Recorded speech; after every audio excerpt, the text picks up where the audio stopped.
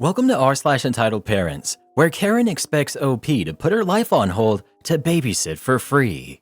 Am I the jerk for telling my sister I'm not the mother of her kids? I'm 18, female, and I have an older sister who's 29. She has 2 kids who are 8 and 4. Most of my childhood was spent taking care of her kids while she went out to parties and such.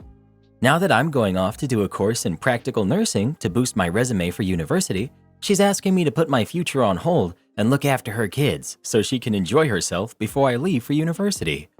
The thing is, my mom warned me when I was young not to babysit or look after her kids because of her attitude.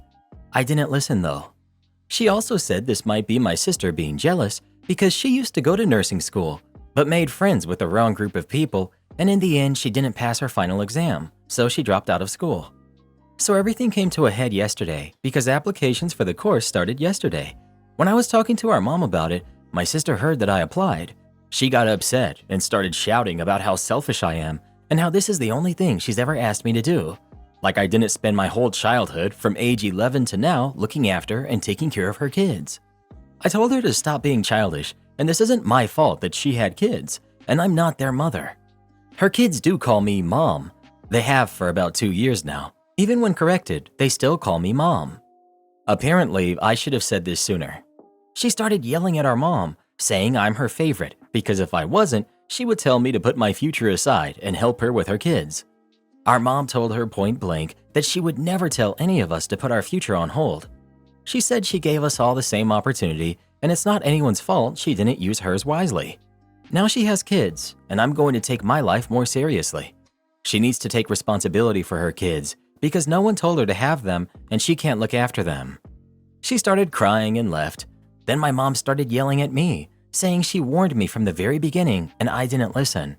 She said I need to stop being a pushover because I lost my whole childhood when I was supposed to be playing outside with my friends, going out and just being a kid. I was babysitting like I was their mom. She told me it's my fault that my sister has become so entitled because when she made plans for me to go out, I would cancel to watch the kids. She's not wrong. I would always feel sorry for my sister because she knew how to manipulate me just because I don't like to see people suffer or be sad. Update. So yesterday, after my sister left crying, she didn't come home immediately. She waited for her kids' school to be dismissed to go pick them up. I know I should have expected her to try and turn them against me, but I really wanted to give her the benefit of the doubt that she wouldn't stoop that low. When they got home, the kids were crying. They ran up to me, asking me to please not hate them, and it broke me. My niece went into a panic attack because that's what happens when she becomes overwhelmed. I've taken her to a doctor before and she was diagnosed with ADHD and anxiety, so it takes a lot of my energy to calm her down, as someone with ADHD as well. I asked my mom to take the kids to my room, as that's the only place they feel safe when they're overwhelmed. After they were out of earshot, I went off on my sister. I became a little personal with some of the things I said, but here's the gist of it. When will you grow up? You've had 7 to 8 years to run around, party, and do as you please, while I've been raising your kids to the point where they call me mom. When will you wake up and be the best mother to your kids instead of going out drinking and jumping from one guy to another?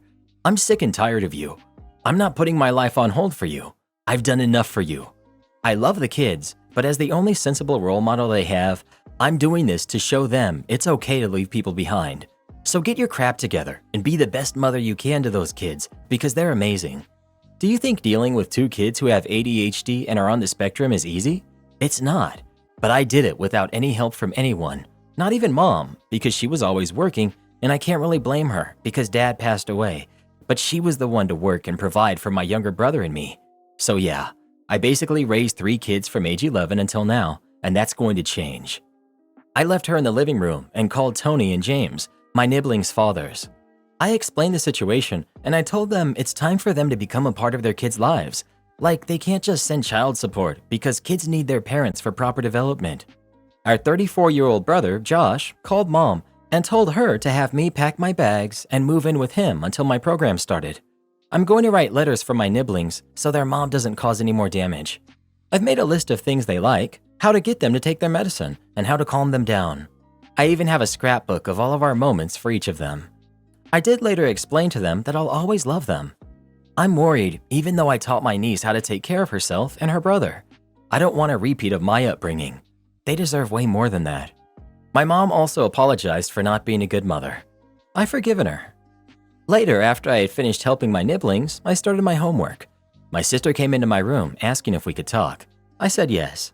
She apologized. She said she was jealous that I didn't make any wrong decisions, and she's going to send the kids to their fathers while she goes into rehab and therapy because her behavior isn't normal, and she's going to try and become the best mother she can be. She thanked me for everything I did for her and the kids. I was crying at this point. I guess she just realized how hurt they were when she told them I didn't like them and that I was leaving. I told her she's forgiven, but not fully. She has to show me that she will change. She hugged me and then she left. I guess this is a start, even though it's small. It's still a change. Let's see how long it will last. I'm trying to get into therapy, but I'm on a waiting list. The earliest appointment available is in 9 months, which is a start, I suppose. Once again, thank you for all the support. I'm really glad that your sister owned up to part of her actions. I hope that she's able to make real change, and this isn't just her trying to avoid consequences. Same with your mother. Even when you go forward with your own future, I'm sure you're going to be an amazing role model for those kids, and they will know that you are there for them and can hear them and see who they really are, since it seems that their mother is unwilling to do so far. Wishing you all the best in your nursing school. I'm glad that your brother is able to house you so that you can put your best efforts towards your degree. My date got angry that he arrived 7 hours early and I wasn't there. I'm 40 female and he's 52 male. I've been chatting with a man online that lives in a different state from me for the last 4 months. We've been talking every day online and on the phone for hours at a time, and we decided to meet today. He drove 8 hours to see me, and we arranged that we would meet at a coffee shop at 2 p.m. He calls me and tells me he drove all night to see me and he arrived at 7 a.m. I had things going on this morning and wasn't able to leave to see him straight away. I did cancel some appointments and was in a hurry to try and see him earlier. I got an angry call from him at 11:45 a.m. asking how much longer I'll be and where I am.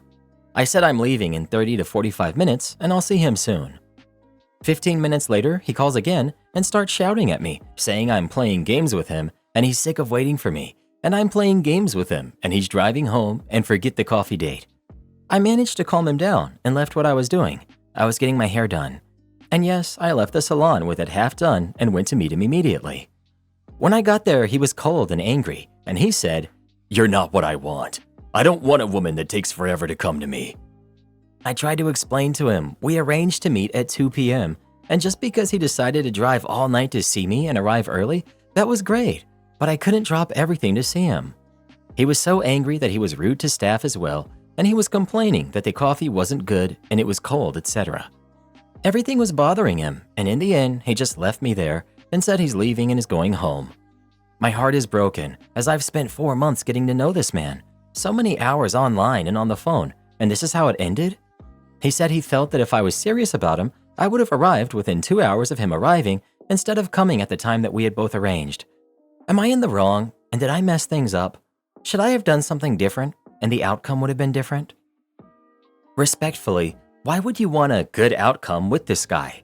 Now that you know he's a clingy maniac. The best outcome has already happened. You got to see who he is, and now you don't have to engage with him anymore. Grieve the fantasy of the person you thought he was, and move on. The only thing you did wrong was go on this date at all. If someone got to my town 7 hours early for a date and then berated me for not changing my plans, I may very well not even tell them to go home and just ghost them to waste more of their time. But in reality, I would have given him some ideas of where to spend the morning and said, "I'll see you at 2. If he continued to speak to me the way he did you, I would say, "I'm sorry you wasted a day driving here, but I will not be meeting up with you. The level of disrespect you've shown me over the phone has allowed me to see that we aren't compatible. Have a safe drive home," and immediately block his number. He's being completely unreasonable. You had scheduled a date for 2 p.m. and you planned on being there on time. It's his problem he decided to change plans without telling you.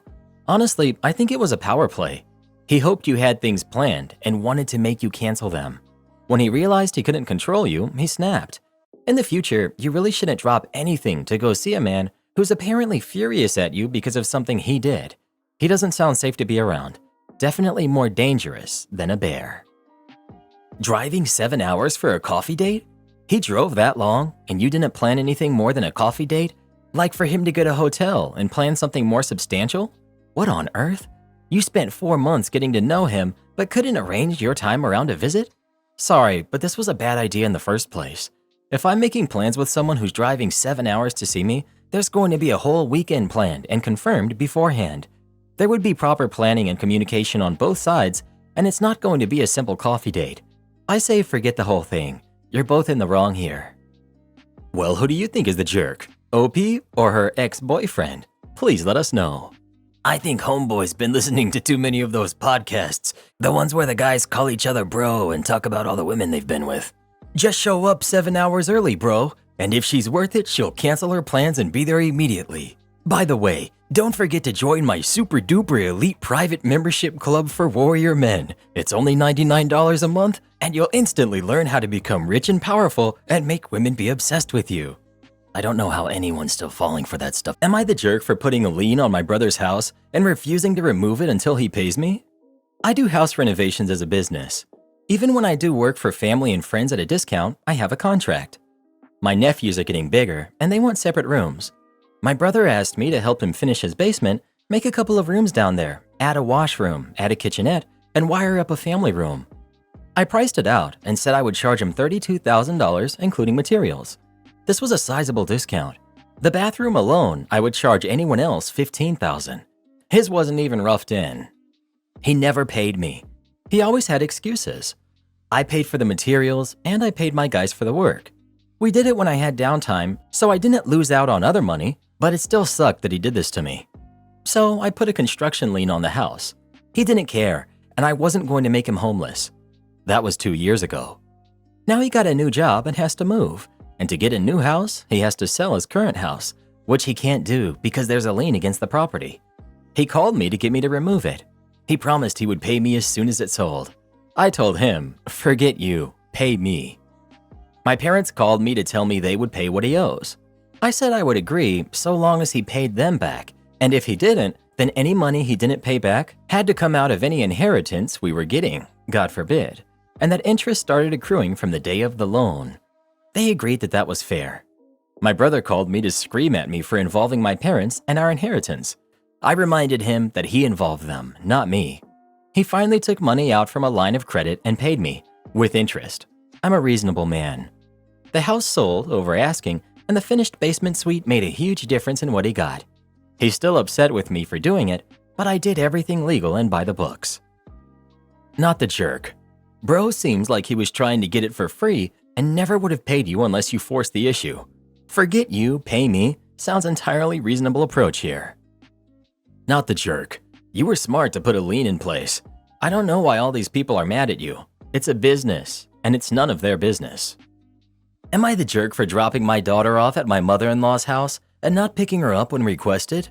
My daughter, Tamara, who's 14, has been going through a terrible phase at home. I, 38 female, can do nothing right.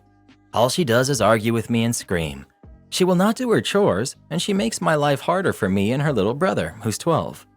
I was 14 once, so I remember what it was like to be that age. I'm doing my best to just try and get her through this. I may not always do the best job or keep my cool with her, but I am trying. My husband is out of town right now. His mom, however, lives a couple of towns over and has decided to chime in. Tamara called her when I grounded her for skipping school and getting into trouble with her friends. I took away all of her screen privileges except her laptop, which she needs for school. I'm a dummy because she called her grandmother on it. My mother-in-law, Helen, is usually a level-headed woman, so I have no idea why she has decided that her parenting advice is wanted or warranted at this time. She said that I'm being cruel to her poor baby girl and that I should not be trying to control her like this. I said that I was punishing my daughter for unacceptable behavior and that how I reprimand my kid was not her problem.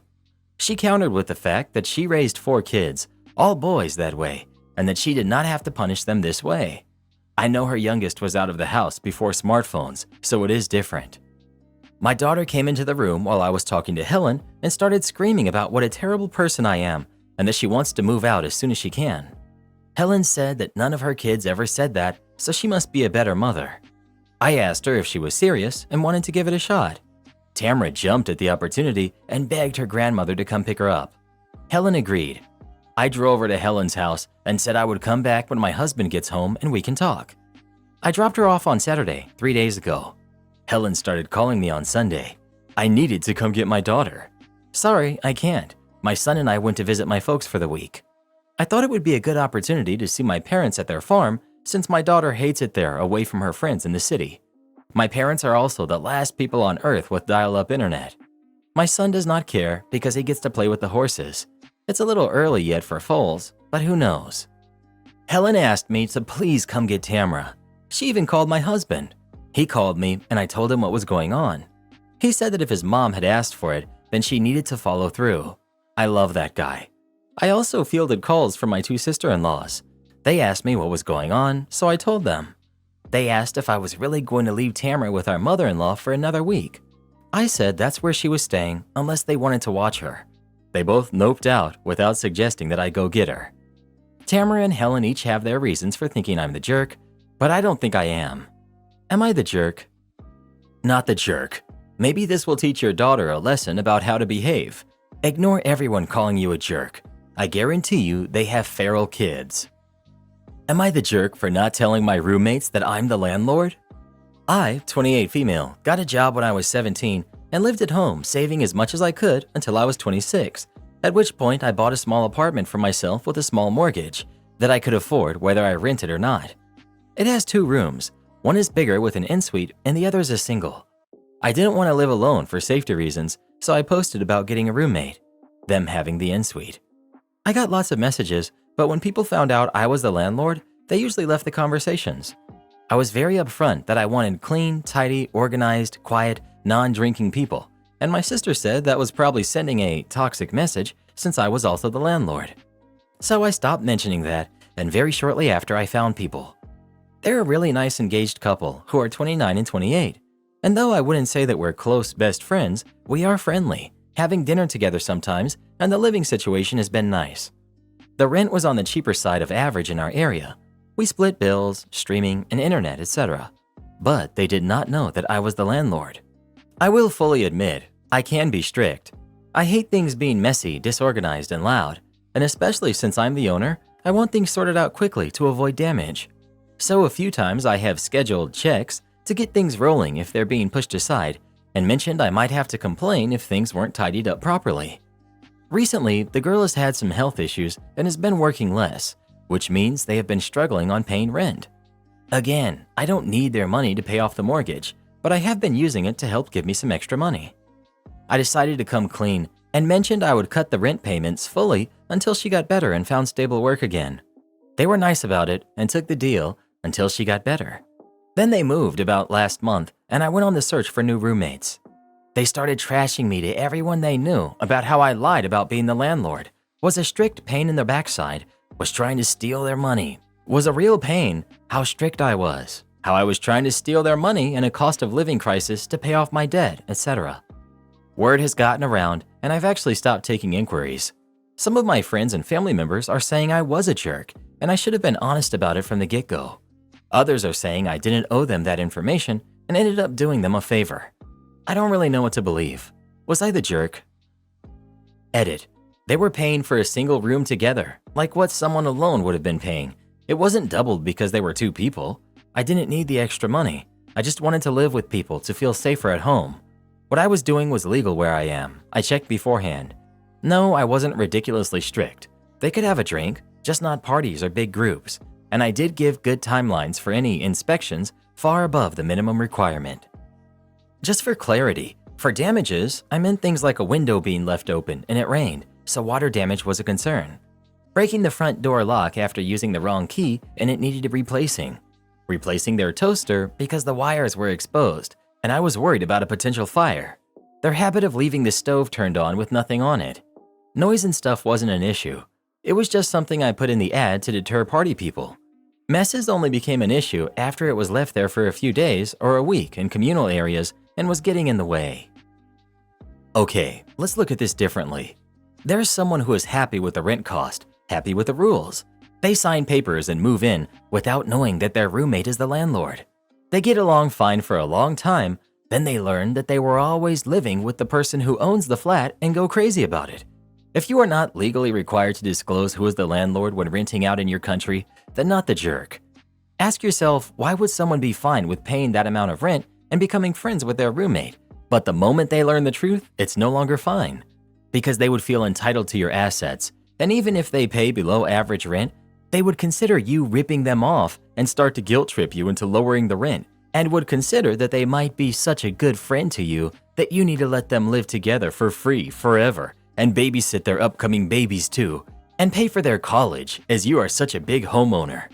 Next time, just say that you're the landlord and try to not befriend your roommates so much, or they'll just want to become your best friends to live rent-free. You're the jerk. You are misleading for your own benefit. Depending on where you live, there are rules for landlords that don't live on property accessing the property, including providing a certain amount of notice. If you live there, those obviously don't apply, but your tenants don't know that. They would have expected a reasonable amount of privacy from their landlord, and you knowingly denied them of that. You also may have different eviction abilities, which again is to your benefit. You didn't realize you married someone so lazy? Last week, my husband and I went shopping. We came out of one shop and wanted to go to another, which was on the other side of the car park. We walked over and there were no trolleys. What we wanted was packed into 4 heavy boxes and was awkward to carry across a large car park. So I said I'd drive the car over. It's one of those shops where you order at the till and they bring it from the warehouse to the till and you take it to the car. Well, he called me lazy for wanting to move the car. I tried explaining my side, but no, he was adamant I was lazy. I went and moved the car because no way was I putting my back out carrying an outdoor table and chairs set to the car. He lost it on me while we waited in the queue, calling me lazy, saying he didn't realize he married someone so lazy, etc. I ended up leaving the shop without the table and chairs because he kept pushing for a reaction. Today, we went back to said shops. He said he would go get the table and chairs while I went into another shop. Guess what? No trolleys. He rang me and asked me to drive the car over. Did I? No, that's lazy.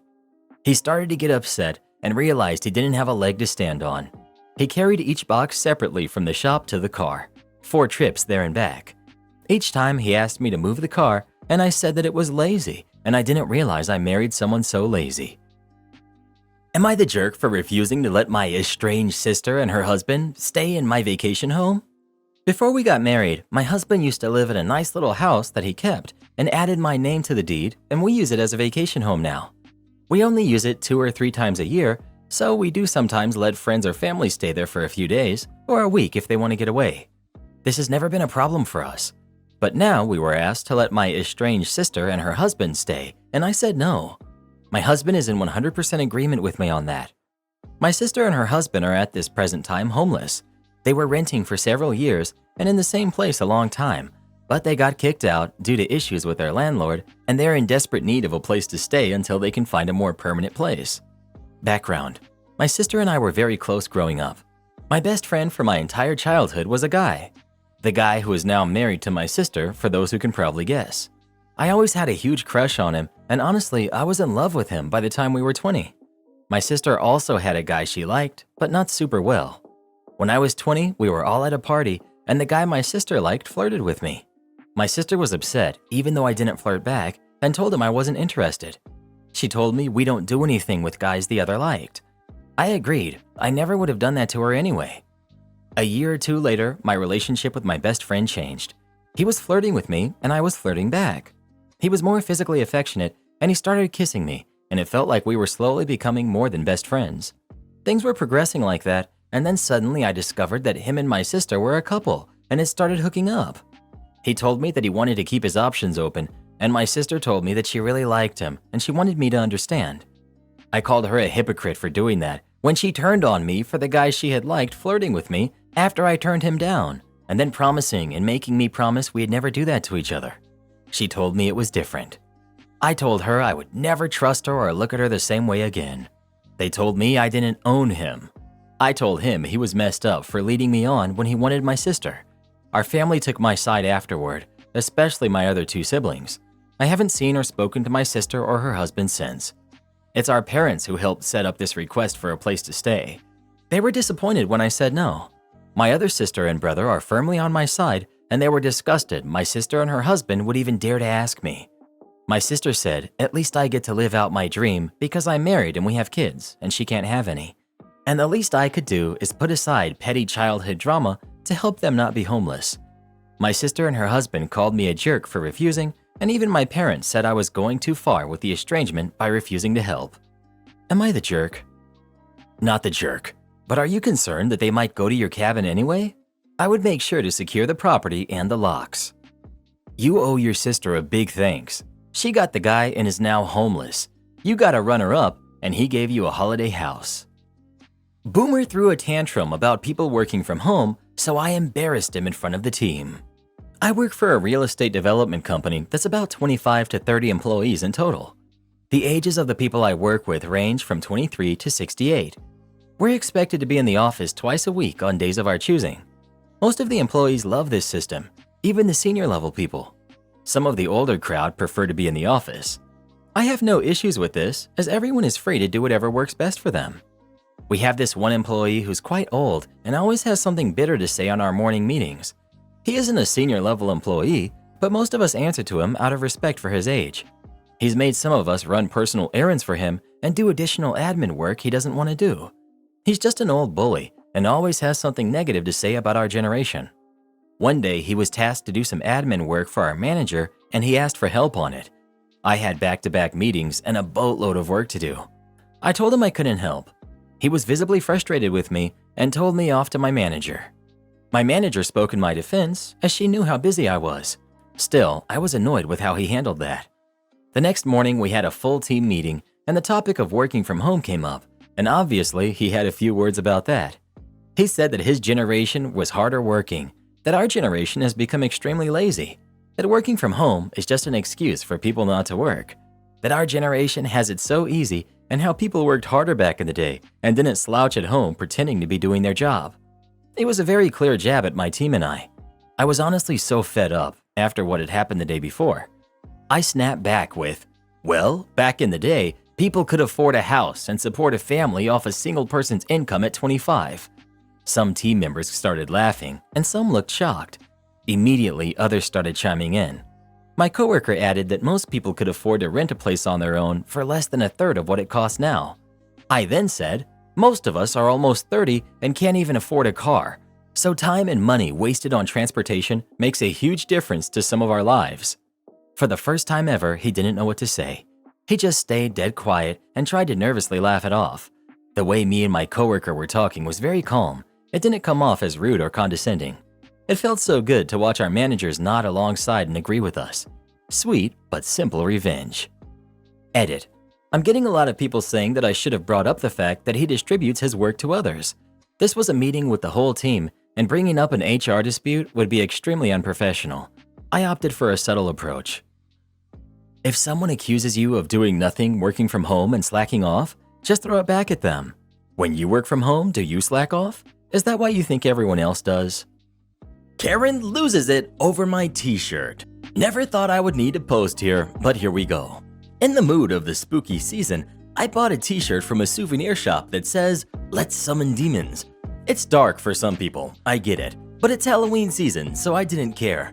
I just moved to this area, and anything that I wear that's too different, I get stared down. I'm a pretty big girl, so normally they just look in disgust, but go back to what they were doing. But no, not yesterday.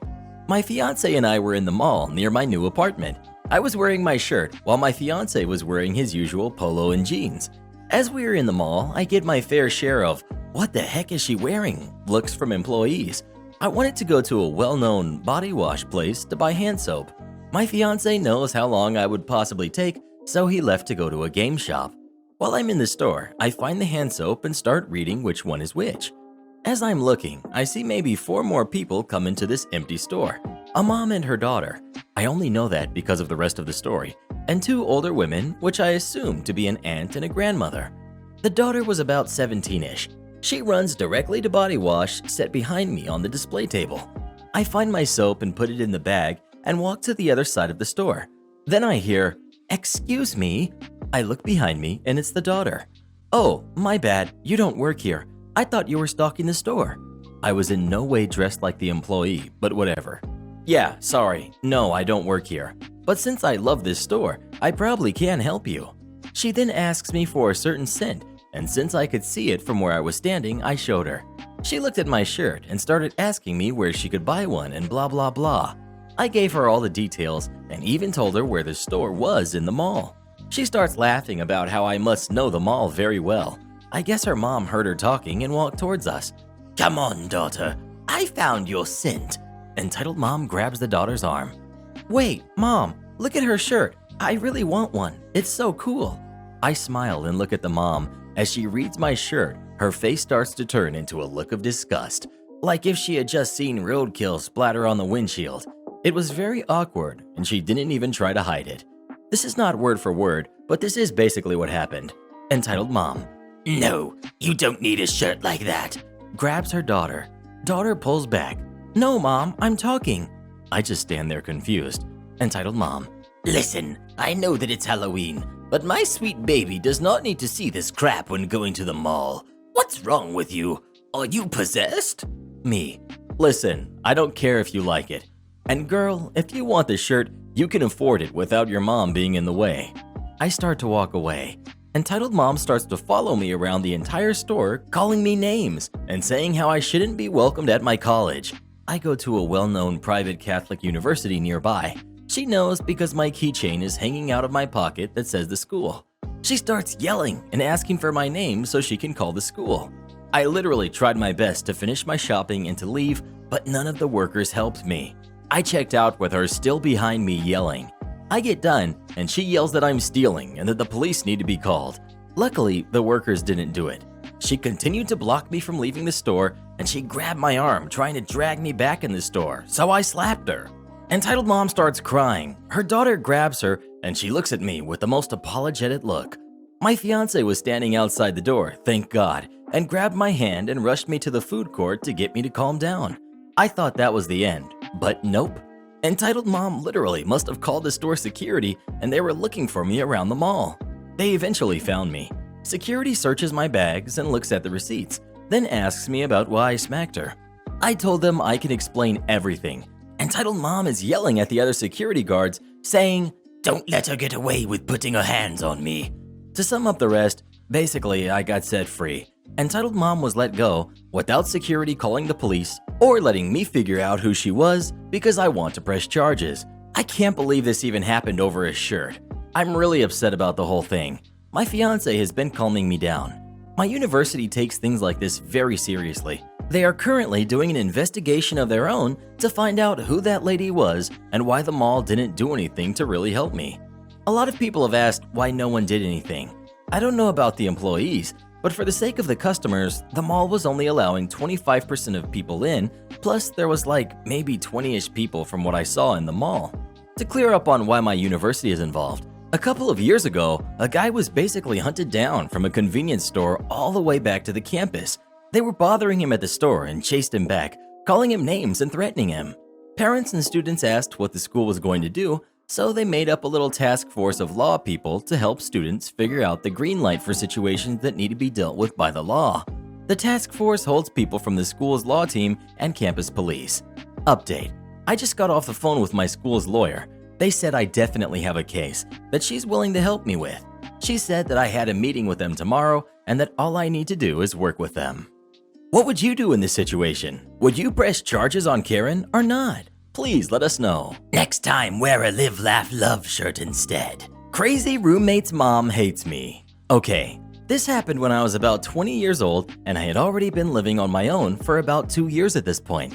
I was talking to a good friend of mine, let's call her E, telling her about how I was looking into finding a new apartment that was a better distance from college and work, maybe something a little cheaper too. She kind of perked up and eventually brought up the idea that we get a place together. We were both great friends. We liked the same food, music, movies. We loved art and writing too, so I thought it would be a great idea and I would cut the cost of the bill. Not long after, we found a place that was perfect for roommates. The only drawback was that there was no fireplace. My old place had one, but that certainly wasn't a deal breaker, so we put down the payment and began to move in the following day as it was move-in ready. I should have known her mother was going to be a problem before we had even finished moving in, but I just didn't realize how much of a problem she was until later. I had brought along my mom, dad, sister, and my sister's husband to help me move. I brought a washer and dryer, queen bed, couch, and kitchen table to the mix, After all, I had been on my own for a while, so I pretty much had the whole shebang, and all she had was her bedroom stuff, as this was her first time living away from home. Anyway, I had promised to buy pizza for everyone and already had some soda cooling in the fridge, so after moving day I could feed my helpful family. E's mom was there too, but she only helped bring in E's stuff, and once my couch was moved in, she just sat on it and watched as we did everything else. When E was helping us out, her mom griped that, "My daughter is not your slave," she whined. E had offered to help, but we didn't ask or make her do anything. Besides, this was her place too. I can promise she'll eat at our table sometime. Eventually, everything was inside, and I decided to order the pizza, and her mom spoke again. "I want veggie supreme on my pizza," she said. I frowned at this.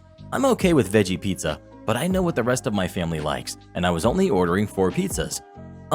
No one here really likes all veggie pizza.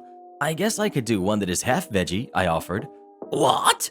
You mean I do all this work, and I don't get my own pizza?" She was literally shrieking. Of course not. We're all sharing these. Thankfully, E intervened and offered to get her mom her own pizza, although I could hear her grumbling the whole time that her precious daughter is so generous and I'm so selfish. By the way, her and E shared that pizza. I was exhausted by the time everyone had left, and it was pretty late when I had finally set up at least half my bedroom, so I crashed and went to sleep. I didn't have work for the next 2 days, and it was a weekend, so no college either. So I was looking into a nice long sleep and using days to set things up and make our apartment into a home. Unfortunately, the next day, I was rudely awakened by a loud banging on our front door. It was 5:30 a.m. I was about to get up, but I heard E answering it, and unsurprisingly, it was E's mom. I knew E and her mother were close, and I think she secretly hated me for stealing her daughter when moving together was not my idea, but whatever. I grumbled but went back to sleep, waking up again a few hours later. I made myself something to eat, and not a moment later, E and her mom walked in with bags of groceries. Apparently, they had went shopping in the earlier hours.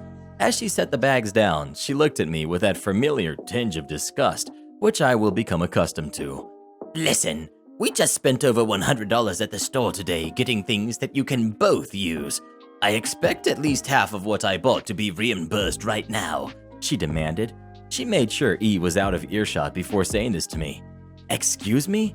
You can't be serious. I'm not giving you any money. You went out shopping with E and bought a bunch of stuff that I had no say in whatsoever. If I went along, I would have gotten these things myself, but it was choice to buy things without at least consulting me, and now you want my money? No way," I said firmly. She was used to her daughter pretty much doing whatever she asked, and I'm fairly certain she was shocked that I talked back to her, considering she just opened and closed her mouth like a gaping fish. These encounters happened often. Her mom coming over at ungodly hours and coming over a lot too, at least 4 to 5 times a week. If she knew I was home, she always tried to watch TV loudly to wake me, but E shut her down completely on doing that. E would stand up to her sometimes. She would often take E shopping and demanded money from me until I told E about it, and that finally stopped too. She always praised her daughter and thought of me as a selfish jerk, but I couldn't care less about what she thought. I still remember one day I was in my bathroom. We had separate personal bathrooms, taking a shower before work, and when I walked out, there was E's mother sitting on my bed, actually sitting on my work clothes I had laid out, her arms folded across her. "We need to talk," she said snootily, but I went ballistic. "You crazy jerk, get out of my room. I never invited you ever to come in here. I'm in a towel for goodness sake, and you want to talk?" She stood up about to speak, but I cut her off. "Get out," I screamed at her. She seemed upset, but left my room, and I had to re-iron my clothes since she apparently had no decency or sense of others' privacy. When I saw her again, I told her flat out if she ever went into my room again and I wasn't there and didn't invite her, I'd slap her into next week. I was done being anything but mean to this woman because she treated me with nothing but hatred, so why even try? Thankfully, about 3 months later, she mellowed a little. She stopped showing up so early and stopped stopping by so often, and when she did visit, she would make a snide comment about not feeling welcomed. But honestly, as far as I was concerned, she wasn't welcome. Her and E would leave as soon as she arrived. One weekend, me and E held a small get-together. A few guys, a couple of girls, and of course me and E. We were having snacks and playing Guitar Hero, full on mic, drums, guitars. It was a blast, and we were having a great time. All of a sudden, a loud banging was on our front door, and I mentally groaned. Only E's mother knocks like that. E sighed and opened the door, and as soon as her mother saw the group, she gave this fake gasp in horror. "Oh my lord, why are there boys over here? It's already 7 p.m. It's too late for them to be here," she said, extremely overreacting. Keep in mind, I'm 20 at this point and E is 22. We're just having fun, Mom. Besides, it's not a big deal. We have guys over all the time. These guys are our friends, E said, seeming to be just as confused as I was. She acted like our apartment was her house and her rules were no boys allowed. "I expect this kind of behavior from her," her mom said, pointing at me accusingly. "I know she's nothing but a jerk, and I know you are a good girl and would never let these boys over without talking to me about it first," she said. I was upset. Thankfully, before I lost it, E actually yelled at her mom, which probably had a more lasting effect than me. "Mom, how dare you say such a thing about my friend? She has been extremely patient with you about how rude and terrible you are whenever she's around. You are horrible to her, and yet she still has never asked you to get out of the house or to stop coming over. But to call her such a terrible thing, it's my turn. Get out," she said firmly. "Oh, you can't be serious. I'm your mother." She was whining now like she was ready to cry. "I'm serious. Get out. Go home, and unless you call first, don't come over here. We won't be opening the door for you. Also, next time you call, I'm handing the phone directly to Jay, me. And if the first words out of your mouth are not a sincere apology, we won't be talking again," E said. "You can't make me apologize for the truth," she said, tears starting to fall. "Get out already. I swear I will call the police," E screamed at her, and her mom stormed out, sobbing as she did so. I was so proud of E, I hugged her, and after all was calmed down, our friends included, we resumed our fun Guitar Hero games. It took almost 3 weeks before finally, after hundreds of calls, not being an apology to me, she finally relented and said she was sorry for all the name calling and being so rude towards me. I'm sure she didn't mean it, but I accepted the apology anyway. She was better after and did call before coming over, but she was still rude whenever she thought she could get away with it. When it was time to renew our lease, I had to tell E I couldn't live with her anymore. Honestly, because she came with her mom, and I was kinda through with living with my parents and much less living with hers. Thankfully, she understood. I got my own place and she moved back home. We're still friends to this day and still close to one another, so thankfully this didn't ruin our relationship. Thanks for reading. Have you ever dealt with someone like E's mom? And if so, what did you do about it? Please let us know. "She's just trying to protect her daughter." Am I the jerk for leaving my Zoom class because my teacher didn't care that I was in the hospital? So I, 13, female, am in the hospital because I was having some pretty bad seizures. I'm epileptic. At my school, we have PE every other day. Yesterday, I emailed my PE teacher, I'll call her Miss R, and said I'm in the hospital and I can't come to PE that day. I had done all my other classes, but my teachers usually let us keep our camera off. Also, my parents work during the day, so I was alone other than the nurses. She emailed back and said that I still had to come even if I couldn't do anything. She didn't ask if I was okay or anything. The way our Zoom PE works is we take attendance, then we fill out a sheet on the healthy things we've eaten that day, and then we exercise. I usually ride my station bike at home. When I got into the class, the teacher made me put my camera on. When I turned it on, she didn't acknowledge the fact that I was hooked up to IVs and had a wrap on my head that made me look like an egg, though I could tell all the other kids were curious. Well, then it was time for the exercise part. Didn't get up from the camera because I couldn't really exercise. Then she asked why I wasn't exercising. I replied that I'm not supposed to get up from the bed. She asked why, and I didn't want to say it in front of the whole class, so I said, I don't know. She didn't like that and said we should brainstorm things I could do. I thought it would be something like my homework for other classes, but she was suggesting things like jumping jacks or burpees. She was saying it right in front of everyone, and I was really uncomfortable. She started getting mad that I wasn't willing to work with her or being cooperative. She said if I didn't know why I couldn't get out of bed, then I probably could and just didn't know it. I just left the meeting and was so embarrassed I almost cried. Then after school, some girl that had been in my class messaged me on Instagram and asked why I left the meeting. I told her that I was uncomfortable and she kept saying I could have just told my teacher why I was in the hospital, but I didn't want to say it in front of everyone. The teacher gave me an F for the day, even though I filled out the sheet thing. She also marked me absent from the class and emailed my mom that I wasn't participating in class. I explained what really happened to my mom, but she doesn't speak English, so there isn't much she can do. But most people seem to think I should have just said in front of the entire class why I was in the hospital. So, am I the jerk for not? Edit. Since someone in my DMs were curious, my mom only speaks Amharic. Edit 2. My doctors wrote a note to the school saying what was going on, and it was my guidance counselor's decision if I had to go to classes or not. My guidance counselor said I did have to because she didn't want to do the extra work. Edit. I'm taking a break from reading replies for the rest of the night. I will catch up in the morning. My inbox currently has over 200 replies, and it's kind of overwhelming.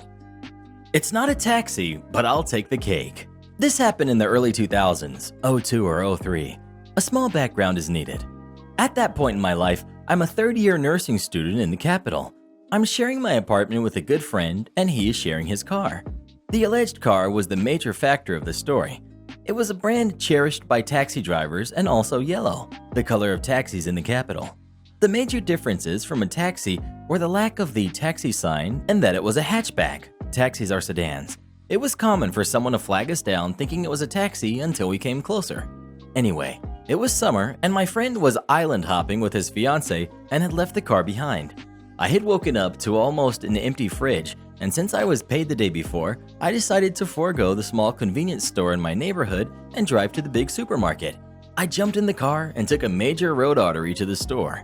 I'm stopped in front of a bus stop waiting for the light to turn green when the back door opens and closes and I hear a woman's voice saying the name of a hospital. I turn around to say it's not a taxi, but I stopped in my tracks. A sweet old lady had entered the car. She was around 65 to 70. She's clutching her purse so hard, her knuckles turning white. She's clearly panicked. She keeps mumbling, "Please hurry, she went into labor, please hurry." I put the car into gear and start driving towards the hospital. Nurse training kicks in and I start to talk to her to calm her down. She starts to calm and I get the whole story. Her granddaughter, 19 at the time, was pregnant and had a rough pregnancy. An hour ago, she went into a premature labor and the grandma was panicking. We reached the hospital 20 minutes later. The guard at the entrance knows me because of hospital rotation. I drive up to the entrance and drop her. As she's trying to pay me, I tell her it's on the house. At that point, she realized it wasn't a taxi and got a bit embarrassed and tried to give me the money again. I advised that if everything went well, send me a cake. Little did I know. 2 weeks later, my roommate is back and receives a call from the police. They wanted to find out if he was the owner of the car and if he could go to the station. My roommate asked me if anything had happened with the car while he was gone. I said no, having almost forgotten the incident. I decided to tag along and go to the station. We're met by an officer who guides us to an office. Inside is the sweet old lady with a box. She jumps up, shouting, "That's him!" and hugs me. The officer is smiling. He's the father of the granddaughter and now a proud grandfather. Apparently, the lady told him about the incident and how helpful I was. He used his status as a police officer to get the plate from the CCTV and find the owner and thank me. The baby would have to spend some time in the hospital due to being almost 2 months early, but otherwise all right. So I got the cake. On a final note, I met the girl by coincidence a couple of years ago. She has turned out fine and is studying to be a nurse. Change our expenditure accounts? The food bank will have a feast. This happened about 10 years ago when I worked for a company doing community nursing.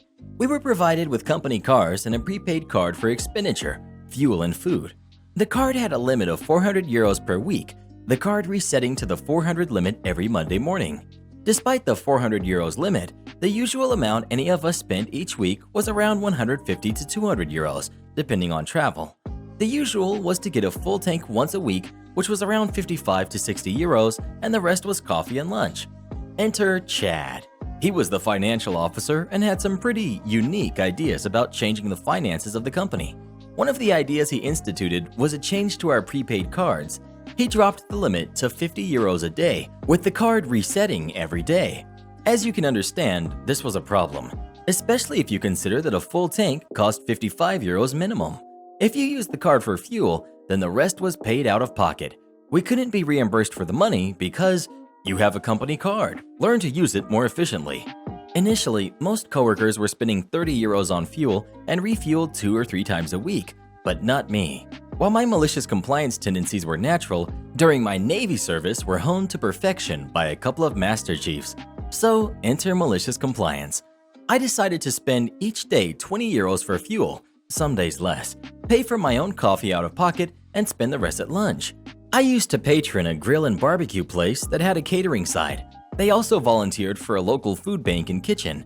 The owner had grew up dirt poor and liked to help. A lot of clients would buy something and add a little extra to an open tab for the food bank. Then, the catering will go each Sunday and provide food for the homeless and the poor using the tab and funds from the owner. So I went there every day, got something to eat, and the rest of the amount until 50 euros would go to the tab. I started raising at least 90 euros a week for the food bank. I hit the limit every day, costing the company 250 euros a week from 150. Chad was furious.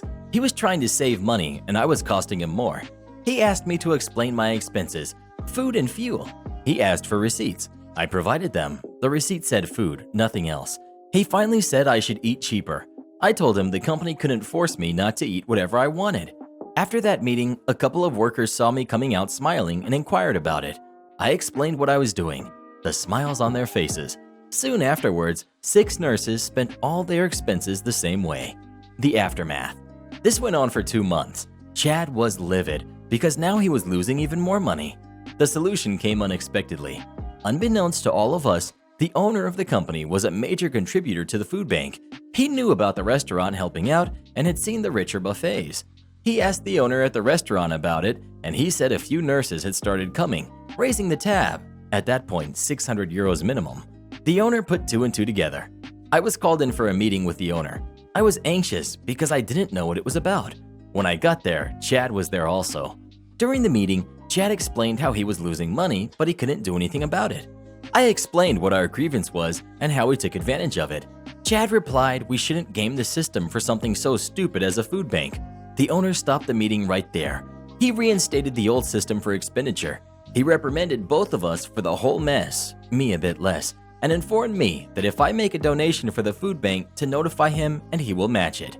The final result was getting our old system back, a weekly donation to the food bank, and a major Easter Sunday barbecue for the food bank sponsored by the company.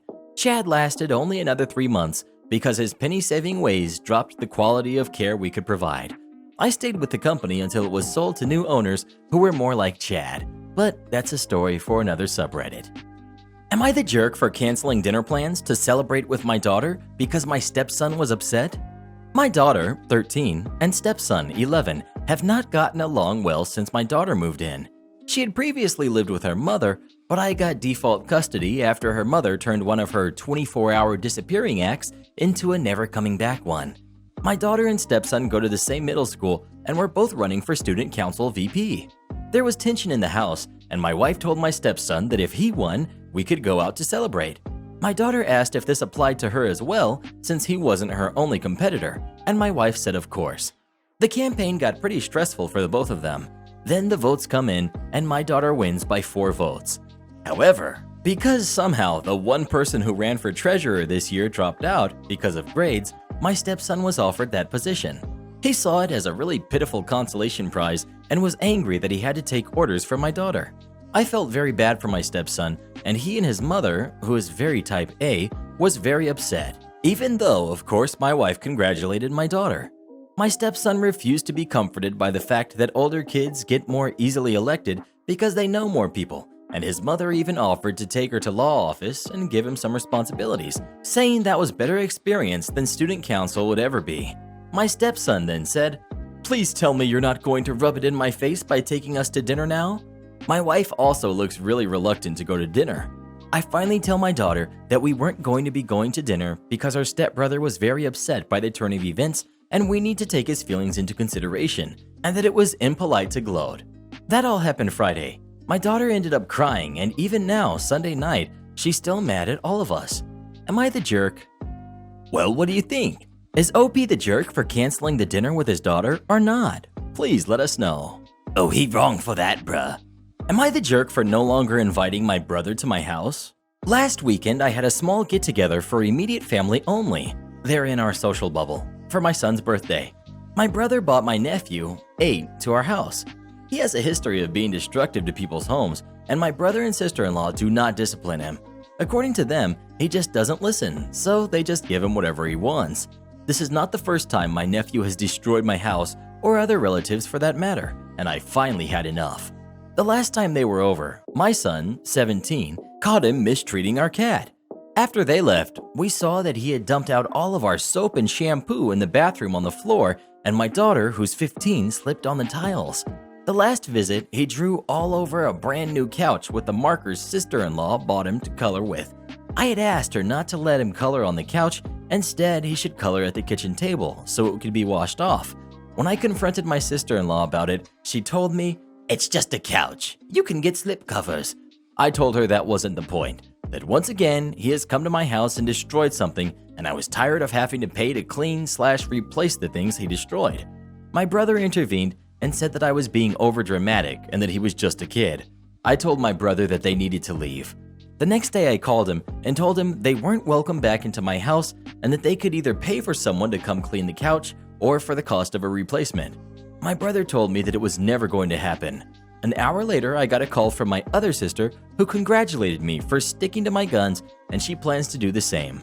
My mom got wind of this and called me and told me that I was being out of line and that nephew didn't mean to do this and it was just an accident. That according to sister-in-law, you can barely see it and I was just trying to get a free couch. So I sent my mom a picture of the doodles on my couch that nephew made. She now agrees my brother should absolutely pay to clean the couch or replace it, but that I'm going too far by banning them from my home. I told her I disagreed and that he can always go to her house and destroy her stuff if she wants to see us all together. Am I the jerk for not inviting them to my house anymore? Well, who do you agree with, OP or his brother? Please let us know. A brief encounter with a Karen at the Ikea restaurant. So today, my husband took me shopping at Ikea for some random items we needed, but were unable to get due to previous public gathering restrictions. We decided to make a day out of it and grab some lunch at the Ikea restaurant while we're at it. Now, for clarification, due to what's going on, there's certain rules and procedures to be followed in Ikea, meaning that now you stand in queue, first to get your table number, then move forward to order and go take your designated seat, and one of the server wheels your food to you. All fine and dandy. We stand in line to get our table number, though the queue is kind of long and we're considering scrapping this idea and just go eat elsewhere. Right next to the window is a giant menu with items offered in the Ikea restaurant. The usual, meatballs, salmon, salads, and the like. In front of us stands a Karen with a kid in a stroller, which looked to be around 4. Karen stares at the menu and looks over at the restaurant employee handing out table numbers. Karen, Do you have any chicken McNuggets? silence. The employee is staring at her. We're staring at her. God and evolution are arguing in the background about whose fault this brain fart is, given that they are usually not served here at all. And the giant picture menu is quite clear on that subject. Not to mention that McNuggets are kind of a different restaurant chain's gig. Employee. No, we don't. I'm sorry. Karen. You don't? What kind of a kid-unfriendly restaurant is this? My kid doesn't want to eat anything on your menu. Employee. I'm sorry, madam. The menu you see to your left is all that is offered. Karen huffs, grabs the table number and moves forward. The employee glances over at us, gives us a table number and goes, "Oh, pardon me. Madam is pregnant. You don't wait. Please, just step here to the side and follow my colleague. He'll take you to the register so you can order." Karen head whips around so fast I thought it might fall off. Her face is a picture of shock at the unjust treatment. She glares at my 8-month pregnant belly, then at the employee and screeches, I have a child as well. The employee, now with another one on tow, stares at her blankly and goes, "Yes, but your madam here is pregnant." I can sense him struggling not to say, "Well, you pushed yours out a while ago, didn't you?" As we leave with the other server, I can still hear her in the background, arguing that she has a kid and should be given the same treatment as a pregnant woman, while the IKEA employee is still patiently trying to explain to her that it's company policy that disabled people and pregnant women have the right to cut queue, and unless she or her son is disabled or she herself is pregnant, she can't cut in. 20 minutes later, we're done with our food and we stand up to leave. I spot Karen still in queue, third in line from the register, glaring at us. I resist the urge to wave and just pat my belly happily, then waddle away with my husband. I have no doubts that Ikea is getting a bad review on Yelp or something due to not serving McNuggets and not letting her entitled self cut in line, even though she played the kid card fairly early on. Karen demands shopper dress more appropriately. This happened this morning between 9 and 10 a.m. I went to the supermarket to grab a few things for lunch and dinner. It's early and slow, so the store only had the self-checkout and one register open. As I got to the register, I see a young woman, early 20s, with a sleeping baby in her arms and a basket with formula, diapers, over-the-counter baby items for rashes, and several prescriptions that were paid for at the pharmacy. The girl gets to the register before me, and then I saw the rampaging Karen come out of the aisle right in front of me. I knew there'd be trouble from the oversized sunglasses, Karen haircut, yoga pants 3 sizes smaller than they should have been, that I'll bet have never seen the inside of a gym or a yoga studio, and the very low-cut top that showed off a lot of skin that no one I knew wanted to see. She has maybe a dozen items in her cart. With the current situation, the clerk, the 20-something-year-old, and I are wearing the required masks. But of course, Karen can't be bothered. The store has markings on the floor for social distancing, but of course, that doesn't apply to the wild Karen. The young mother is holding the sleeping baby and trying to fish her wallet out of her small purse, while also holding the diaper bag and the usual baby accessories. The cashier hasn't even finished ringing the girl up when the wild Karen starts in a loud voice complaining about unprepared shoppers not even having their money ready. Karen's cart is almost touching the 20-something's leg. Naturally, Karen's complaint at full volume had the unfortunate effect of waking the sleeping infant, who registered his displeasure by letting anyone within hearing distance know. The mother was attempting to calm him down and get her wallet out of her purse. The fact that Karen had to wait and now had to listen to the infant she woke up caused another nasty tirade. I'm in line behind Karen at this point, and then she gets on my last nerve. She's been breathing the cashier for not being fast enough, and then God only knows what lack of brain cells caused her to do this, but snaps at the young mother that she should make the brat be quiet, and then decided to tell the girl, while snapping, that if she didn't dress like that, she wouldn't have gotten knocked up, since it was obvious that her jeans were too tight, as was her top. For goodness sake, she had a baby a couple of months before. The young mother was beet red, the cashier was in shock, the infant, not liking the noise, was letting it be known that he wasn't happy, and Karen had gotten on my last nerve, and being old, sick, and in a bad mood, and with worse temper, I let loose. I slipped up past Karen and tossed my card to the cashier and told them the young lady's bill is on me. That got Karen to start again, only for me to loudly say, "Shut up. I'm as tired of your mouth as the little man is." That stunned Karen, who only sputters. The young mother thanked me and gave the infant her full attention. Karen is fuming and starts heaving her items onto the belt, but apparently her mouth recovered before her brain. As soon as the cashier finished ringing her up and asked for payment, Karen turns towards me and sneered, "Well, aren't you going to pay for mine as well?" I was done with her and responded, "No, I don't like people who wake up sleeping infants with their big mouths." She huffed and stormed out. I was hoping for an "I demand to speak to the manager," but you can't have everything. I headed to my car and was pulling out of the parking lot when I saw the young mother sitting at the bus stop holding the infant. Buses out where I live run every hour, so I decided to offer her a ride. Turns out she lived only a couple of miles away, under 5 minutes by car, but a couple of hours on foot carrying a baby and supplies. She took the risk that I could have been crazy since I snapped Karen's tirade. I learned that she and her husband were new to the area, moved here for his job. I asked her about the little man and learned that as her husband got paid, they bought more of the stuff the baby needed, but right now they were making do with what they had. I wrote an address down and told her that if her husband was off Saturday, she should have him bring them to the address for a yard sale with tons of baby stuff my niece was getting rid of, as she had had all the babies she's having and she has everything an infant could need. She told me that she'd do that and thanked me again for everything. I dropped them off and made it home and gave my niece a call describing the girl and infant and telling her to give the couple anything they liked and I'll cover whatever they couldn't afford. I like babies and have no tolerance for Karens. How dare anyone be in front of her or not dress according to your standards? You're nuts. Speaking of groceries, where do you get your groceries from? Please let us know. Walmart all day, bruh. Try to steal my kid's stuffed bear? Yeah, I don't think so. This happened earlier today, and I'm still livid about the whole ordeal. A little background. We have an almost 3-year-old son who always has his stuffed bear, Boo, and a binky with him. We just had our daughter a couple of weeks ago, and I'm currently on paternity leave. I'm unshaven and my clothes are pretty wrinkled. I do not look good. We head to our local Freddie Meyer to do some shopping and give Mama a break from an excitable 3-year-old. On our way into the store, my son spots one of those shopping carts that's made up to look like a race car. Well, not grabbing it isn't an option, so we snag it and I dry it off the best I can with a spare blanket as it's been raining all day.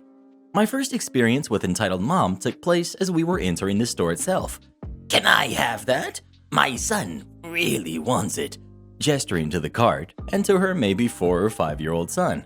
To which I just say, sorry, I already told my son he can have it. As she walks away, I clearly hear her mutter something about how my son is much too old to still have a binky. Whatever, it keeps him calm. Almost immediately, he demands to walk instead of ride in the cart. Cool with me. The store is pretty empty and he usually stays pretty close.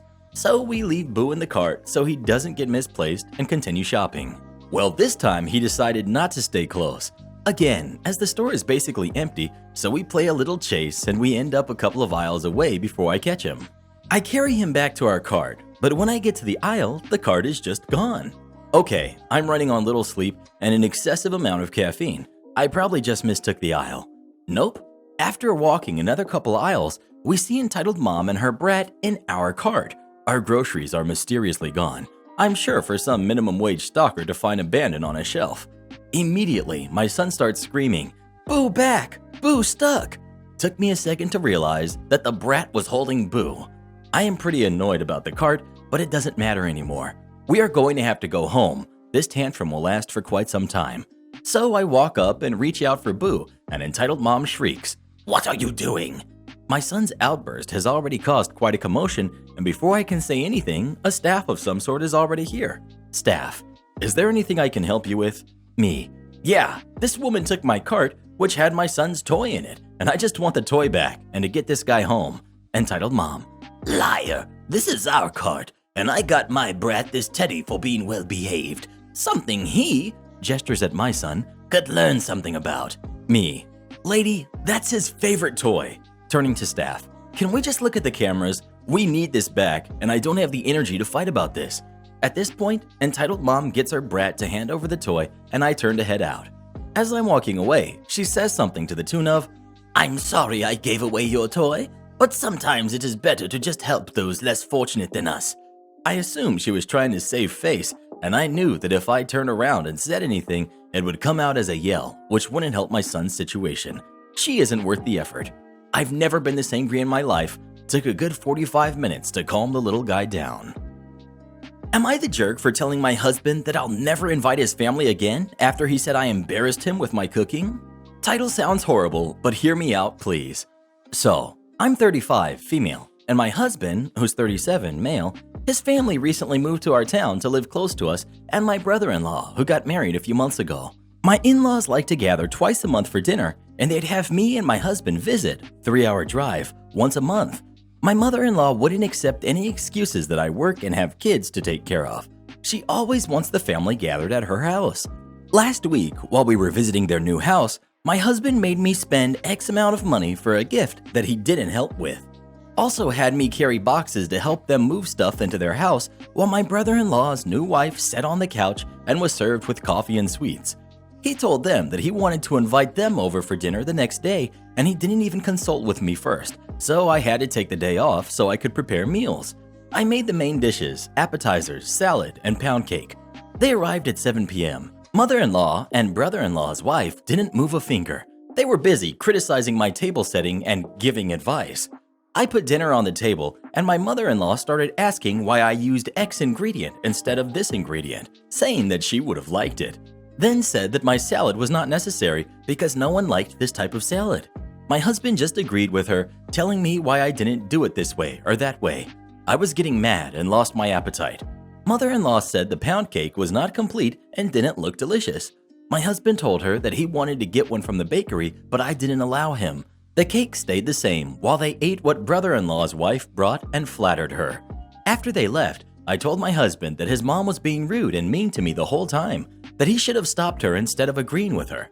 He said that he didn't defend me because I was in the wrong, and what I cooked was not so great, and that I embarrassed him in front of his family after having them try my cooking for the first time. I just got mad at him and told him I will no longer invite his family for dinners, and he didn't like that, since he told his mom that we will regularly invite them for dinner. He called me too sensitive and that I should just focus on cooking what they like instead. He thinks I'm overreacting, but I'm so angry and feel like I've been insulted and disrespected in my own house.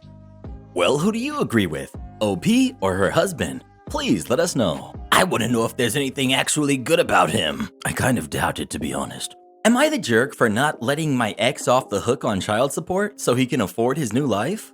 My ex-husband had a 4-year-long affair. I only came to learn about this because he got the other woman pregnant. We are now divorced, they are married, and they have a 2-year-old together. Ex and I share an 11 and a 12-year-old. As of last year, I have primary custody because he and his wife and their kid moved 4 hours away, which the courts considered too far to maintain 50-50 timeshare. The business X worked for collapsed due to everything that happened back in April, and X was out of work for several weeks. In that time, he asked me to take him off the hook for child support, which meant no back pay for the weeks, and because I said no, he brought me back to court. All the court did was readjust the amount he owed me because of their lost income. X's wife has since got a job, and he says they're still struggling because neither makes good money. He asked me again to let him off the hook. He said their daughter is suffering because between keeping the roof over their head and paying child support, there isn't much left to provide for her. I told him that's not my problem. My concern will always be our children. He claims if I can afford to provide for them without him for a period of time, it is the right thing to do because his other daughter is their half-sister, and as such, it is my role to make sure she is cared for too. Or at least it should be if I am a good mother and a caring person. I told him the discussion was over and I want the child support for my kids. Am I the jerk? Since everyone's asking, I get less than $300 a month in child support from him. I make enough where I can cover things myself. Some months are a little more rough than others, but I'm not a rich woman. I don't have a fancy house, car, or lavish lifestyle. I am a single mother working hard to provide for my kids. I rarely spend any of the child support.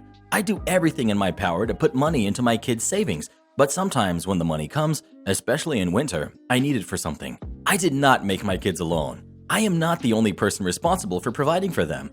He hasn't seen them since last year and now wants to not provide for them. I pay medical expenses, school supplies, food, clothes, keeping a roof over their head.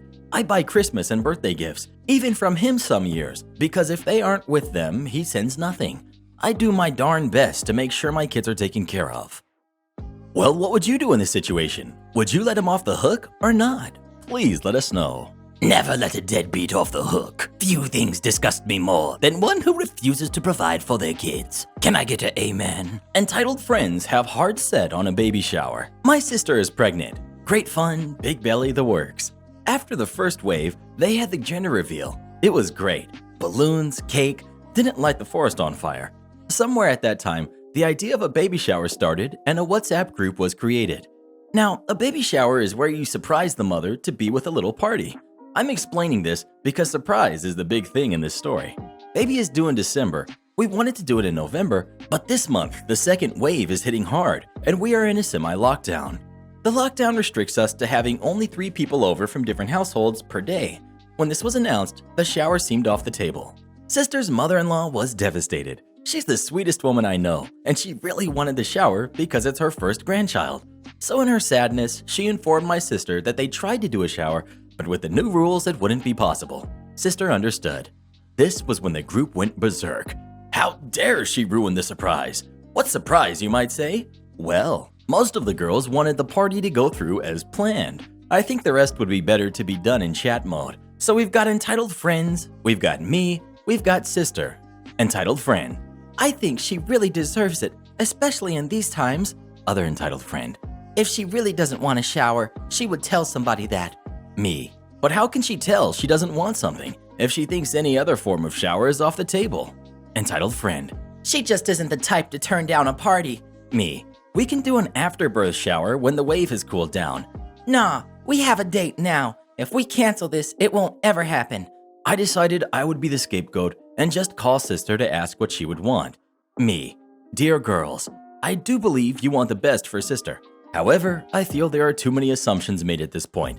I called sister and asked how she felt about the shower in the upcoming month. She says that she really does not want a shower. She's limiting her contact with people because she doesn't want to get sick with the baby. Entitled friend. I'm going over there for dinner on Sunday with my significant other, and another couple is coming as well, so that's 6 people. I don't see why we can't do 10 people. Side note, I think 6 people from 3 households is not the same as 10 people from 9 households, but I had learned that arguing with these ladies was not going to do any good. Me telling sister they still want to go through, and sister sending me an app to screenshot what she does not want.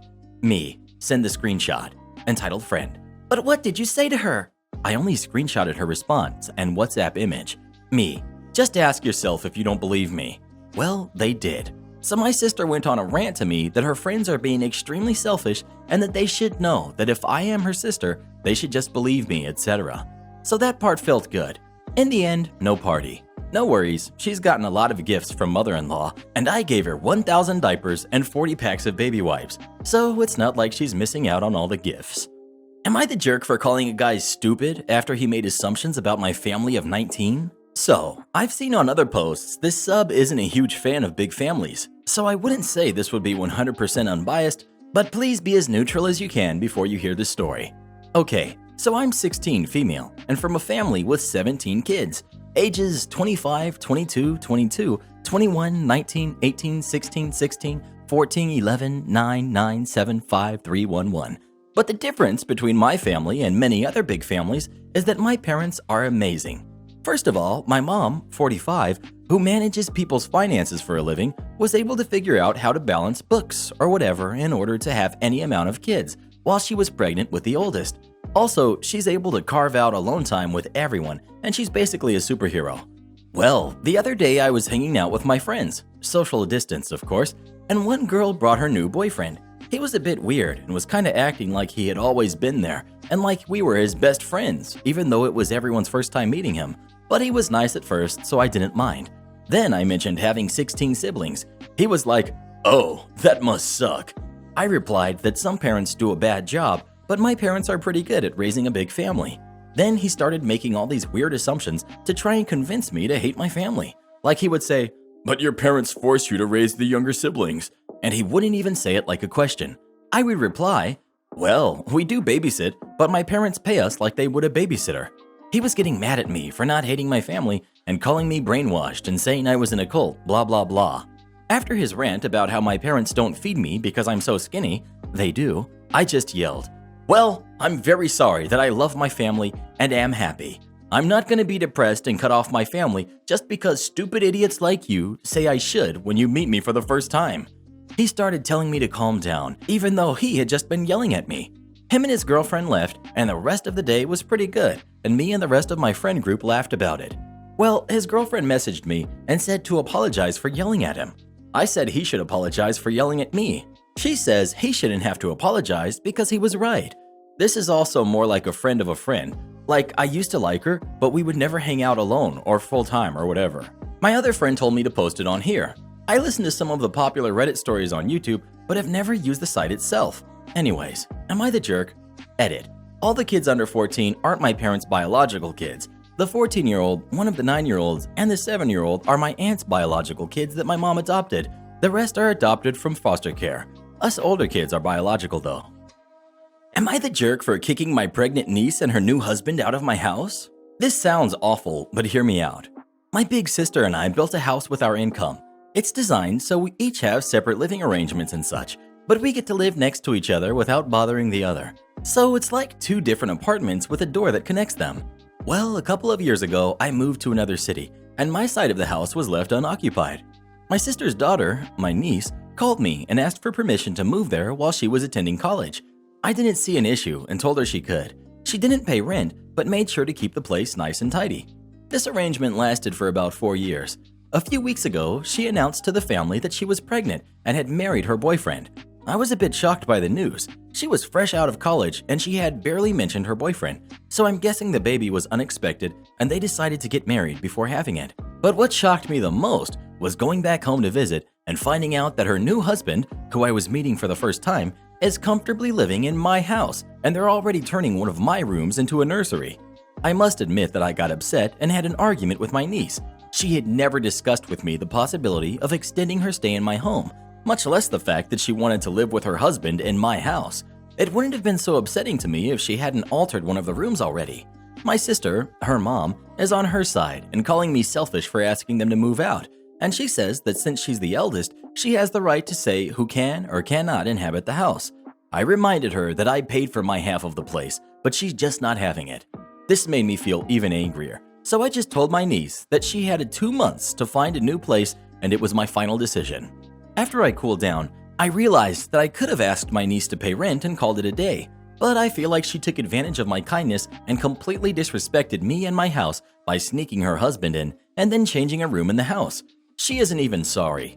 Her argument pretty much mirrors her mother's. Plus, since I'm not living in my own house, apparently it's so selfish of me to kick her out when no one is using the place. I'm astonished. Am I the jerk?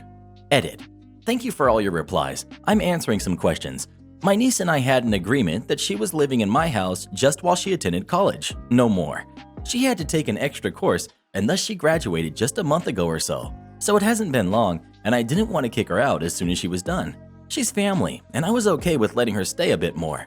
We didn't have anything in writing about our first deal other than a stupid WhatsApp convo, because I trusted her and my sister. I thought I was being the good and nice aunt by letting her live rent-free already. I did move to another city, but it's not permanent. I intend to move back to my old place in a couple of years after I'm done with a project in my current city, so I need that house. The nursery is now where my studio was. They painted the room, changed the floor to a carpeted one, and moved my furniture out. My stuff is conveniently being occupied by my sister in her house now. In paper, I own my side of the house completely. Precisely to avoid issues, we have a contract that stipulates the size of the property that's completely mine and the part that belongs to just my sister. Finally, we don't live in the US. I hope this info is helpful to those who had some questions. Well, what do you think? Should OP kick her out or not? Please let us know. I would just charge them rent, but make it expensive. Moving him without even asking, and painting your office without asking was extremely rude. They need to pay for that. Inventory discrepancies caused department to tank. I was a perishable food buyer for a large grocery store chain that has now been bought out by Amazon. We did inventory monthly.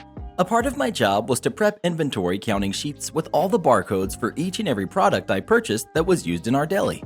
There were a handful of products that simply did not have UPC codes in our discrepant inventory system online. Out of maybe 1,000 products, I had come across maybe 7 or 8 of these items that mysteriously had no UPC codes to make a barcode with. I brought this up in an email with my team leader, making sure to CC both assistant team leaders and all of the other shift supervisors. Mainly, I just wanted to bring this up with the team leader and ask for guidance on how we should handle these products come inventory night. I did not receive a response from her or any of the assistant team leads. I should have prefaced this with the fact that our team leader especially, and both other assistant leads had a habit of sitting upstairs in their offices running the crew through emails. It was a miracle to ever see any of them downstairs, especially the team lead. She was incredibly lazy and very out of touch with the crew. I had my computer downstairs in the kitchen, and it was me and the chef who essentially kept the place running. Come inventory night, still no reply on the situation about the missing UPC codes. So I figured the most generic solution would be to scan the weight of the items under the hot bar UPC at $10.99 a pound. This made sense to me, or so it seemed. The next morning, after maybe 5 hours sleep, inventory runs until 12 to 1 a.m. sometimes, and I start my next shift at 5 a.m. I get called up to the store leader's office. I had an idea of what it was about, so I brought my notes with me about the 7 or 8 items that had no codes. I had them in hand. When I walked into the store leader's office, there sat my team leader and both her assistants. I was scared and very nervous. She puts on a terrific show of how I cannot be trusted to do my job on my own, and that I was reckless with my inventory counting methods and would need extra supervision when counting. She was very obviously covering her own butt. This set me off big time, because I am the reason inventory even goes as smoothly as it does. Nobody there even has a clue on how to prep the inventory sheets, let alone create the barcodes to make them easy to scan in so quickly. That barcode aspect was a luxury I should add, because otherwise, every code is entered manually. On top of this all, I was extremely underpaid as well as extremely proficient at my job. I even came in one quarter at a whopping $0 over/underspent on my budget. This is almost humanly impossible. That means I brought in the maximum amount of profit with my budget without going over, not even by 1 penny. It was a glorious quarter. No one could understand how I pulled it off. Our department was also number 1 in the region for our low spoilage numbers, as I knew how to properly utilize other departments' cold food. We were killing it, and it was no joke because of myself, my assistant, and our chef. Anyways, team leader is raking me over the coals in front of the store lead. They even asked me if I was too prideful to ask for help. So I was like, "Hey, is this about the list of items?" I showed them my paper with the exact items in question, which took the store leader by surprise. Then I brought up the email I had sent and had gotten no response to. The store lead had no idea about this email, and I could see his demeanor had changed. So after the meeting, I went downstairs and forwarded that email to the store leader and his assistant, making sure to add that if my team leader doesn't trust me to do my job, then we have a more pressing issue to discuss. I later received an apology from the store leader in person, seeing as he did not know all of the details and only what the team leader had said to him. Things got very awkward after that. I did not see or speak to my team leader in person for maybe over a week, and shortly after, she put in her resignation. Not long after, her assistant was promoted to team leader. This part is kind of unrelated, but I'll tell it anyway. The gal who got promoted was friends with another coworker's mother, so this certain coworker had inside knowledge. Apparently, one night, the new team lead and that girl's mother were having beers, and the coworker overheard some gossip.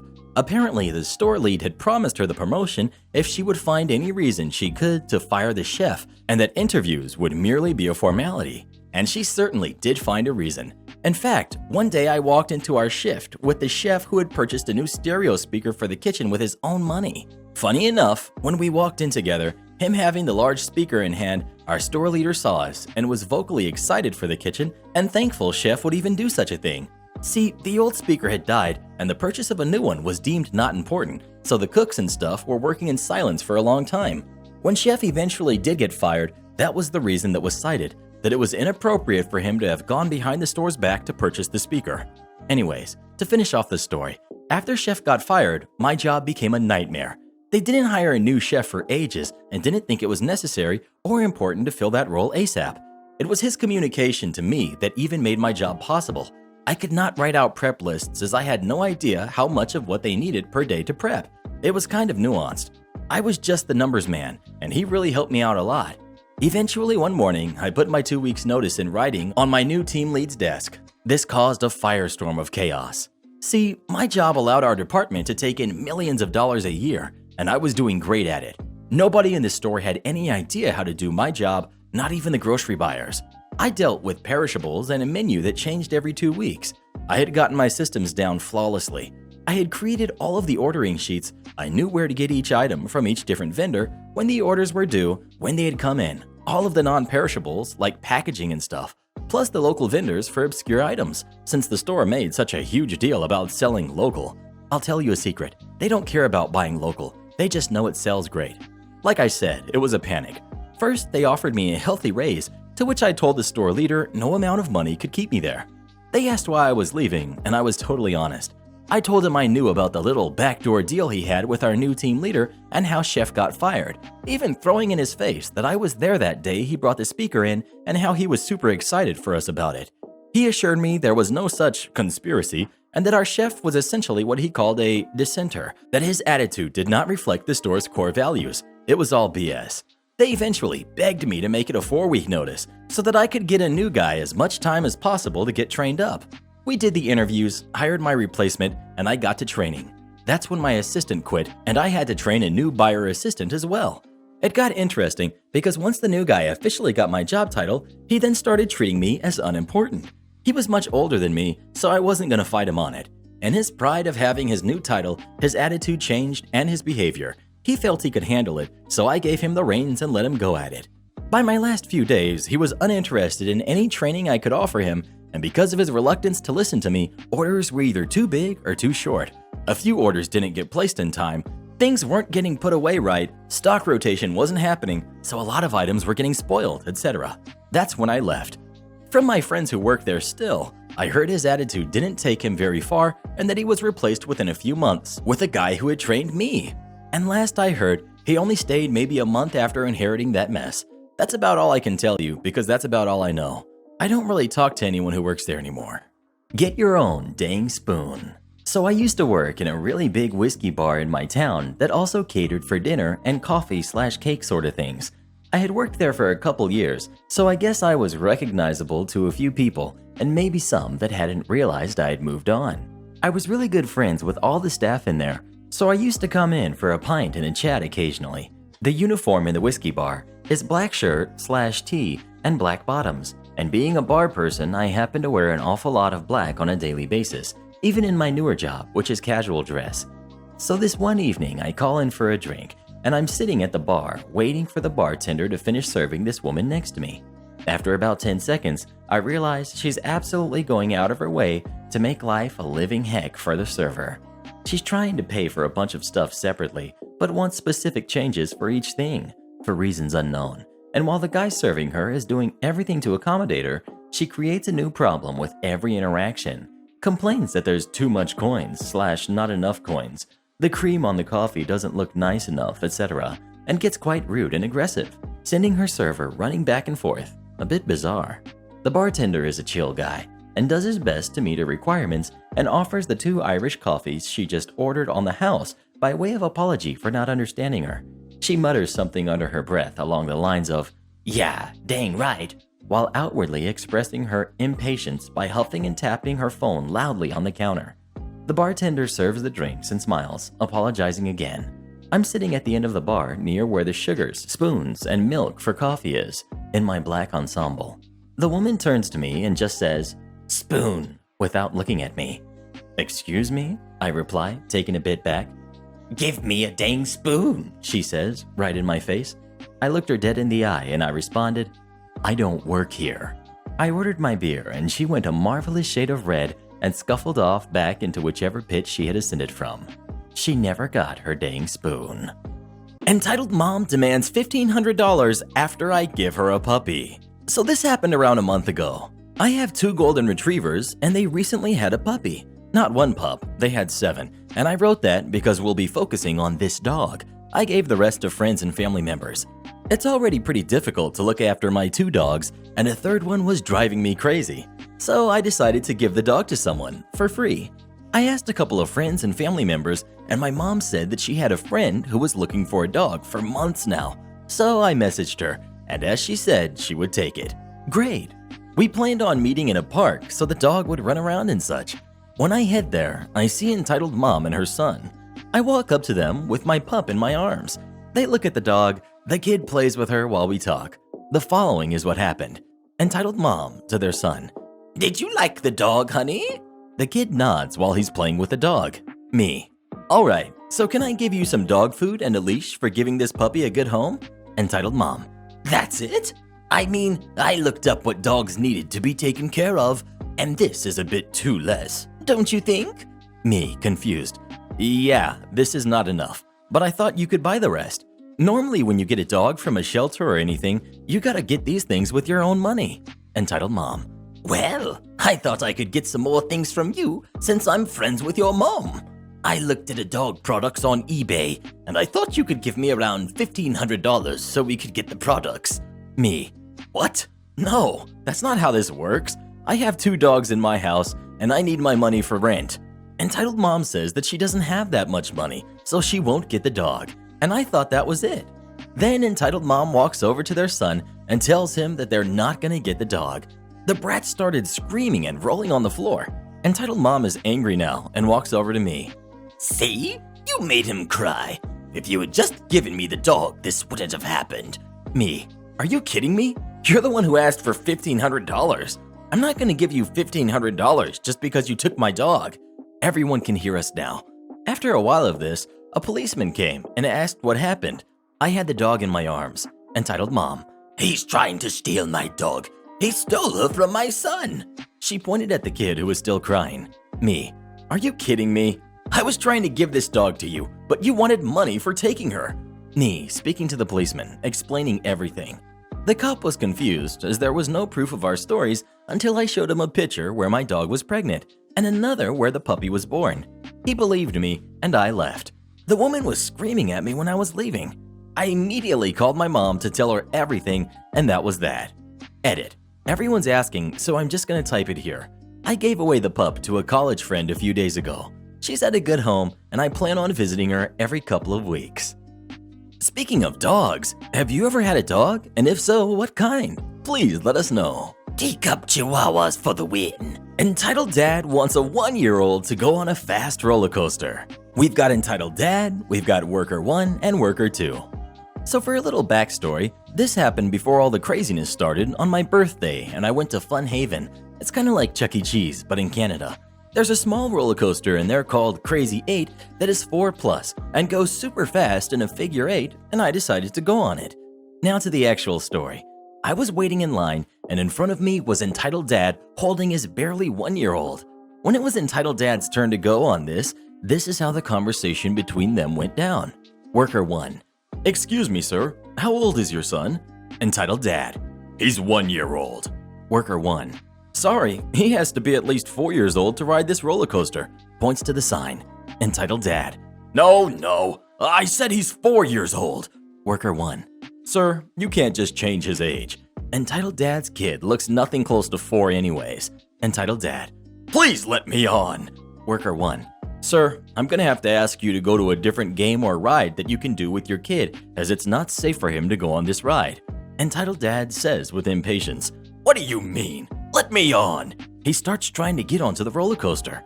At this point, everyone in line, including myself, is getting impatient.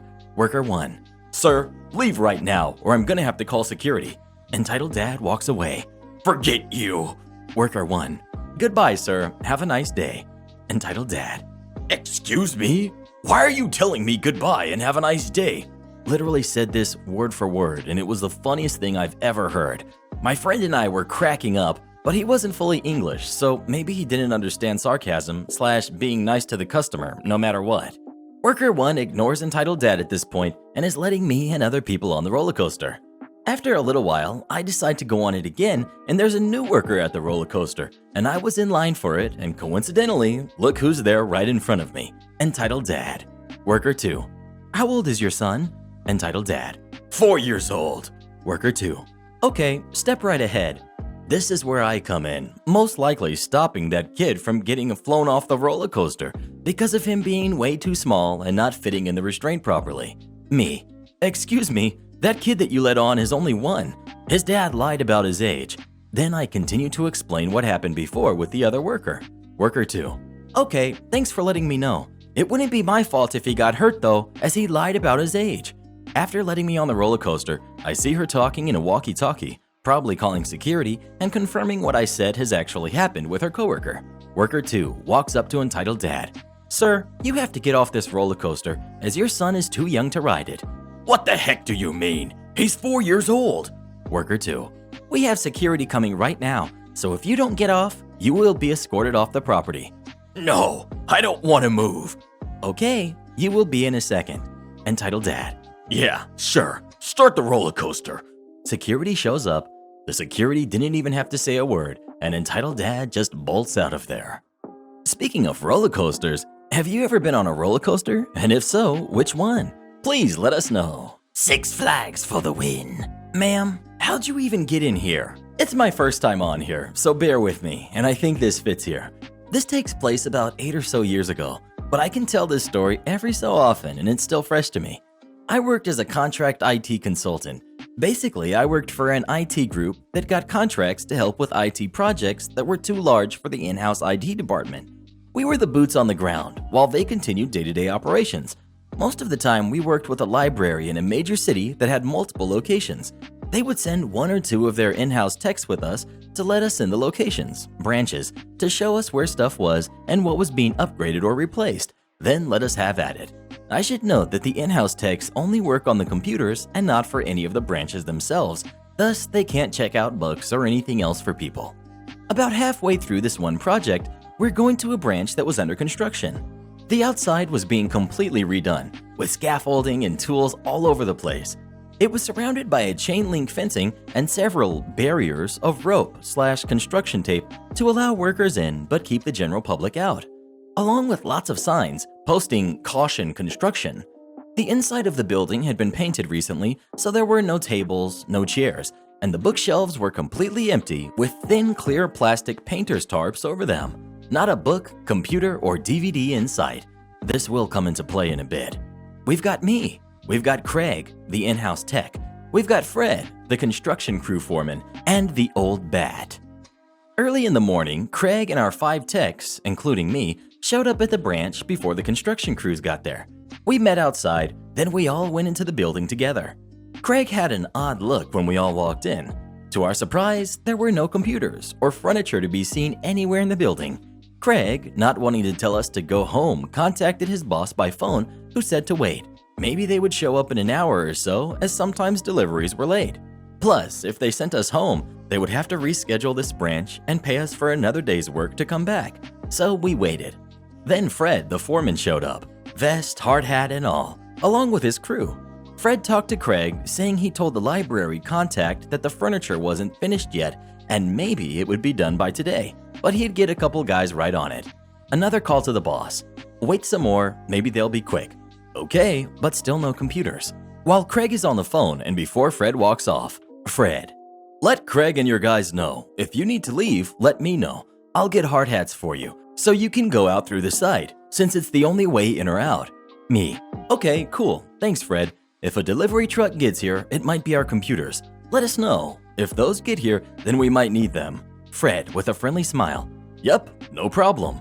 After a couple hours of just us twiddling our thumbs waiting for the furniture and computers, Craig and I were talking about video games, as guys do, and he stops mid-sentence and looks to his left with a face stranger than this morning's grimace. I'm sure mine wasn't any better. This little old lady had walked right through the open front doors of the building, walking past all of the workers outside like they weren't even there. I'd have thought she just came from church with the way she was dressed. Dark cotton open front sweater with a white undershirt and shin-length skirt with her gray hair all done up. I'm sure both Craig and me had the same thought of, what the heck? We both walk up to her. Conversation as follows. Craig, ma'am, can I help you? Old bat, gruffly. Yes, I just want a DVD. Pointing to the back of the room at an empty bookshelf. Craig, ma'am, there's nothing back there. This library branch is closed. Old bat. Oh, it's fine. I just want a DVD. They're right back there. Pointing again. Craig, ma'am, the shelves are empty. Look around. There's nothing here. Well, you work here. Pointing a crooked finger and slightly poking at his ID badge on a lanyard that has the library logo on it. So, show me where they're at.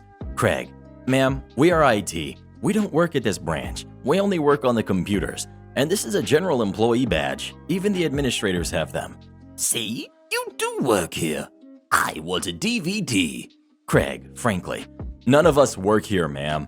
There aren't even any computers here to check you out. Look, as he gestures to the empty space where the checkout would normally be. There's no furniture, no staff. Didn't you read the multiple signs on the way in? This branch is closed, ma'am. You need to leave. I know they are back there. I just want a DVD. They're right over there. Points to the empty shelves again and starts to walk in that direction. Craig puts his arm out to block her path. Me, how'd you even get in here, ma'am? There's a construction site out front. There are times when I have perfect timing, as this is the same moment when Fred comes strolling by and waves at us, stops, and then looks at the old lady. I should mention, Fred is about average height, but built with thick cable-like arms. Not bulging muscles, but looks like he could carry 250 pounds of anything without worry and could intimidate just about anyone if he needed to. Fred to Craig. Is she with you? Craig. No, she just walked in from the street. Old lady. I just want a DVD. I know right where they are. I've been here before. Craig. Not in a while you haven't. This branch has been closed for 3 months. Fred, in a stern voice. Ma'am, how'd you get in here? This is an active construction site. You had to pass by at least 2 or 3 of our roped and taped off areas that boldly say, do not cross. Did you just waltz past all of them? You can't be here. I just want a DVD, and I know they're here. Fred, first off, this building is closed and under construction. Second, no, they don't have any DVDs here. They're all out today. Please follow me, ma'am. She looks like she wants to say more, but Fred puts out his hand towards the door and starts to walk her out. He then grabs a nearby hard hat and puts it on her. Don't put that on me. I just had my hair done. Fred puts it on her anyway and walks her out to the street. They walked off the site the way that she had come in. They passed by the barriers that looked partially taken down or just knocked over. Fred's face went from stern to sour in about half a second when he saw them.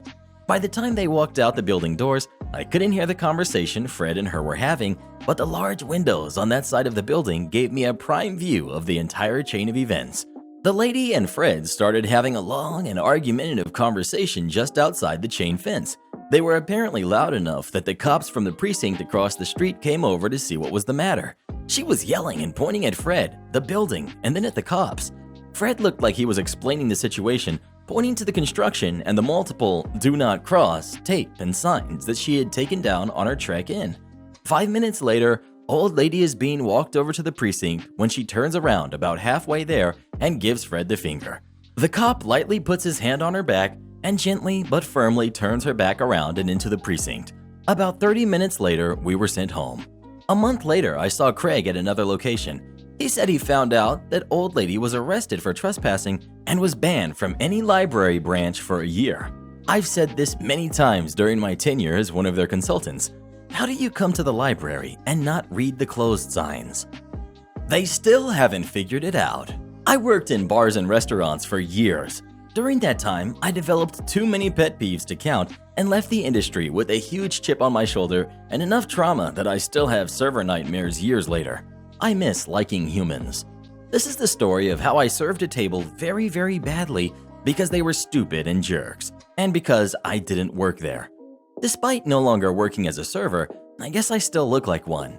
I went through a phase where I only owned 1 pair of black Converse, 2 pair of black jeans, and 7 black t-shirts.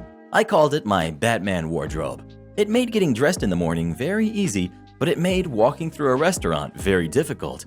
With this outfit in mind, I will absolutely concede that in some restaurant settings, I might have been bringing this on myself. But as common as this outfit is among server staff, it certainly isn't what most servers in most restaurants wear. It's also a very normal outfit to see on the street. Most of the time, if I'm just trying to walk to the bathroom and someone at a table tries to order from me, I'll just quickly let them know I don't work there. But one time, I'm tempted to try and justify this by outlining for you the laundry list of crappy behaviors I had already witnessed from this table. In the interest of saving time, I'll just assure you that this table of 6 absolutely knew who their server was and had absolutely been treating her poorly. They were one of those groups where the first guy orders his beer, and by the time the other 5 finally tell the server their orders, the first guy is already complaining that his beer is taking too long, when the server hasn't even left the table side. Yeah, that actually happens a lot. While returning to my table from the bathroom, one of these winners stops me with a, "Hey, get me a crappy beer, because I'm an amateur with bad taste." I give him a cheerful, "Sure," and proceed toward my table. Quickly, his repulsive girlfriend pipes up with a whiny, "And I want another one of this," gesturing towards some pink sludge in a cup, because of course, that's her taste in beverages. I decide to stick around and let the whole table place orders with me before returning to my table and waiting for them to notice me sitting there with my friends. I really didn't think this would go on long. I'm seated in plain sight about 2 tables away. They don't notice. Their server is tableside again within moments, and their round is promptly ordered again, since they're definitely the type to double order items from different staff, so my prank goes unnoticed. Later, I go to visit the bartender, have a brief chat, and grab a couple drinks.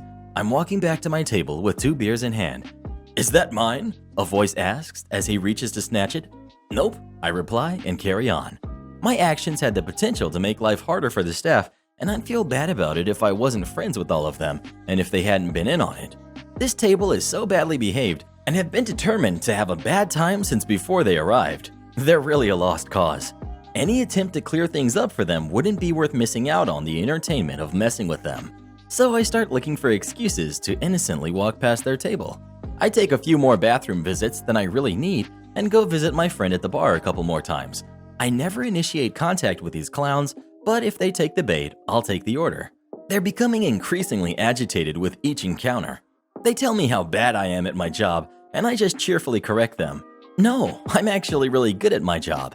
They are more infuriated at how unfazed I am at what they're saying to me and the several drink orders I've failed to bring them. Remember, my friends and I have been seated in plain sight a few feet away drinking and laughing it up all night. Anyhow, they drink 3 rounds despite having ordered about 9 and decide to leave.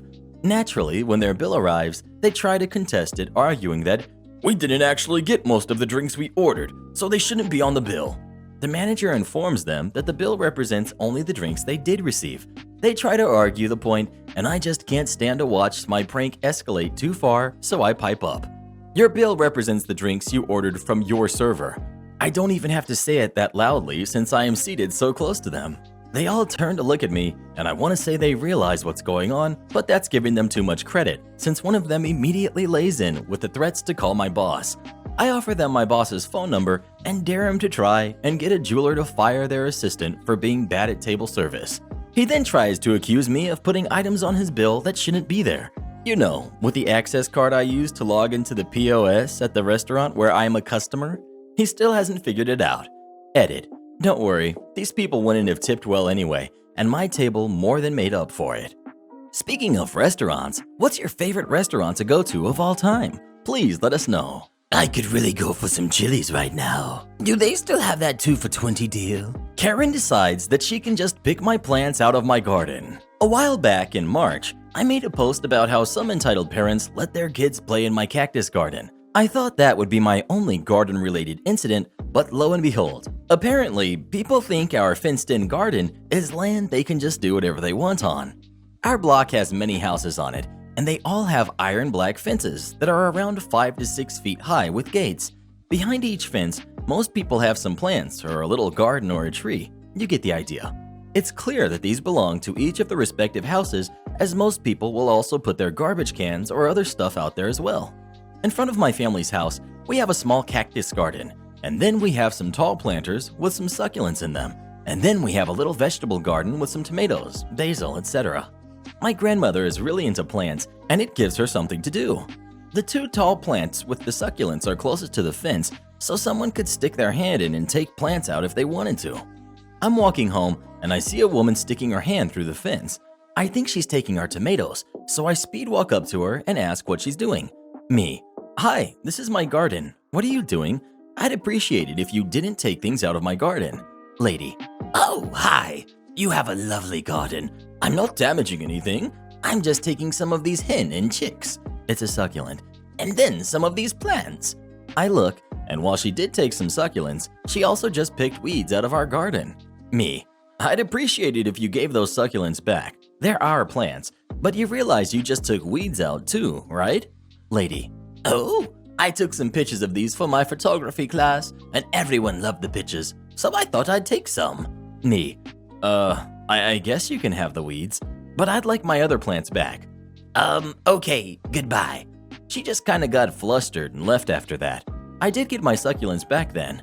She was more embarrassed about taking weeds than stealing plants out of my garden. And this whole photography class thing was really weird to me. But whatever, she can keep the random weeds. Weirdest experience ever, and I'll never get how people think they can just stick their hands into someone else's garden and take their stuff. Edit. After reading through all your comments, man, I had no idea there were this many plant thieves or plant damagers.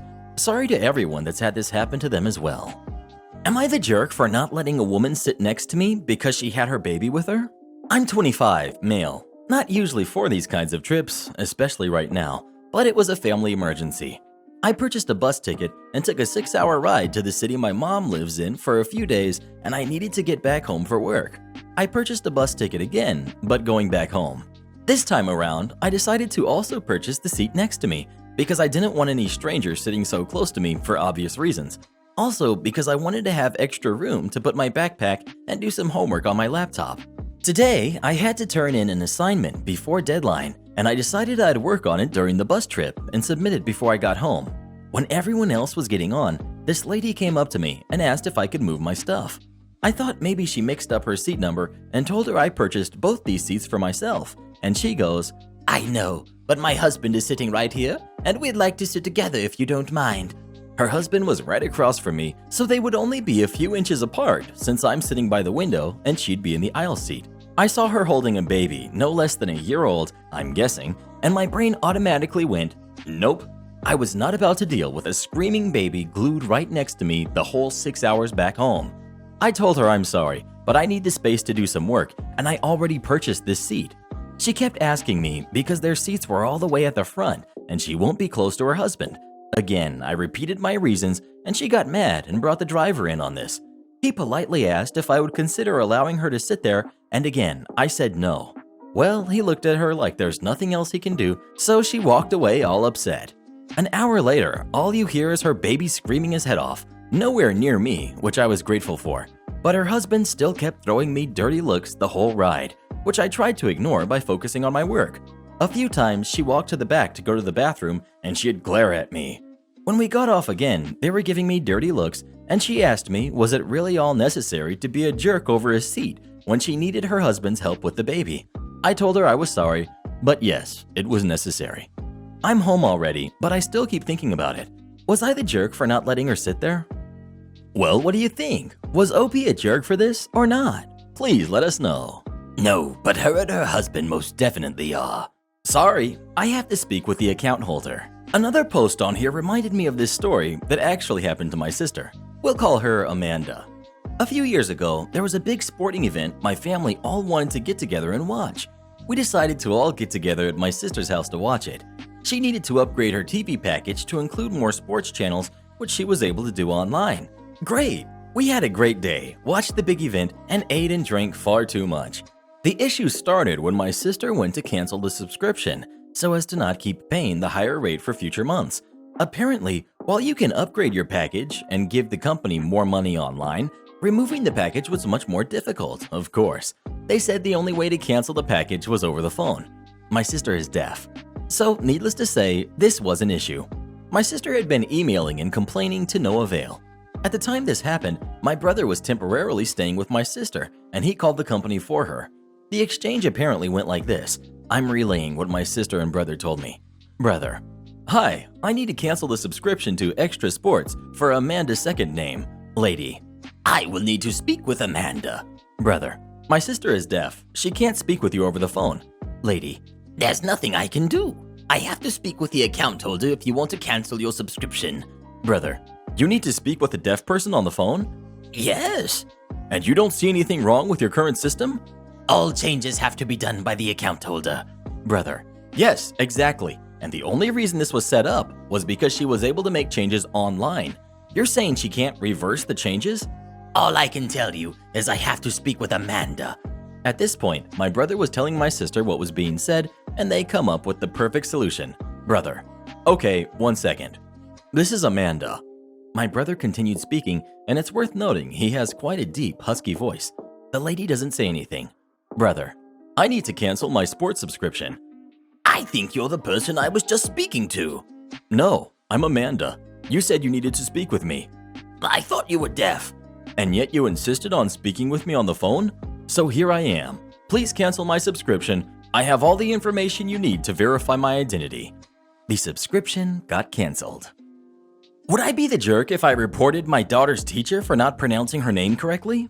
My daughter's English teacher refuses to pronounce her name correctly. She has a Japanese name and we live in Japan. Her name is Kanae, pronounced Kanae. Recently, Kanae told me that her English teacher, an expat from America, at school calls her Kanae. She told me that she told the teacher, my name is Kanae. It's 3 claps, syllables. But the English teacher told Kanae that she was incorrect, and that grammatically speaking that she, her teacher, was correct. During my daughter's sports day, I confronted the teacher. I explained that my daughter would like to be called Kanae, but she laughed and said she was pronouncing it the way it's supposed to be, but will try her best to remember. Today, my daughter told me the teacher still calls her Kanae. My daughter is very shy, and it took a lot of effort for her to correct her teacher the first time. I'm considering going to the school in the morning, but is that an overreaction? For some clarity, I'm not Japanese. My wife is, so our kids are mixed race. Our kids are fluent in English and Japanese. Not like Kanye West, but ka plus nai like Bill Nye. Oh wow, I wrote this late at night and went to sleep. I didn't expect it to get this much attention. Thank you for all of the responses. I can't reply to them all. But this morning, we couldn't go. Son had an earache. But we are going there after school ends. We asked our daughter if she wanted us to tell. She said that she didn't care. We don't want the teacher fired. We just want our daughter respected in her classroom. Update: I'm not sure where else to place it. But my wife and I went to this school today around 3:45 p.m. By then, the English teacher in question had gone home. We told the principal everything that I've told you all, and he was extremely apologetic. He did say that maybe it was a language barrier, but I reminded him that my daughter and I both told the teacher in English how to pronounce Kanai. So then the principal called her dispatch company, Interact it turns out.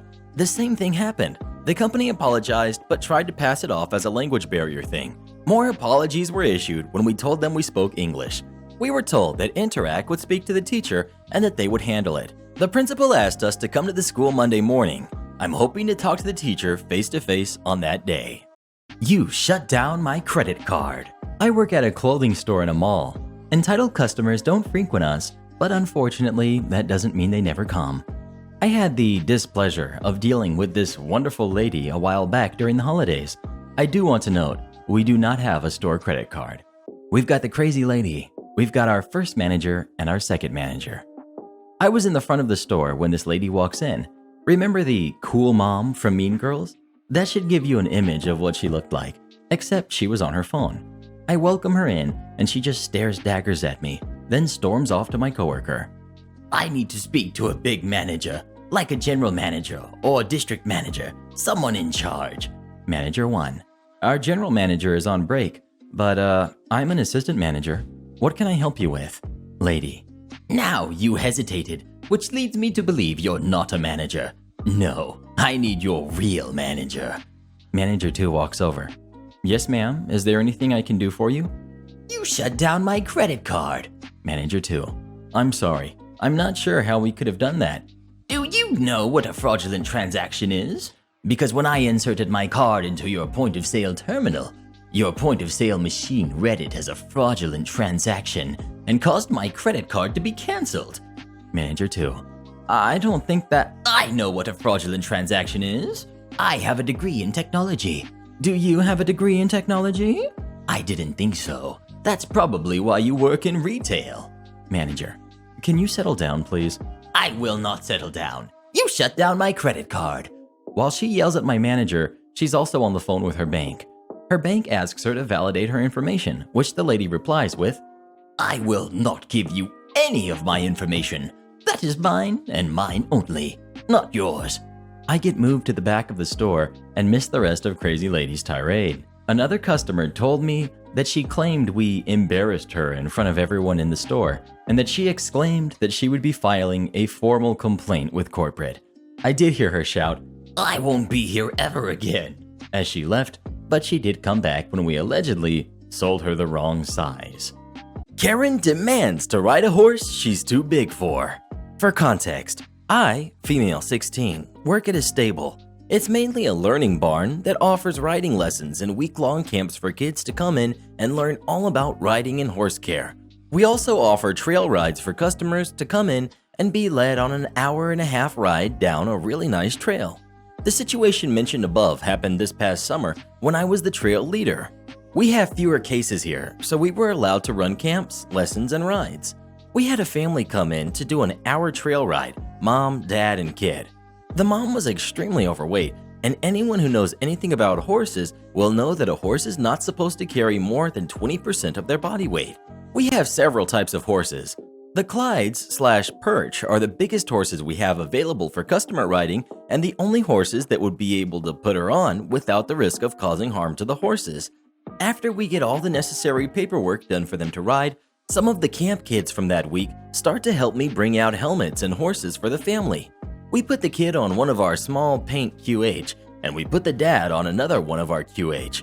Finally, it's time to put the mother on her horse, and we bring out the biggest Perch/Clyde we have, and she asked if she could have a smaller horse. So we brought out the smaller Clyde/Perch, and then she turned to her son's horse and requested one of the same size. His horse was so small that it just barely passed the size requirements to be considered a horse instead of a pony. When she said this, I took her aside and explained as politely as I could why I would not be able to do that. I don't remember exactly what I said, but it was something along the lines of, I'm so sorry, but I really can't do that because a horse of that size would be too small for you. A horse is only supposed to carry 20% of their body weight, and any more than that could lead to serious back, leg, and shoulder injuries. And it also leaves them with a higher chance to colic if they drink, because the extra work would make them super hot. This woman's face became extremely angry upon hearing this, but she never said anything to me, and she got on the horse and we went for a ride. I didn't think much more of it, until we got back and her husband came to pay for the ride, and he confronted me about how rude it was to say that to a paying customer, and told me that I should have just done what she had asked because only 1 hour wouldn't hurt the horse too bad. I told him exactly what I told her about the possible injuries, and he called me a jerk and said his wife was more important than the stupid horse, so I told him to buzz off. I do feel bad for having to deny her and for telling the man to buzz off, but I believe the horse's health is way more important. So, am I the jerk? Well, who do you agree with? OP or the customer's husband? Please let us know. I wonder if the little horse thanked OP after this. That was a close one. Comply with the 30-year-old dress code?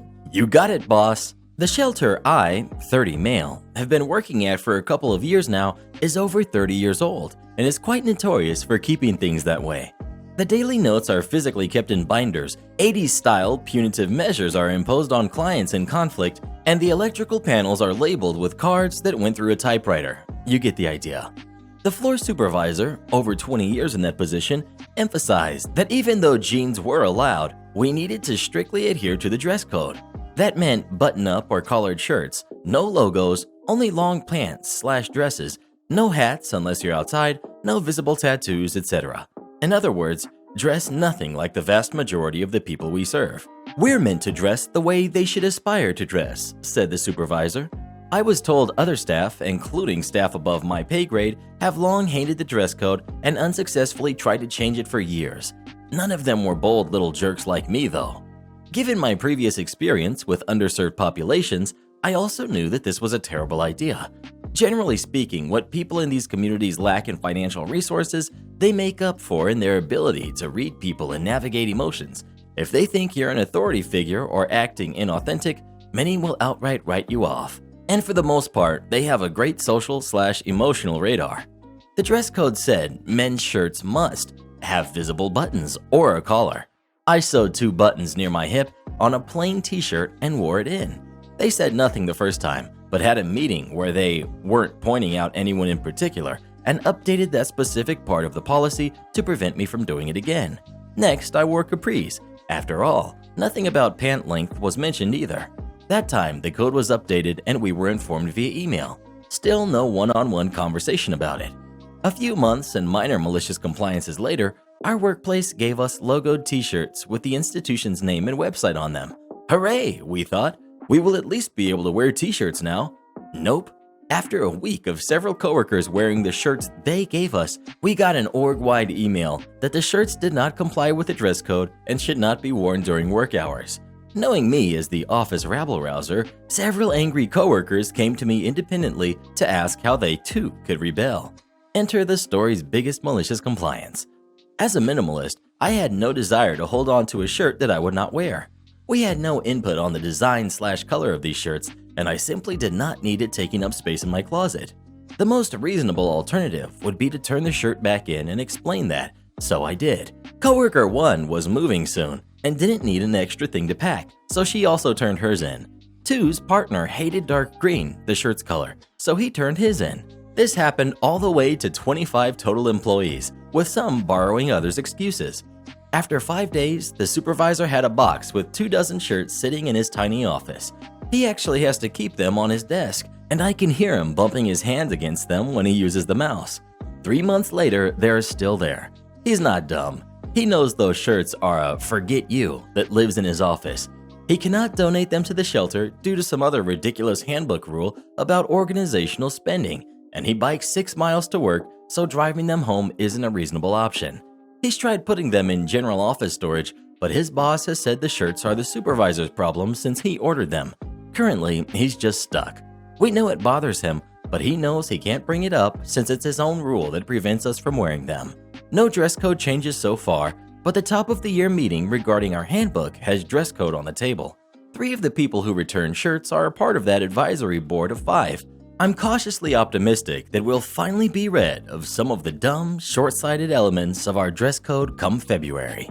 Have you ever had a dress code that you just couldn't stand? If so, what was wrong with it? Please let us know. No dress code will stop me from wearing my Live, Laugh, Love shirt. I almost got fired for crashing on the way to work. This story is a decade old, but another title reminded me of it. I was 18 and worked at a gas station. I was the type of employee that you could always rely on to cover someone else's shift. People would text me directly and I would let the manager know when I showed up I was covering for so-and-so.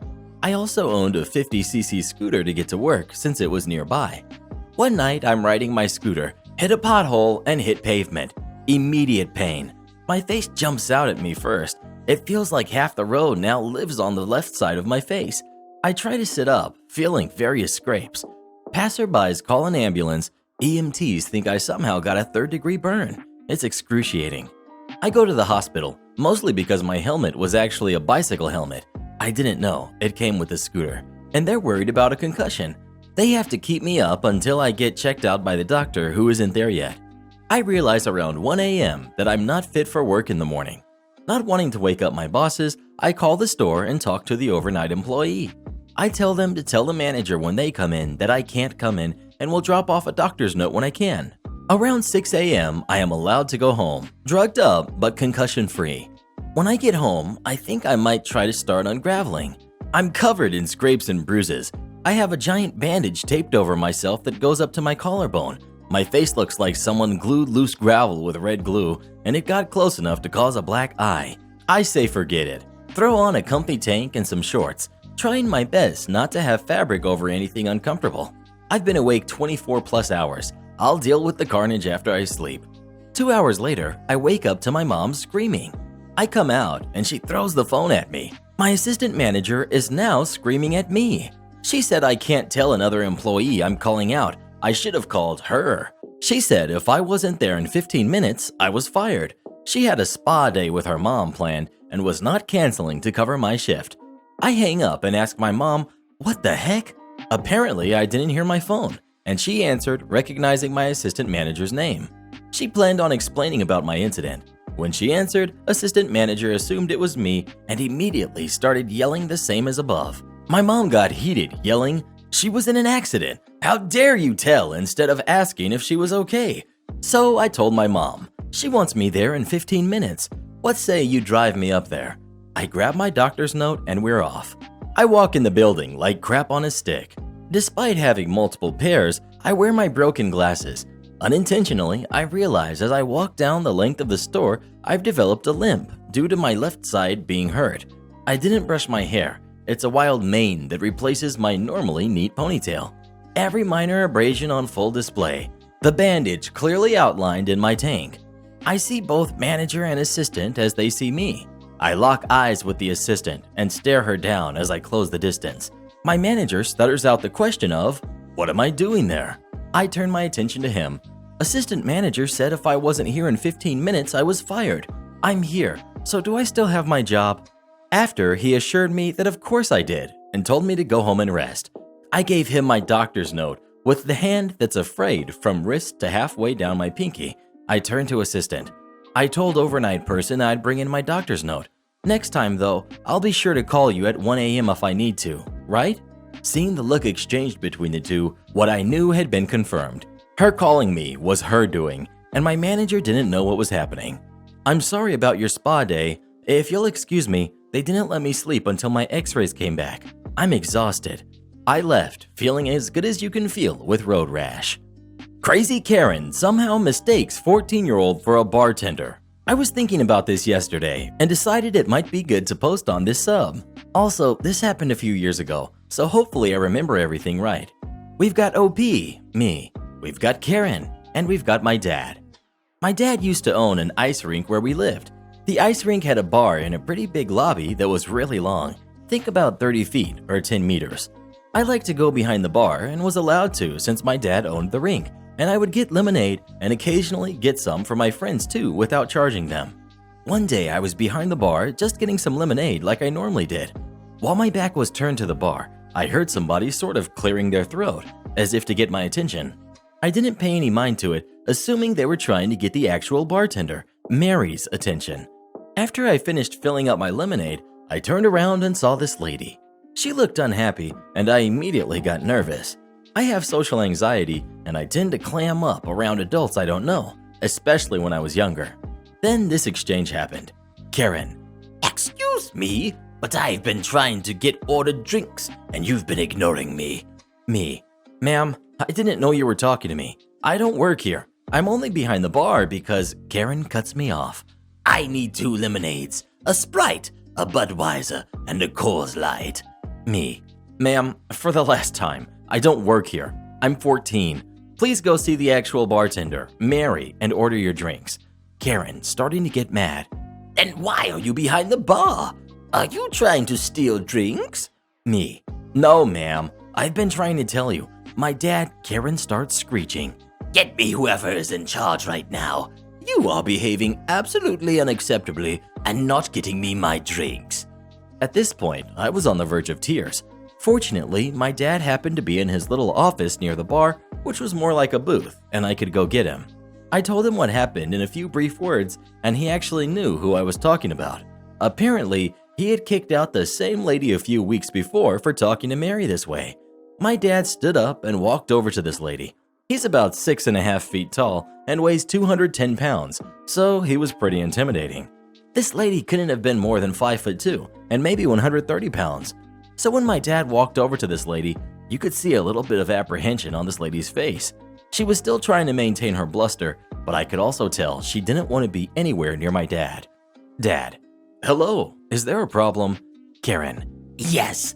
Are you the manager here? This bartender is absolutely awful and refusing to serve me drinks. Dad. Ma'am, I'm the owner of this building, and that is my daughter. She's 14 and is not a bartender. There happened to be a framed newspaper with my dad on the front cover for buying the ice rink right where we were standing, which Karen saw. The color immediately drained out of her face, but for whatever reason, she still tried to throw a fit. Well, she should have still served me drinks. I didn't know she was 14. Karen says something really stupid here.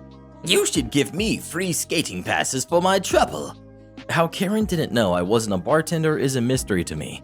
I was a little bit tall for my age, around 5'6", but the oldest you could have mistaken me for was maybe 16. I had braces for crying out loud. My dad was getting pretty angry right now and was tired of dealing with this lady. Dad. Actually, aren't you the lady who got thrown out a few weeks ago for being rude to the actual bartender? Because of how you've been treating our staff, you need to leave now, and you are banned from the building as well. But I didn't know. You can't ban me. You have no right. Dad. Actually, I do. Now get out before I either have to remove you myself or leave before I call the police to file a report for harassment. At this point, Karen realized he wasn't actually kidding and thankfully left. My dad made sure I was okay, and I got some more lemonade. Anyways, thanks for reading about my Karen encounter. I hope you like it. Speaking of ice rinks, have you ever been ice skating? And if so, did you like it? Please let us know. Oh, I love ice. It's cold like my heart. Am I the jerk for telling Karen to shut up and mind her own business? I don't feel like the jerk at all. In fact, I feel peaceful as heck. My other friends and her are saying that I crossed the line and that if she can't give me her honest opinion, then we aren't friends at all. Now for the backstory. I've known this girl for 17 years. We've always been in the same group of friends. She was a foreign exchange student, and I befriended her darn near the beginning. We were closer than anyone else. There was a lot of crap I overlooked from the very start, such as she was always saying that American culture was trash, or that we dressed, talked, or looked funny, that our food choices were gross and tasteless in comparison to her traditional meals. Whatever, she has her opinion. Over the years, she has continued her over-opinionated streak. And yes, I have defended myself against her BS multiple times in the past. We became more acquaintances than anything as the years progressed, but regardless, we still saw each other often. She's always up to date with the new trendy BS that surfaces social media, uses TikTok religiously at 35 years old, doesn't have a husband, doesn't have kids, nothing, which is important info for this. Recently, my husband and I divorced. I won't get into the details, but we have 2 kids. Now, this jerk found out about the divorce and immediately started cracking jokes about it. Maybe it's because your food is tasteless. Maybe it's because you forced him into marriage. Wrong, by the way. Maybe it's because you don't care about your appearance as much as you should. I've literally heard it all, which is bold of her, considering she has no kids or husband and can't hold a relationship for more than a couple weeks due to her social media obsession. So she's making the comments and I'm defending myself, calmly, until I finally snap because of her comments continuing. So I told her to shut her mouth, mind her own business, and stop acting like she knows things about marriage or anything else for that matter. She started crying and left. As I said in the beginning paragraph, people are mad at me and thinking I overreacted. Am I the jerk? To be honest, I kind of feel bad. So this happened on my lunch break earlier today. My dad's 60th is coming up, so I decided to get him some new copies of his vinyl records to play on a new record player he had just got himself. I decided to go to a well-known bookstore chain that has a surprisingly good music selection in the back of the store.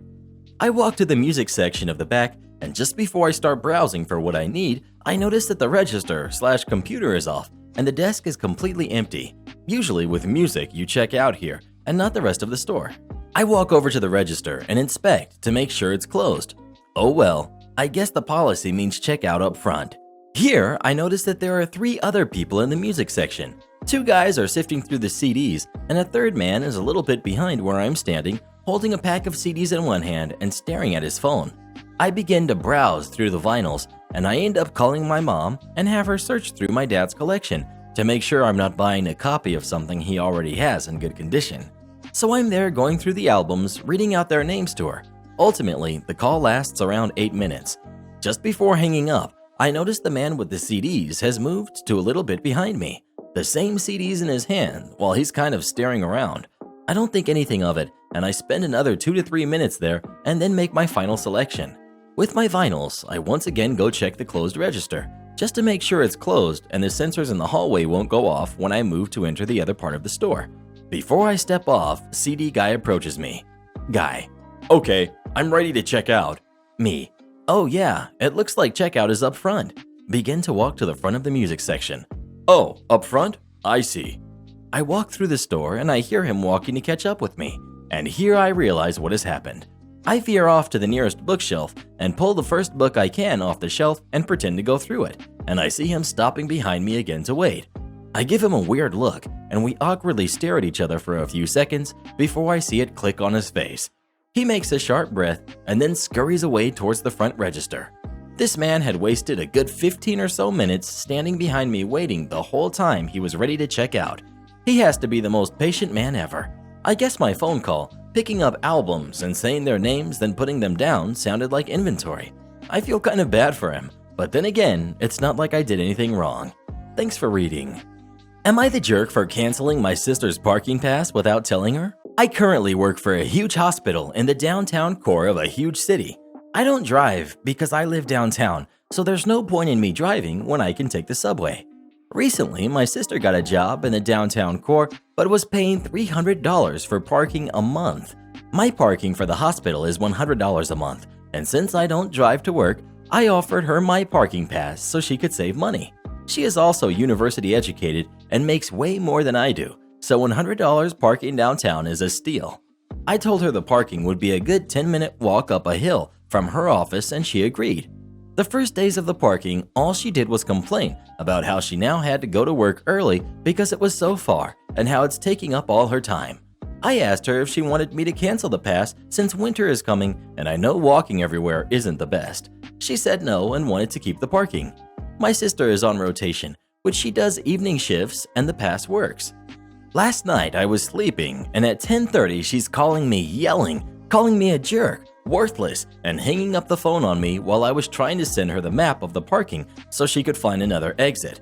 There's 12 exits in the parking lot because the parking pass gates at the exit she was at wouldn't open. I asked her if she checked the other exits and she said she did.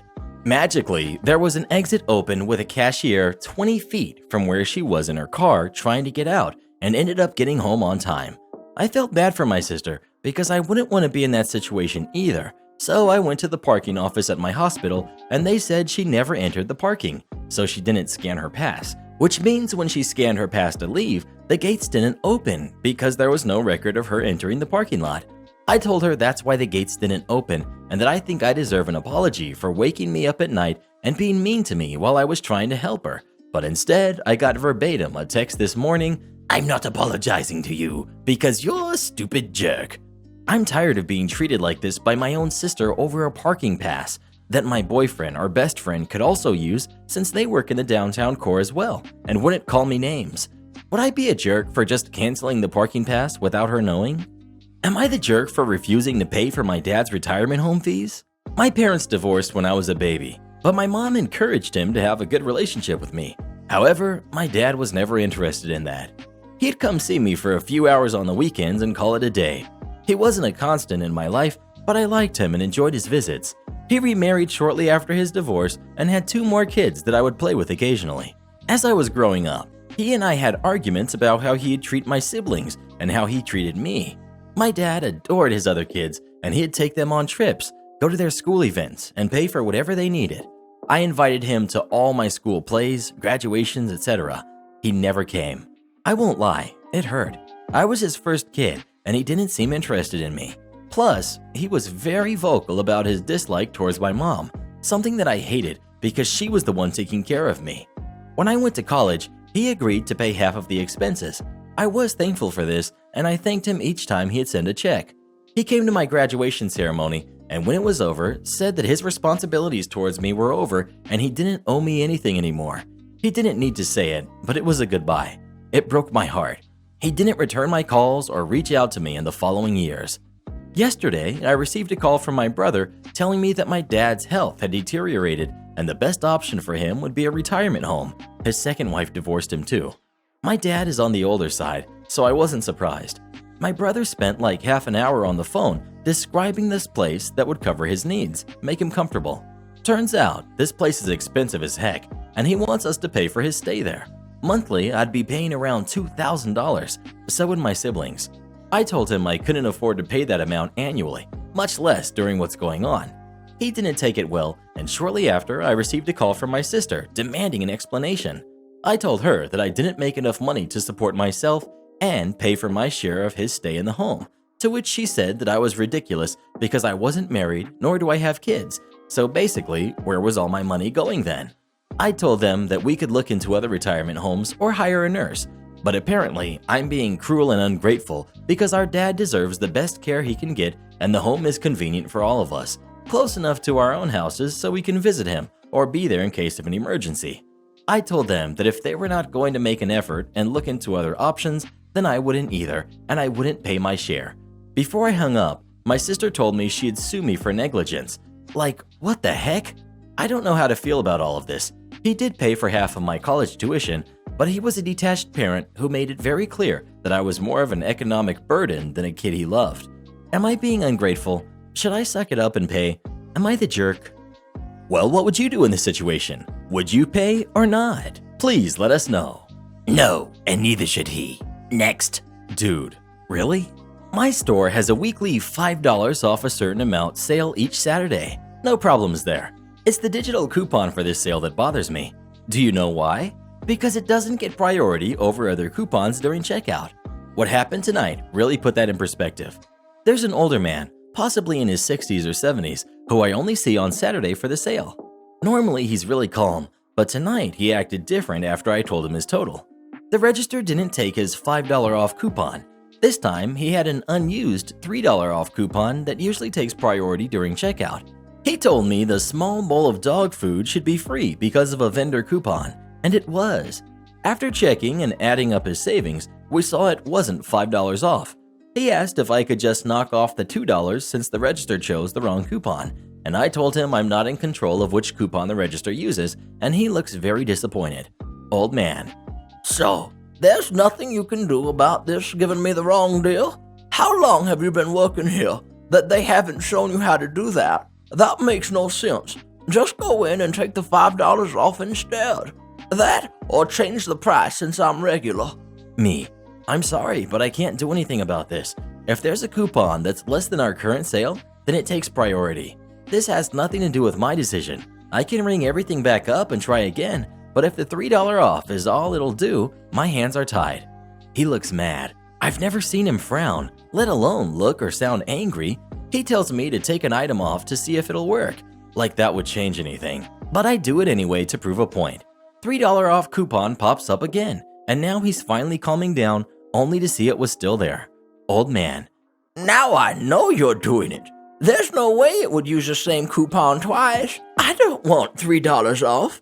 I want $5 off. Fix it, or I'm calling your manager up here to do it for you. Me. Sir, I've done nothing but scan your items, hit total, and tell you what to pay. There's no decision on my part. There's also no change I can make on this transaction. I have nothing else to tell you. He looked so mad. Old man. Then take all of it off so I can go somewhere else. I'm tired of all these stores telling me how my money works. Thanks for nothing. Me. Okay, I'll take everything off. Have a good night. He grabs his buggy by the handle, swings it off sideways, hitting another woman's buggy. She wasn't paying attention, so she basically got hit by the handle of her cart out of nowhere. I told him it'd be best if he didn't come back here because he'll be asked to leave on site. He'll be banned by Monday. All of this over $2 extra. Shameful. By the way, I was the manager tonight. He would have had to ask me to fix a problem for myself. He probably assumed I was the cashier because mine was in the bathroom. Insurance company didn't approve tests requested by my doctor. Ends up losing my company. The company I work for provides free insurance for all employees. I've been working in my company as a finance manager for 13 years, and the company has been dealing with a famous insurance company for the last 10 years, providing insurance policies for employees. In the span of 10 years, I think I must have used my insurance 3 times. I'm a young man, healthy and athletic, and didn't really face any health problems. That all changed a couple of months ago when I suddenly gained too much weight and I started having some breathing difficulties. So I went to my doctor who, after the checkup, asked me to do a normal blood test, a cholesterol test, and a vitamin D test. No problem, my insurance will take care of that. Or at least that's what I thought. When I submitted the application for approval, they approved the blood test only. I was furious. I went ahead and did all the tests and paid for the ones that the insurance didn't approve. After that incident, I called the broker, who by the way I personally know, and told him what happened. He started making up excuses and defending the insurance company. At the end of our conversation, I told him one thing. Make sure to tell them that this mistake will cost them a lot. My company will not renew the contract with them. He started laughing and replied, "It's not up to you to decide if the contract will be renewed or not." I told him, "Oh yes it is." What they didn't know is that my company asked me a couple of days earlier, since I'm the finance guy, to try to find another insurance provider that will give us the same benefits for less, or to get a better deal from the same provider. At first, I really didn't want to find another provider, since we've been dealing with that company for 10 years. I thought I would be able to get a better price from them. It all changed that Friday afternoon. After the weekend, I started searching for another insurance provider. I got multiple offers and made a comparison table between the current company and all other offers. After 3 weeks of searching and negotiating, I was able to narrow it down to one provider who will give the same benefits for 30% less. I was ecstatic. During the next board meeting, I made a presentation for the shareholders. They were happy that this will save them a lot of money. I'm not going to give exact figures, but the contract itself is in the order of hundreds of thousands of dollars. After all was agreed, and when the renewal date came, you should have seen the look on the old insurance provider's face when they became aware of what happened. They asked for a meeting in our office, and they offered to give us a 25% discount for us to stay with them. I declined the offer with a smile on my face and said this would be impossible now because the new contract was signed already. You're blocking the drive-thru. This happened earlier today. I drive a cement mixer and was just getting done pouring a drive-thru for a new Chick-fil-A going up in the area. The drive-thru is fresh and wet cement. There are construction fences all around, but the main building structure is completed. The fences all say, "Stop, construction staff only," except for one that has a Chick-fil-A coming soon sign. I'm washing down the truck when I hear loud honking, not thinking anything of it as I'm in a shopping center. I keep washing the inside of the truck down. I then hear more honking and look over to the front to see a Karen, entitled Mom, with her head out of the window. Full Karen haircut, then screaming, "Move out of the way! You're blocking the drive-thru!" I see she has 2 empty car seats in the back and a sticker in her window saying baby's on board. I'm glad her kids weren't in the car when this happened. I'm not a fan of her language. I came down off the ladder to go and explain that it's not open yet. As I walk towards the car, she starts moving her car closer to me. She's now about 2 feet from the front of my truck. My truck is back to the building. I keep thinking, how exactly does she expect me to get out? As I get to her window, I let her know nicely that Chick-fil-A location here is not open yet, and I inform her that she will need to move back so I can move my truck from the fenced-off area. Entitled mom is having none of it. She is adamant that I move my truck out of the way so she can go through the drive-thru. Well, I tried, I thought. I asked her to move her car back so I can move my truck out of the fenced area. Once again, she refused to comply and started beeping her horn again. I've had it. My truck horn, for those of you who don't know what one sounds like, is very loud. If you're too close, they can scare you and even give you a ringing in your ears. As she was refusing to move and constantly honking her horn, I decided to show her mine. Honk, honk! And I started to move forward. Entitled mom moved her car back quickly. She must not have checked her mirrors or blind spot because she backed up into a stop sign that was about 75 feet away. Of course, entitled mom got out and came over to start blaming me for her own actions. I forced her to back up into the sign. I am 100% at fault for her car damage, and I rushed her car so she had to avoid me by backing up as fast as she could. I loved this one. Entitled mom called the police soon after.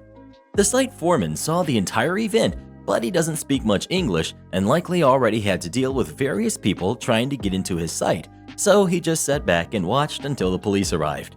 We each told our stories, and of course, entitled mom made hers sound like it was a life or death situation where she was a kind woman just trying to make it to the new Chick-fil-A for lunch, and I was blocking it just to be cruel to her for no reason of her own.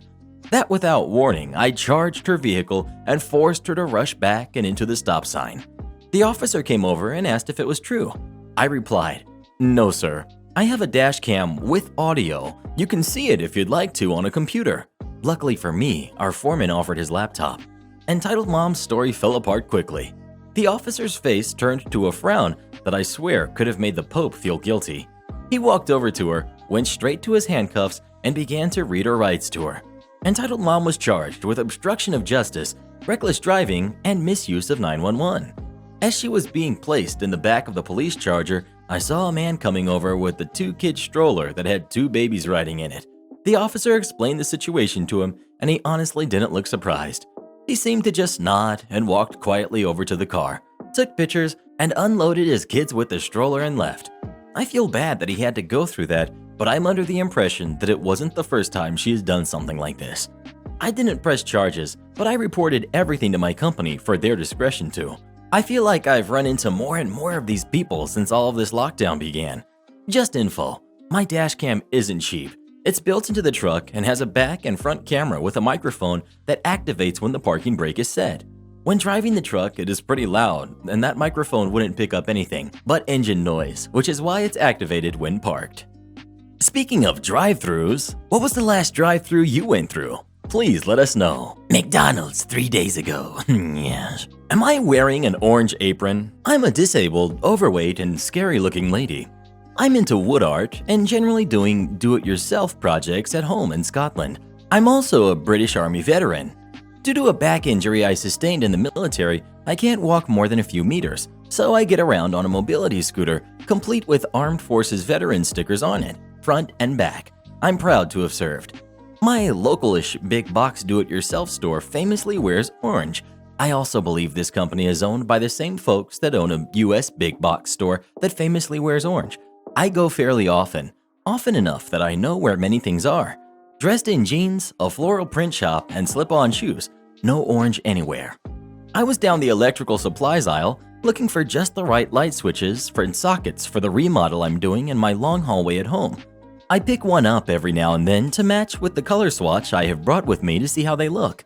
Most of them I put directly back on the hook I picked it out from, and the others go in this basket on the footplate of my scooter. Also in the aisle is an old man. I'd say he's probably in his 80s. He's looking at the shelves, but seemingly rather confused. Being nice, I ask him if he's okay. That's mistake number 1. He tells me he's looking for an adapter so he can plug in his electric toothbrush to charge. I know exactly what he needs and show him exactly where they are. Mistake number 2. He smiles and gives me a grateful "thank you," and off he goes happily with his adapter in hand to the tills. I feel good. I've helped someone out. So, I go back to my own shopping, or at least I try to. Excuse me. I turn to see a young man with a handful of different switches. Which of these should I use for an internal switch for an external light? I look as I'm feeling chuffed with being able to help. Mistake number 3. I point to one that has a light on it so you can see when the switch is on. I'd probably use that one, so you know if the light is on or off if you can't see the light itself. He smiles happily, dumps all the other switches on a shelf, and starts looking at other items on the shelves. So I go back to my own shopping, or at least I try to. Again, enter Karen. Excuse me? Mistake 4. Yes, I reply. Where do I find that stuff to put on walls to fix a hole? Me. It's down the other end of the store, somewhere near the painting supplies, somewhere near the tills. Yes, but where? And which shelf? Not sure. Just take a look down there. A member of staff might be able to help better. Karen. I need you to show me. Sorry, just look down there. I'm about to pay for my shopping. But you need to show me. I don't know the right stuff. Me. Look down there. There's a big banner by the right aisle. There may be someone there who works here. But you work here. It's your job to help customers. Show me where it is and what I need. Me, getting annoyed now. It's not my job. I don't work here. Am I wearing an orange apron? Ask someone wearing an orange apron. They will help you. I start trying to roll my scooter forwards towards the tills. Karen, faster than a speeding bullet, steps directly in my path, only an inch or two in front of me. Now, these scooters are heavy and solid and won't take damage from hitting an ankle. There was absolutely nothing I could do to stop quickly enough. Karen shrieks. You hit my leg. You tried to run me down. Ow! And the tears flow. Her shriek alerted a couple of staff members who come running. She ran me down. I want the manager. I want police. I want an ambulance. I want her fired and arrested. Then a mature-looking man in a suit with a large orange badge with his name and the word manager on it comes running up, also alerted by the shriek and shouting. He, manager, asks what happened. Karen. Your assistant in the lazy cripple chair? Yes, really. Tried to hurt me. I want her arrested and fired, and I'll sue the store for my injuries. Manager. What assistant? This lady doesn't work here. Yes, she does, and she tried to run me down. My ankle is probably broken. Note, she's still standing, stomping around, shouting, and generally not behaving like someone with a broken ankle. Maybe a spoiled toddler though. Me. She asked me where something was. I told her where to look. She got demanding and started behaving like a spoiled kid, and then deliberately stepped in front of me when I went to leave. No way I could stop in time. Liar! You do work here. I saw you helping 2 people. Him! Pointing at the young man who stopped to watch the commotion. Me. Yes, I helped. Out of the goodness of my heart because I'm a nice person. That doesn't mean I work here. Young man. Yeah, she was nice enough to help me. I asked her because I saw her helping out an old bloke. I knew she didn't work here. Manager. Yeah, she doesn't. Let's go back to the office and talk about this. Then we'll see what needs to be done. Karen. And you'll call the police and an ambulance and fire her. So off we go to the office. Karen remembers her broken ankle and starts putting on a deliberate limp on the wrong leg, moaning all the way to the office about her broken ankle. In the office, the manager invites Karen to sit. I'm barely in the office as my scooter doesn't have the turning circle to get further in. Manager. Let's start with the CCTV and see what happened. He turns the CCTV monitor around so we can all see it. He presses some buttons and runs the video back to where I ride into the aisle. I'm seen looking at products. I'm seen talking to the old man.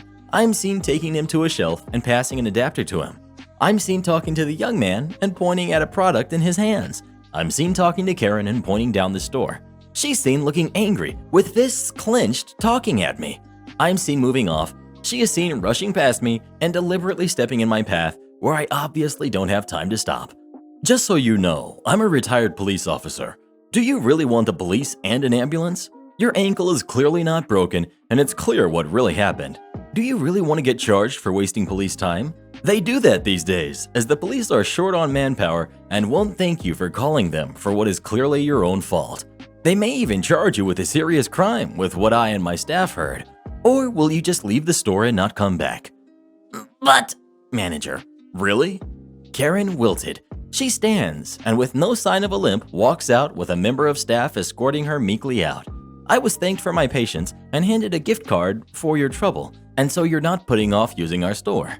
I paid for my wares using my gift card, which covered the whole cost, plus some more credit remaining on the card for my next visit. I may not help anyone next time though. To clarify a couple of points. Firstly, yep, I think I'm scarily ugly, but only physically. I know this because I have a mirror. Halloween has nothing on me. Unfortunately, I need to look at myself when I brush my hair or put my makeup on. Otherwise, I'd ban mirrors from my home. Inside though, I think I have a good soul. I'm not always perfect, not always kind.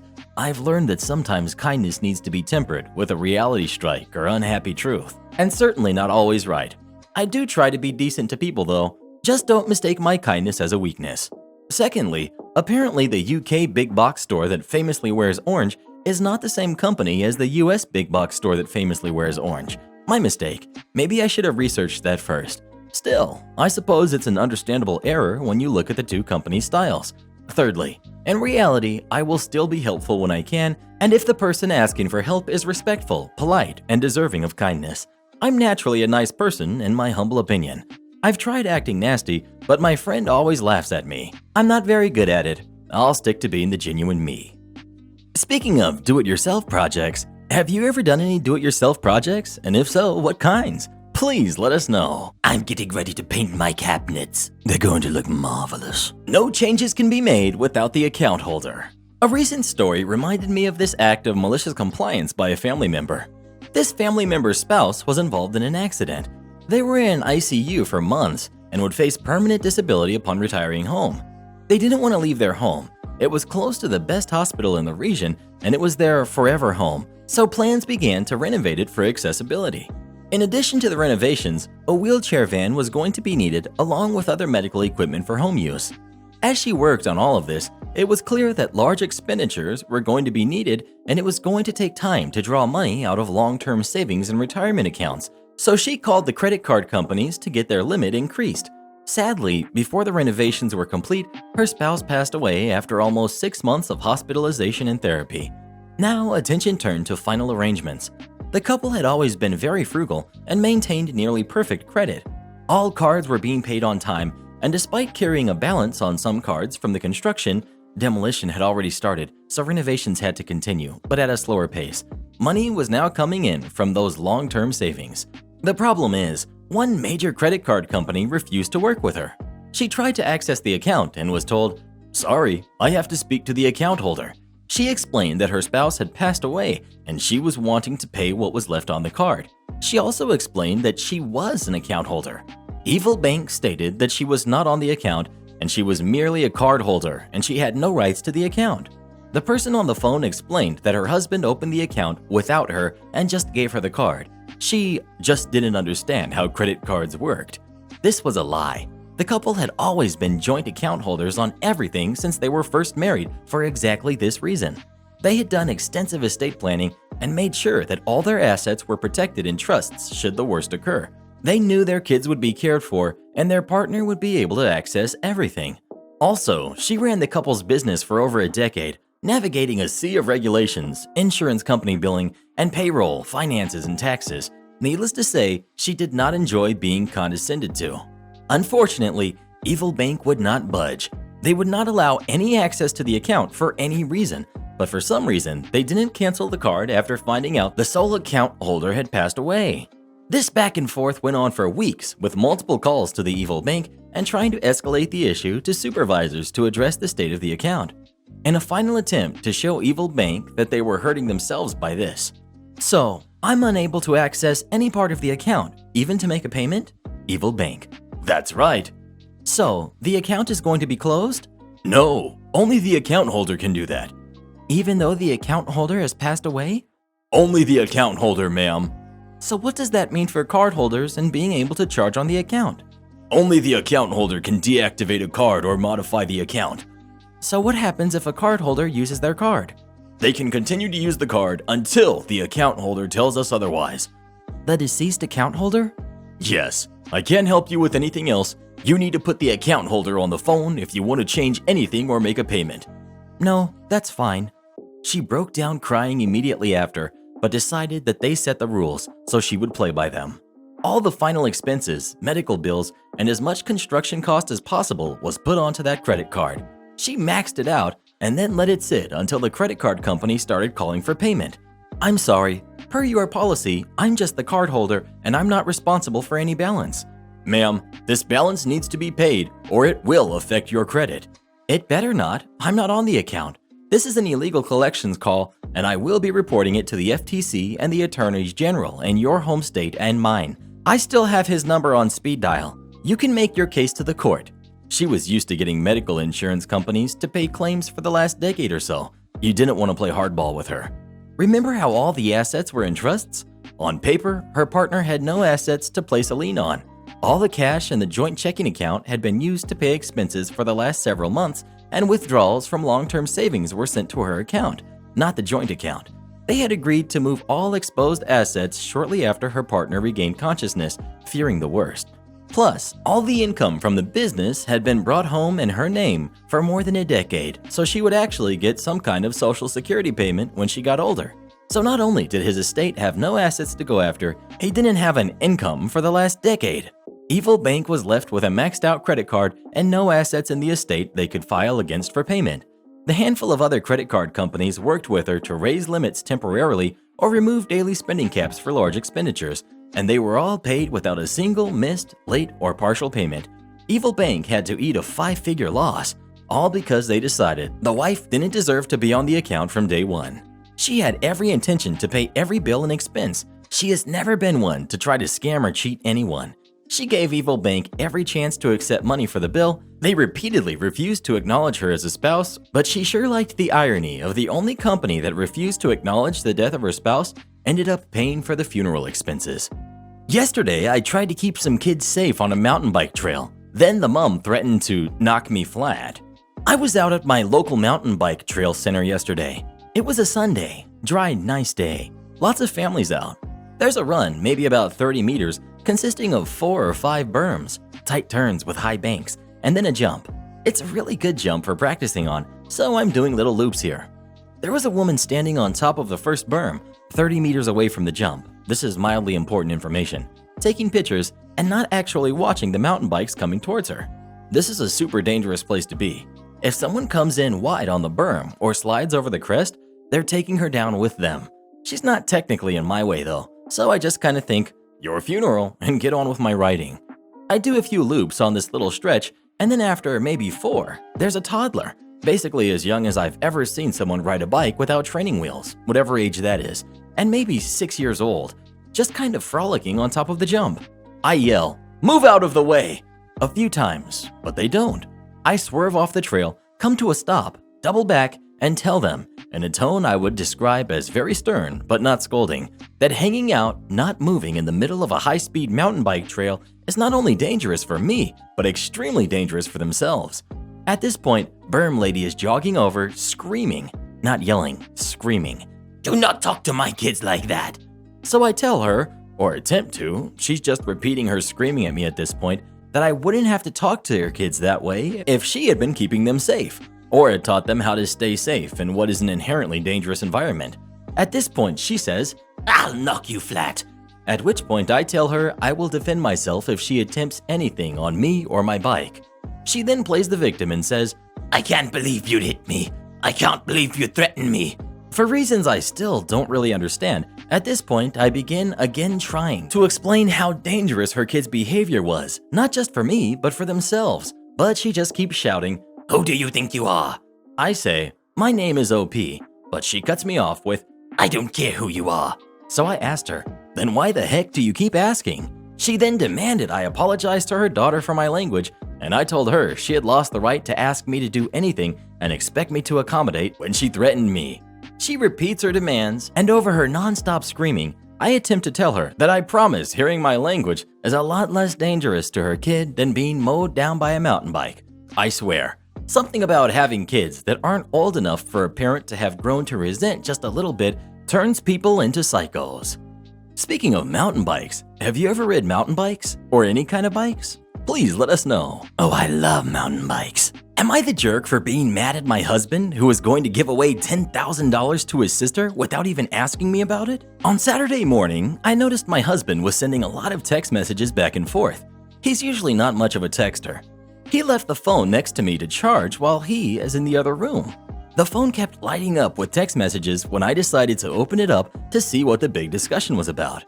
I know some couples view it as a big breach of trust to read through a significant other's phone, but my husband and I do it regularly, so this was not a huge invasion of privacy on my end.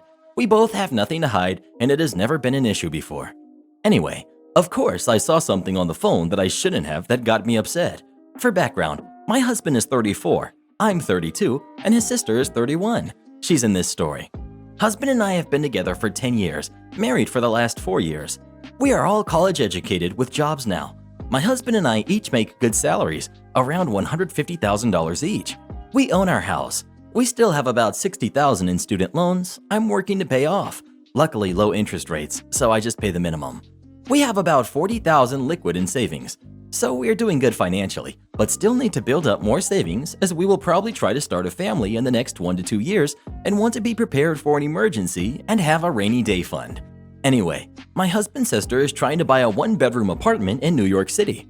I saw in the text messages that my husband offered to give her $10,000 for her down payment. The money in our savings is our money. Our bank accounts are 100% combined. My husband manages 99% of the finances because I prefer not to deal with it. However, it is understood we consult each other regularly on major purchases. He did not ask me if I was okay with him giving this money to his sister. She didn't ask. He offered.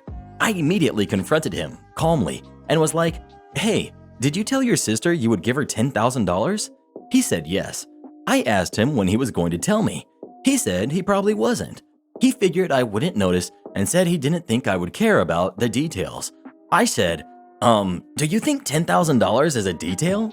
He said, no, that is a lot of money. I should have told you about that. Are you okay with it? I said, no, I don't think I am. Anyway, we decided in that moment not to give the money. He said he would tell his sister and she would understand. He wanted the issue to go away after that. But I'm still mad. I said this was a big breach of trust. I let him control all finances because I trust him to never, ever take advantage of my ignorance. Shouldn't you be able to trust your husband? So now, I don't have that full amount of trust I had before, and I want to open my own bank account, which frankly, I should have anyway. But am I the jerk for being totally upset and feeling betrayed about this? I grew up poor, and $10,000 is a ton of money to me. I mean, to most people, right? I am horrified he would consider gifting it away and not even telling me. Edit. Good lord, this blew up. Thank you to all who have taken the time to respond. There are a few questions being asked over and over again that I figured I could address up top. I really appreciate everyone's thoughts. We don't check each other's phones because of trust issues, but I understand why some of you think this is the case and why it signals a bigger issue. I'll try to explain. My husband and I are very close, share everything, and think nothing of picking up the other person's phone and reading a few recent text messages, especially if we're seeing what's up with the other person's family or it's a mutual friend. We do not read each other's phone with the intent of seeing if the other person is cheating or lying. We just do it because we are nosy. I'm just trying to say the fact I checked his phone wasn't a trust issue. I've picked up my mom's phone and read a few texts to see what she's talking about with my aunt, for example. Or another example, my husband is on a big group text with like 20 people in his family. I've read through this just to see what's going on with everyone. I know we should have more in savings. We're working on it. I graduated college with a very expensive monthly student loan bill. I lived in New York City for the first few years after college, spent a ton on rent, making $50,000 to $60,000 a year, and was not able to save a lot of money in my early years. New York City is expensive. Then we moved across the country. That was at least $8,000 in moving expenses. I've had jobs in the past where I received a big annual bonus at the end of the year. A lot of this cash and savings from the past was used for our wedding and a down payment on our house.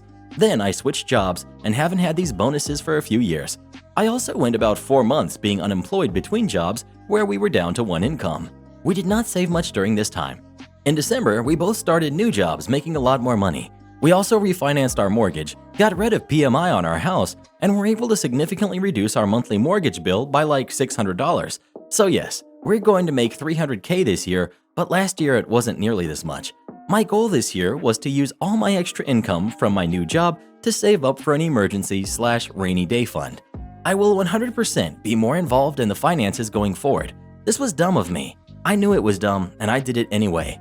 My mom told me it was dumb and I didn't listen. I've always had access to our money and accounts. I just logged in today. I just didn't monitor it regularly. He did all the bills and paid taxes. I just worked and let the money flow to our savings account. I have a hands-off approach with money in that regard. I have a decent idea of how much money we make and spend and save on an annual basis. However, when it comes to monthly expenses, credit cards, etc., I let my husband handle that. I will be more involved moving forward.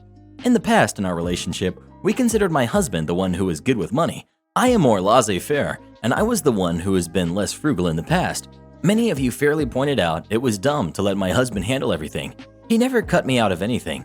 My thought process was, my husband is very good with money, and I trust him completely to handle all of our finances. I'll be more involved going forward. My father-in-law is helping my sister-in-law with a down payment on our house. I knew this, however, I didn't know my husband was also thinking he would help her with this. Regarding the money for a one-bedroom New York City apartment, she's looking at a one-bedroom apartment somewhere out in Queens for like $350,000 to $400,000. She was probably going to get like $40,000 from her father for the down payment. I think my husband just wanted to pitch in and help her out a bit more. He did feel bad about this, but he was 100% honest with me after I confronted him. I think he wanted to step in like a caring big brother, saw his dad offering money, and he wanted to help her too. I think he made the decision to give her the money impulsively. I did not immediately say we can't give his sister the money. When I confronted him, he immediately asked me if I was still okay to give the money. I did think about it and decided while we have a bit of cash right now, we need that for emergencies and are financially not in a position to be giving away $10,000. Our lives are just beginning. We are going to have kids and their college expenses and need to retire someday. I asked him if we have to give her the money now, if it was a promise and she was counting on it. He said no, absolutely not, and his sister and father would understand if he said he couldn't give the money anymore. Also, I'm due for a bonus at the end of the year, and I told him maybe in January, when I find out what that amount is, we can consider helping her, but we don't know when that is going to be. Also, I did not grow up in poverty. I just grew up poorer than I am now. My mom, brother, and I grew up on my mother's teacher's salary. We always had food on the table, but money was tight, and my mom was, and is to this day, terrible with money. So I'm just scarred from that a bit, and really value the security I have today. Final edit. The first thing I did today was check our bank account. I logged in, no problem. He never cut me out of anything. I know I said he manages and controls the finances, but what I meant and should have said is that he pays the bills. I have open access to everything. All our money was there, nothing crazy happened. When I got home from work, I sat down with the husband over dinner. Told him we needed to talk through this and make sure we are on the same page. We agreed he was a moron and made new rules for why this can never happen again. Agreed we will discuss any purchase over $500, no exceptions. He listened and apologized and explained his side of the story. Maybe I'm an idiot, but it does add up. I don't think he is a nefarious liar. He has a big heart and wanted to help his sister. He was still wrong, he still messed up, but I can forgive this. Basically, yes, it was a red flag. I'll learn from this, but I don't think I need to hop off a sinking ship into a lifeboat just yet. I promised to be more active in the finances. I'll make sure he knows that I'm watching everything. He promised to make it easier for me by compiling all accounts into one place, etc. Am I the jerk for calling the police on someone who parked in my driveway? Last Saturday, our neighbors had a yard sale. There was a decent amount of people that stopped by, and they were fine parking in my neighbor's driveway. We live on a very busy street, so parking on the road is a nuisance as there is no shoulder and people tend to drive well over 35 miles per hour speed limit that is posted. To be clear, it is very obvious that this is our driveway on our property. We do not share an easement with the neighbors, so this person purposely pulled into our driveway because the neighbors was full from other people at our yard sale.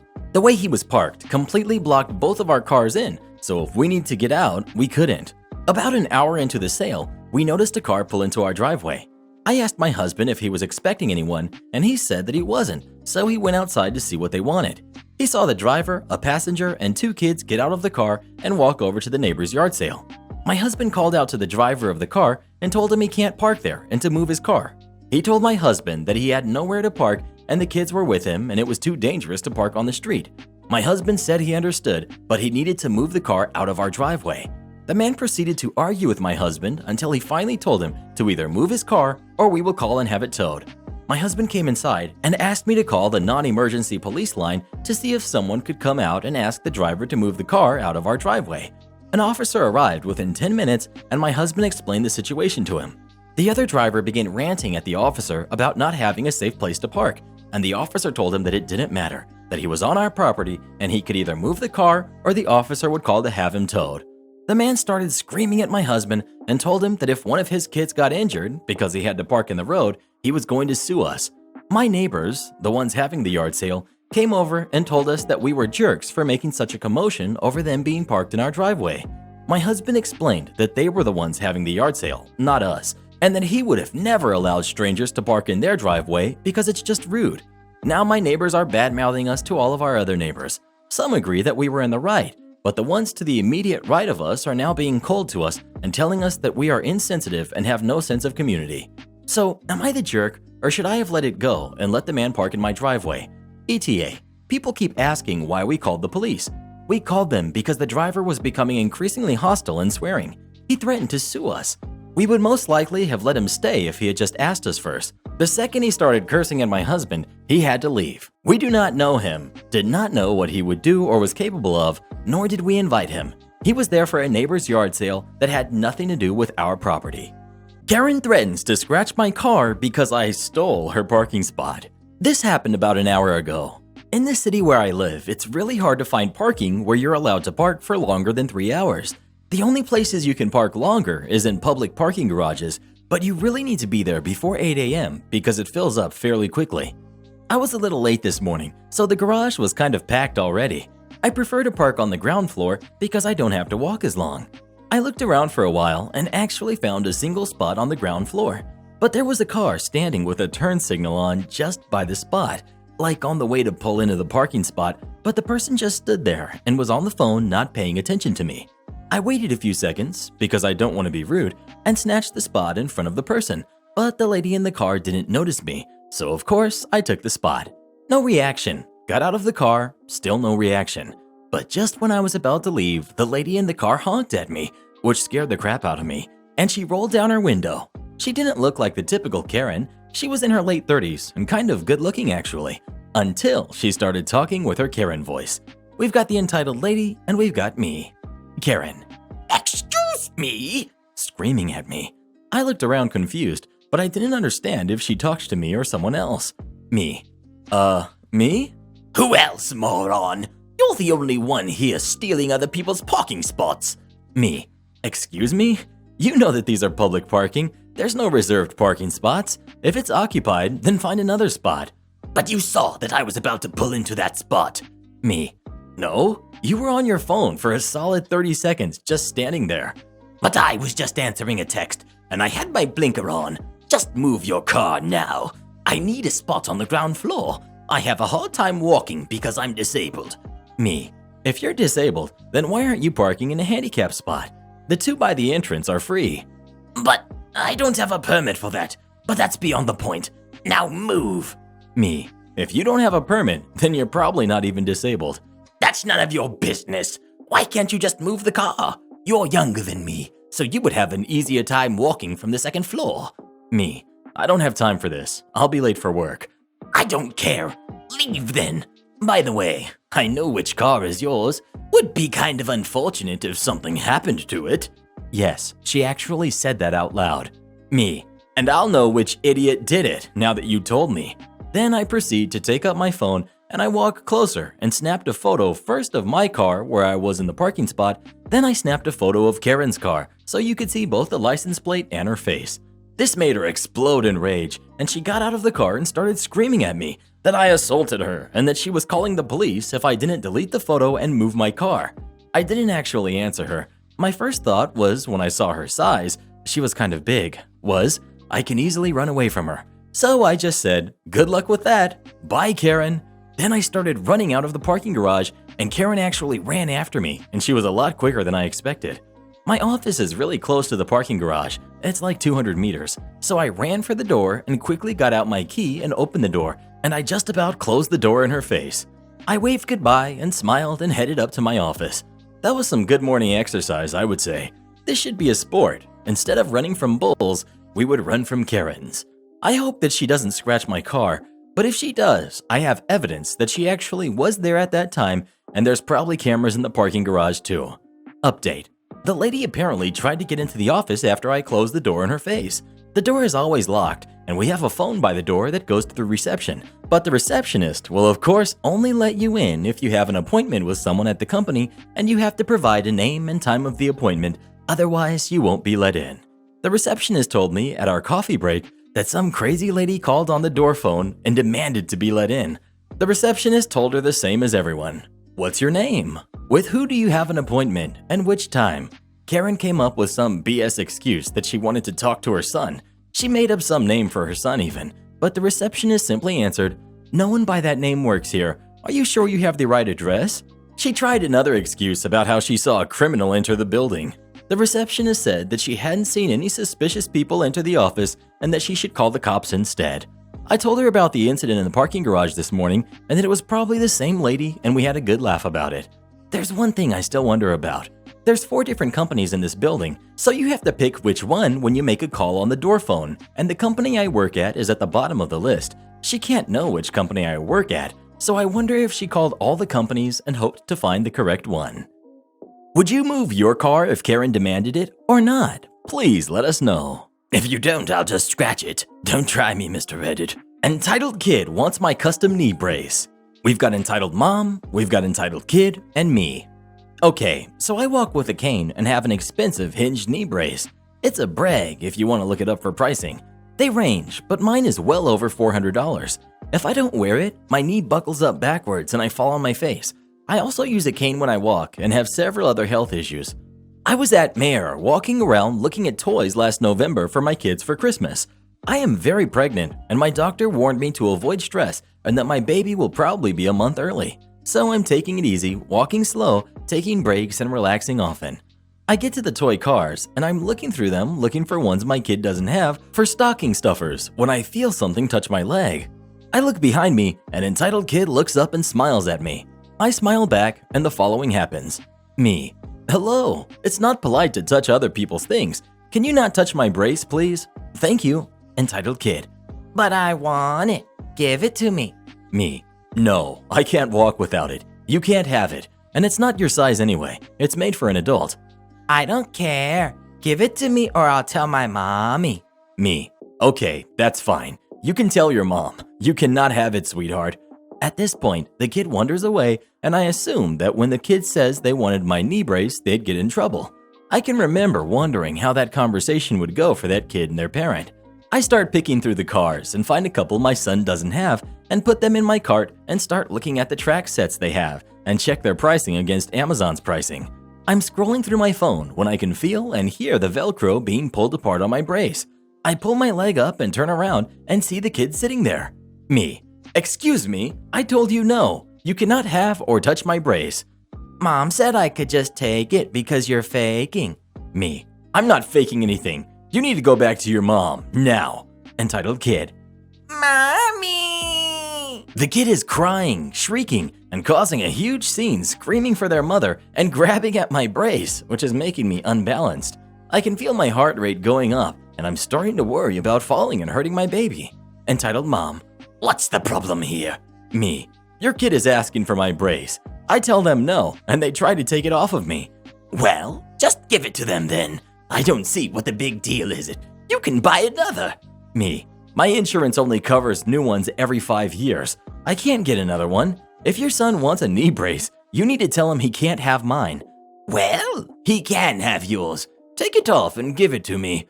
The entitled mom steps forward and bends over and starts trying to undo my brace. I kick her away and she falls down. It wasn't a hard kick since it was my bad side, but enough to know I mean business. Me. No! Help! Don't touch me! Entitled Mom. You kicked me! You kicked me! Someone call the police. I will have you arrested for this. Now a crowd is forming and I'm crying and my brace is half undone around my leg and sagging, giving zero support.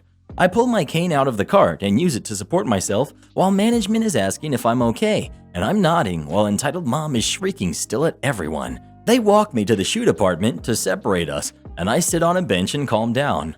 The next thing I know, a cop is asking me for my brace I stole. I explained I didn't steal it, that it's mine, and that some woman and her kid were trying to steal it off my leg.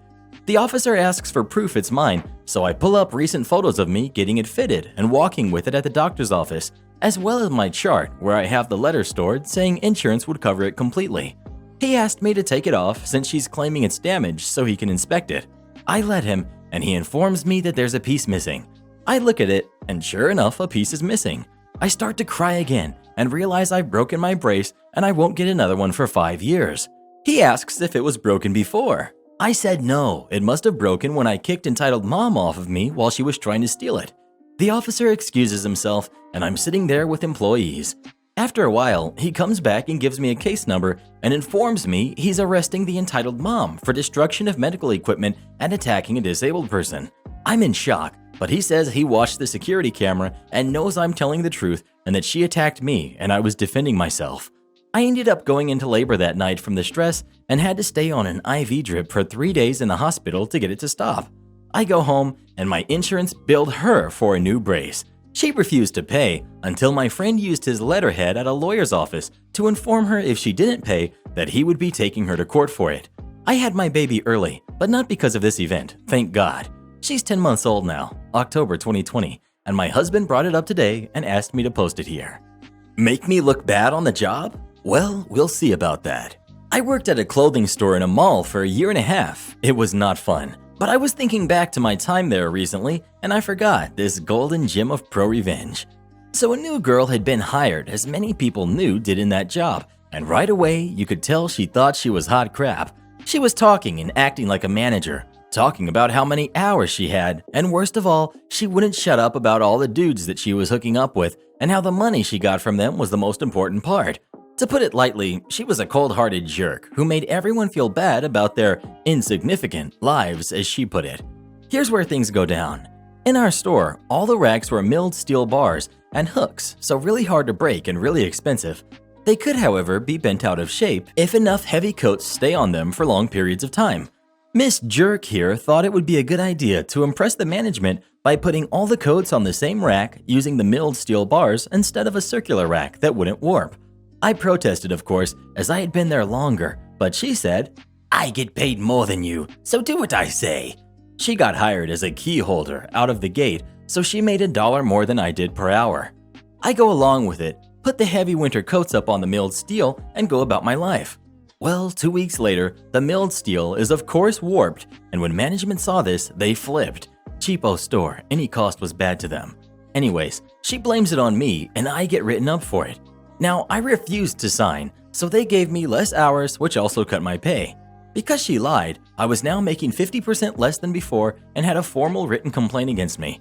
To say I was ticked off wouldn't even start. So I devised a plan to get back at her. You see, the drywall on the center pillars had sustained water damage from an early melt earlier that year, making them extremely soft.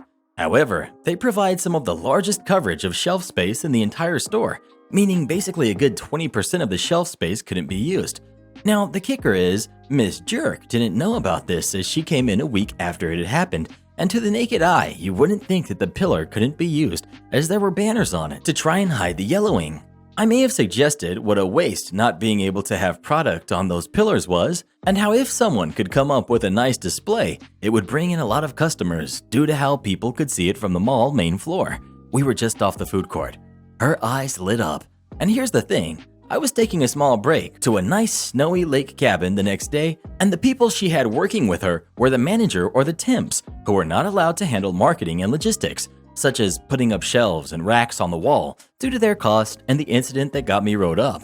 Now I knew she wouldn't want the managers to see it because she wanted all the glory from it. She wanted to show to our 3 stores in the mall that her store was the best while the managers weren't around. So she, being with a temp and them not being able to put up shelving, put the heavy winter clothing on milled steel racks attached to the soft drywall pillars. Within a week, the drywall on the pillars collapsed and ruined $500 worth of product. Now, she tried to shift the blame on me, but I was away for the whole week, so it could not have been me because obviously that couldn't happen if I'm in the forest hundreds of miles from civilization. So no dice there, and she promptly got charged with the repair, demoted to sales associate, and written up for what they finally realized was not just this, but the one they wanted me to sign. The repair was $2,500 plus the $500 stock that got destroyed when 40 pounds of drywall came crushing down on it. But I wasn't done yet. You see, our manager in our store specifically was pretty chill and she's still a personal friend to me. She had a group chat so we could talk off hours and keep up to date. Now, as I mentioned before, she wouldn't shut up about all the men that she was playing and how the only thing that mattered was the money. And boy, oh boy, did she use the group chat to say a lot of this. Sometimes one of these dudes would come around and take her for lunch. Let's just say, when she was in the back for a little while finishing something up, that I let them see the text channel if they promised not to let her know I told them. So often they'd go on their lunch date, and after 1 or 2 days, she'd be down a man. Finally, this boiled over when one of them took her phone, saw how many guys she had been using for money, and messaged all of them about how much of a lying cheat she was. After 2 months, her fountain of man money dried up, and now demoted to a sales associate, she didn't have the money to spend on all her lavish nights out or designer clothing. She eventually moved up to another store for more hours and stole money from the till, causing her to get fired. A fitting end to a backstabbing ice queen, I think. I eventually left that job after half a year later to pursue my current job. Edit to clear things up. To those saying that charging an employee for repairs is illegal, 100%. However, she decided to instead take a pay cut until it was paid back and keep her job rather than be fired. Minimum wage here is $15 an hour, so she took the cut down to approximately $12 in order to pay it back.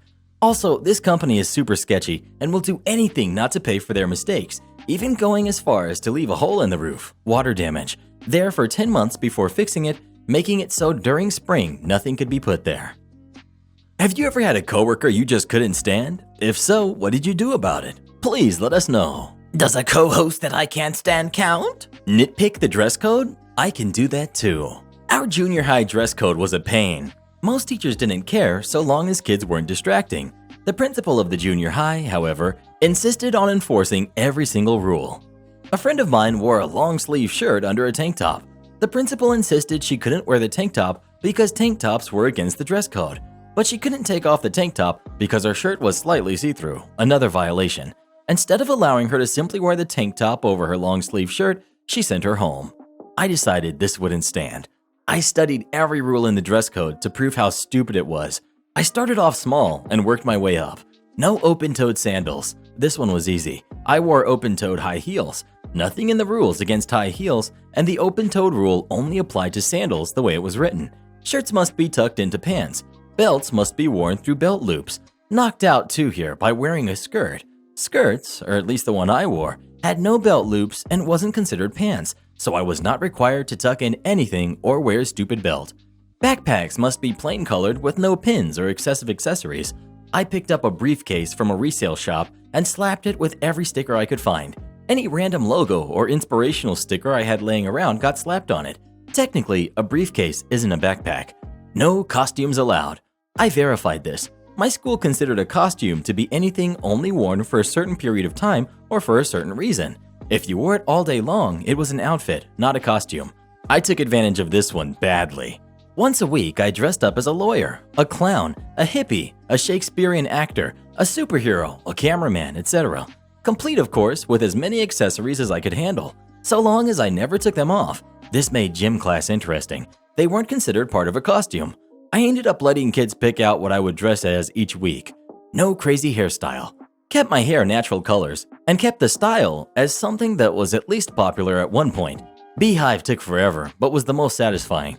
Bonus points if I could find pictures of adults who were still wearing their hair like that currently. Shirts are not allowed to have logos or print, only patterns and consistent designs. Consistent designs was my loophole here. No print? Fine, but consistent print made specifically to look like a design? At this point, the principal was going mad and she didn't let this one slide. She insisted I change, which I expected. Gym shorts must reach students' knees, or be at least as long as their fingertips. Guess whose fingertips reach about 3 inches below their waist? I started wearing the short shorts, but my shorts were still longer than my fingers. I even offered to change back into my other clothes. At this point in the year, we were almost done with school. Other kids were following my lead and were driving the principal mad. I decided to kick it up a bit further. I attacked what should have been the most basic rule. No sunglasses. Rose-colored glasses aren't considered sunglasses because you can easily see through them. Still, the principal jerked them off my face and insisted I wouldn't get them back until the end of the day. No tank tops. I wore a dress with spaghetti straps. It wasn't a shirt, so I wasn't breaking a rule. Belts must be plain with no dangerous materials. Plain it must be, so plain I went. I wore a shoestring as a belt. I wore a braided yarn string as a belt. I even wore a spandex band sewn to my pants as a belt. No Crocs. Crocs are not the only rubber shoe, my friends. I found every off-brand Croc I could get a hold of. Finally, at the end of the year, I wore one of my most outrageous outfits. I wore a dress, think bathing suit cover-up, over leggings and a shirt that barely classified as a t-shirt. I wore shoes with a 4-inch cork heel. I had on fake glasses, no lenses, and a 4-inch wide headband. I wore bangles up to my elbows and anklets on each foot. I had a box to carry my books in that was decorated with blinking battery-powered fairy lights. I walked right up to the principal and gave her a smile. Kids paused to see what would happen. I waited to see what she would say. We had had this conversation all year. She would point out the rule I broke, and I would prove how I didn't. She sighed. Principal: Fine, but if even one teacher says you're distracting to the class, you change clothes. We shook on it. Only thing I had to ditch was part of the bangles. They kept clanging while I wrote. In the end, I ended up getting the dress code rewritten and amended, and the principal implemented a new procedure where dress code violations were not sent home. They were noted, and students had to wear a piece of duct tape indicating the specific violation. If you forgot a belt, you put a piece of tape on a belt loop. Kids only started to get in trouble after 3 dress code violations in the same week. Since she lightened up on the dress code and how harshly it was punished, she stopped having trouble with kids breaking it all the time. It worked out for everyone. Edit, because everyone keeps asking for photos. I'm going to look, but this was several years ago. I'm done with college now. And besides the fact we didn't take a lot of photos because this wasn't exactly an odd thing for me to do. We've also had several hurricanes and floods that ruined most of my childhood evidence. If photos proved my life, I was born at 18. Have you ever had a dress code that you didn't agree with? If so, what was wrong with it? Please let us know. As long as I can wear my live, laugh, love shirts, I'm good. Am I the jerk for refusing to attend any celebrations in my family because of something that happened when I was a teenager? My elder sister had terrible depression while growing up. We were polar opposites. She was very introverted and struggling, while I was an extrovert and had a ton of friends and had it easy in high school. After a bad spiral, my sister broke down and cried to my mom about how easy I had it and that she loathed herself more because of me. My parents were very worried that she was going to do something drastic, and their solution was to have me stop hanging out with my friends. Outside school, I wasn't allowed to hang out with my friends. I would text/call them, but I couldn't meet them. My elder sister loved this, and she kept saying how me not rubbing her face and the fact I am better than her is helping her mental health immensely. So during the ages of 14 to 18, I wasn't allowed to have friends outside school. During my birthdays, my mom used to not celebrate because she felt me having too much fun would affect my sister.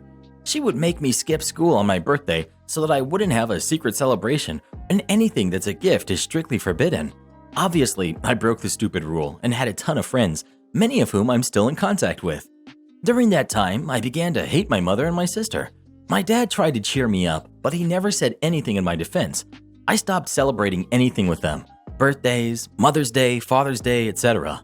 Whenever they asked me about it or accused me of not bothering, I would just say that I didn't get anything for them because I didn't want to upset my elder sister. I got a full ride to college and didn't speak to any of them after that. 5 years later, my dad fell sick, and I responded when they reached out. I started speaking to my mom and dad again. I refused to talk to my elder sister. She's still miserable and bitter and very, very alone, and I would like to be as far away from her as possible. I have still not celebrated anything with them. A few months ago, my parents had their anniversary, and I didn't wish them or get them a gift. They asked me if I wanted to come for a small dinner with close friends and family, and I just replied, I don't want to upset anyone by celebrating something. My mom was really mad. She told me that I either need to forgive them or just go no contact again.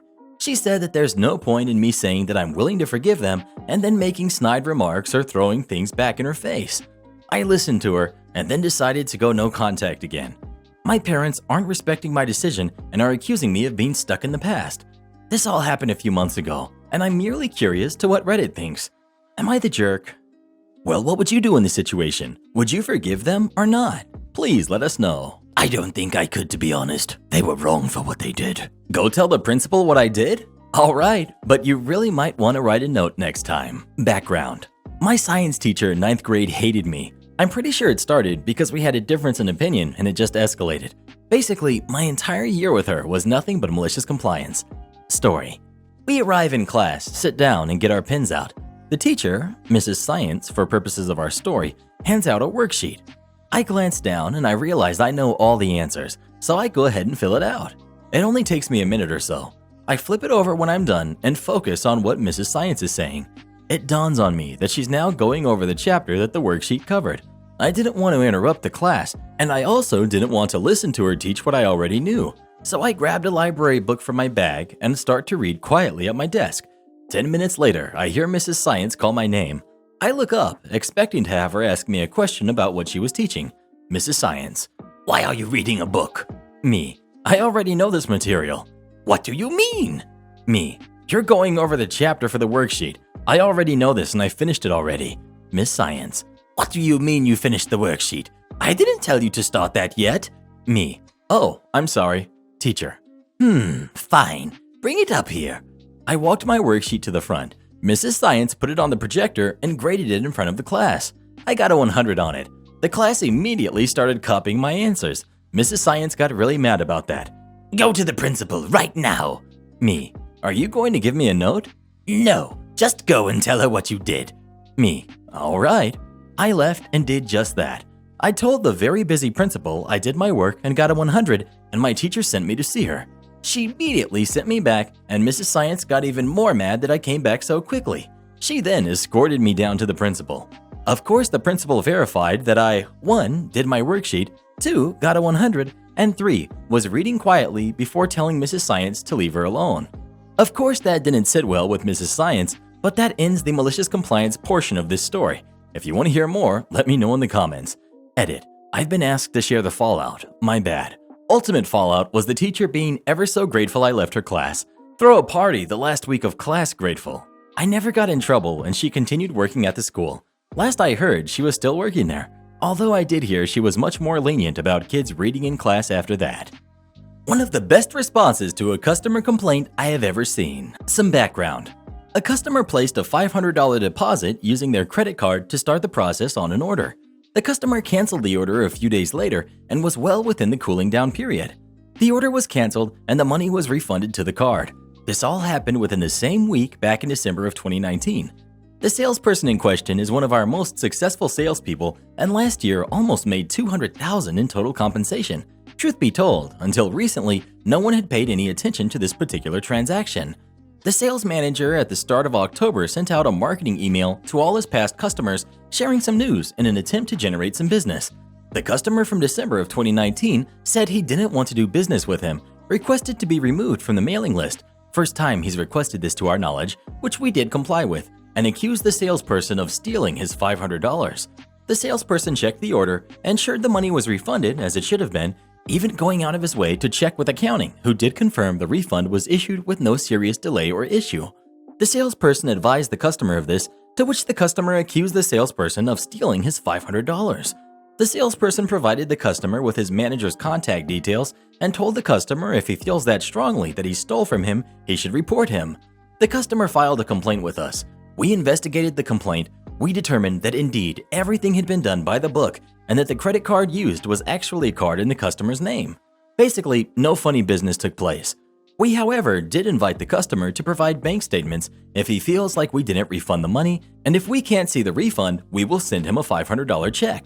Generally, when we do this, the customer goes back, sees that we did indeed refund the money, but they didn't notice it. The customer rejected our response and demanded he be compensated and threatened legal action, over $500. It was escalated to our regional VP, who reviewed the details and came to the same conclusion, to which the VP wrote this email.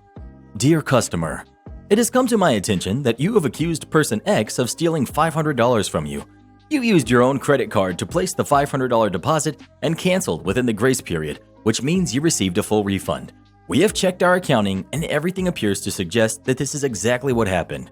We have invited you to provide evidence if you disagree with this statement and even went so far as to say if you can provide that the money was never returned to you, we would mail you a check in the amount of $500. You have failed to provide any evidence supporting your claims. Also, Mr. Salesperson is one of the most successful sales professionals in our organization and has over a 15-year track record of proven success. Mr. Salesperson has one of the highest customer satisfaction ratings in our organization by a substantial margin. In addition to it being impossible for our salesperson to steal customer deposits, our system simply does not allow for that. The fact that you have accused him of stealing your deposit with no evidence to back up your claim is disturbing. In response to this, you have decided to threaten us with a lawsuit. I've spoken to our lawyers, and they have advised me if you wish to pursue legal action, you should have your attorney contact them. The contact details are below. Furthermore, I have made the decision to blacklist you from ever being a customer of ours again. Please note, any responses to this email will be forwarded to our attorney. I wish you all the best. I translated the email. It wasn't written in English, but I printed out the email and showed it to our salesperson and told him to block the customer's email. Karma with extra spice. Bit of background. I'm a full-time student right now, but previously I was managing a clinic which had two separate businesses running out of the same space. I own shares in one of these businesses, with who I will call MD because he's a medical doctor. I ran around the office all the time doing my jobs it took to be a medical office assistant and manager, plus helping with my other related business operating out of the same space, which had two nurses working out of one office. Different salespeople and company reps come through all the time, and I didn't feel the need to get involved with them unless I absolutely had to, because I was ulcer-inducing busy. There was one lady, we will call her Karen, who wanted to open a particular business, which I will not identify because it would make the story too identifiable, in the space next door. She made a point of introducing herself to the nurses and MD, but to the administrative staff and me, she was really snarky. She spoke in a very condescending voice to anyone but the doctors and nurses, and also did it with a big phony smile and slow words, which made it worse. I remember she would always say to the receptionist with this super sickly sweet but patronizing tone, "You don't remember who I am, do you?" I mostly noticed in passing while running around getting work done. She had asked MD about potentially joining our building together. It was one building in which we had half and she wanted to rent the other half, which was separated by a locked steel door and had entrances from the street for both, so that it would be almost a guarantee that our patients would go to her business. We discussed and immediately agreed that it was totally unethical for us to push patients towards any particular business. We can't control who rented the space unless it was undesirable, but we certainly weren't going to recommend a business we didn't have experience with or, heaven forbid, influence patient autonomy in any way. He wanted me to help him tell her this, as he's a non-confrontational sort, and she kept coming back to talk to him and he wanted backup. I figured it was also a good reason to have lunch across the street, because sometimes you need to get the heck out of the office. So I made reservations. Everyone else had gone to lunch, so I was sitting behind the front desk just after 12 p.m. shuffling papers, waiting for Karen to come in for what she thought was a lunch date with MD. He was finishing up some things in his closed office. Karen, in a voice dripping with condescension, "You don't remember who I am, do you? I'm here to have a business meeting with the doctor." Me, pretty upset, but wanting to drag this out because the comeuppance would be sweeter. "Yup, MD knows you're coming, and there are reservations across the street for 12:15. He's just finishing up something in his office that's pretty important and will be out in another 5. Karen, exactly like you would talk to a small child and showing me the time on her phone. "You need to tell him I am here then, so we can go to the restaurant. It's 12:03 now." Me, yeah, I don't think I'm going to do that. Karen, very offended by what she thinks is an inferior being uppity. "Well then, I will just phone him myself." I basically just ignored her while she tried to phone his cell, which he didn't answer. He came out 5 minutes later, and Karen swept up to him and gestured at me. "This person didn't tell you I was here, but I guess now I can tell you." And then laughed like she said something funny. ND, coldly angry and visibly offended. "I wouldn't dream of making a decision without the advice of my business partner. I'm hungry, so let's just go and get this over with." Her facial expression was pretty satisfying when I led us all across the street for an amazing lunch. I almost felt sorry for her by how hard she sucked up to me through all of it. Entitled mom tries to take control of our fire truck so her brat can ride in it. Little background. I'm an EMT and a fire cadet at my city fire department. Basically, I just provide some small assistance on medical calls and observe for others, such as vehicular extrication, working fires, etc. Yesterday, I was on shift with our squad. For those who don't know, the squad is a truck that only carries tools for all sorts of emergencies.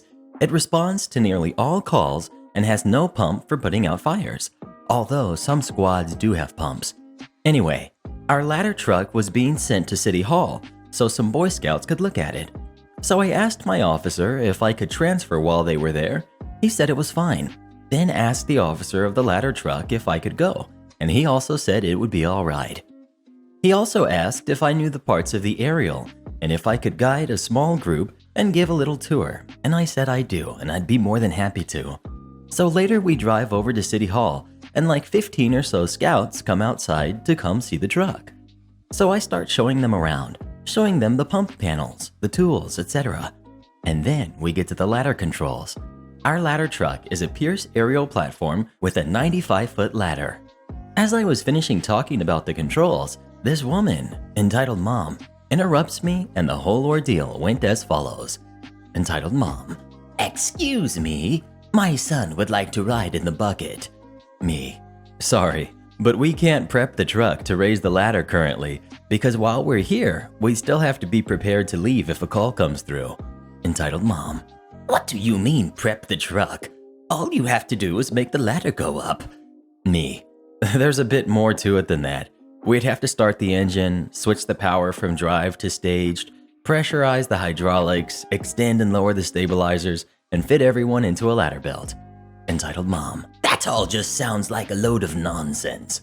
Well, maybe to you, but honestly, it is a lot of work to raise the ladder, and I'm also not authorized to operate it. Well then, who is? Why are you even here if you can't use the truck? I'm an EMT and a fire cadet. I mostly just perform EMS tasks and observe fire scenes. It says my title on my jacket. Well, duh, I can read. After a while of her talking very loudly, the officer comes over and asks if there is anything going on. I start to explain before entitled Mom starts yelling. "Your stupid cadet here says my son can't ride in the bucket." Officer: "Well, he can't. And I heard him already explain to you why he can't." Entitled Mom shrieks. "I am your boss. I am a taxpayer. I drive a brand new Lincoln, and I work for City Hall. You work to serve me." Officer: "You are not my captain or our chief. You have no right to give us orders."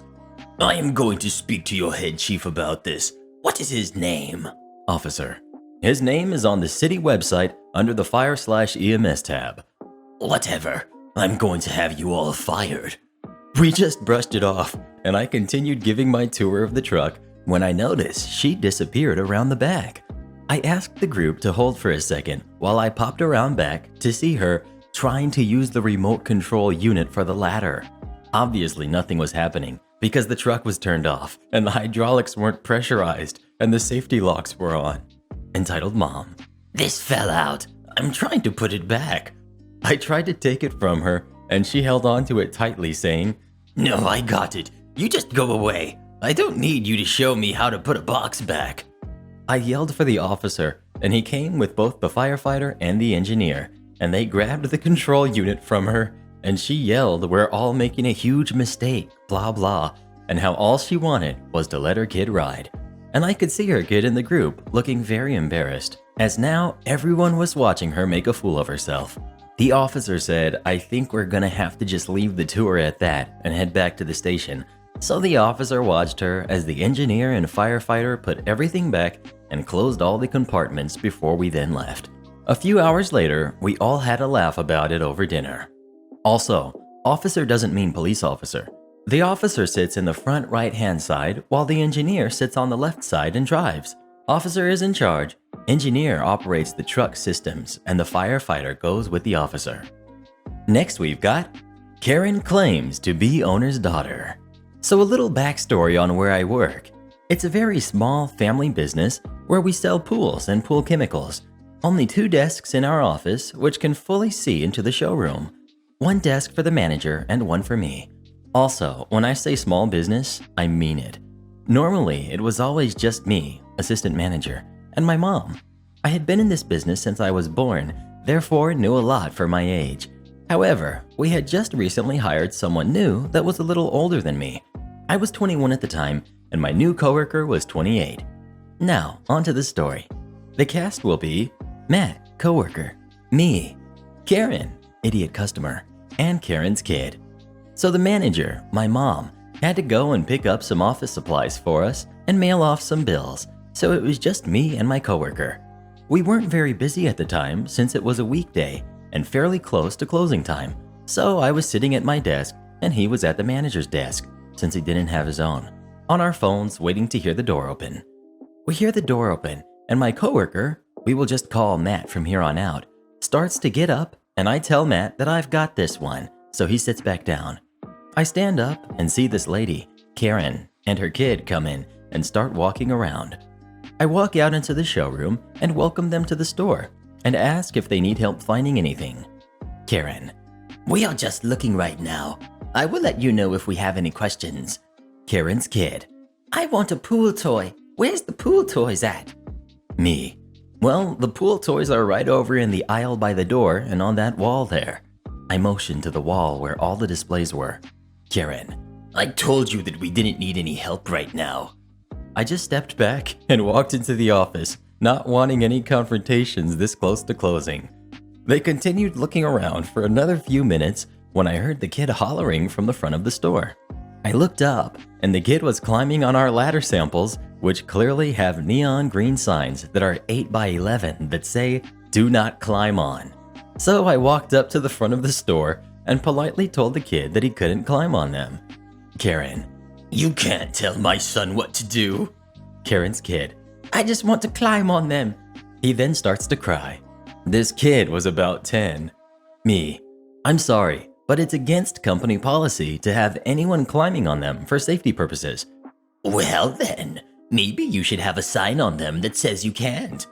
I point at the sign that says you can't. Well, you should have made the sign bigger. I'm not the best at containing my frustration, and when I get frustrated at someone, my sarcasm comes out with absolutely zero filter.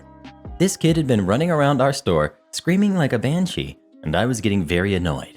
Me, under my breath: Well, maybe try using your eyes next time. What did you say to me? I said to look for a sign next time you want to let your son climb all over displays in a store, and I walked away. She continues walking around with the kid still crying until she gets to one corner where we have some Legos for kids to play with while the parents wait to have their water tested or be helped. Mind you, the test lab was closed and the area roped off with all the lights shut off to that corner. Kid is screaming. I want to play with those Legos. Karen: All right, just go ahead. I wasn't even in the mood to say no, as long as it stopped him from crying. Then he starts carrying them out from the designated area and throwing them down the aisles at our toy displays. I had enough of these little jerks because I knew I was going to have to clean it up. I've been told that I'm pretty scary when I'm angry too. Me to Karen's kid: You are not allowed to take the Legos from the play area. Please put them back where you got them from.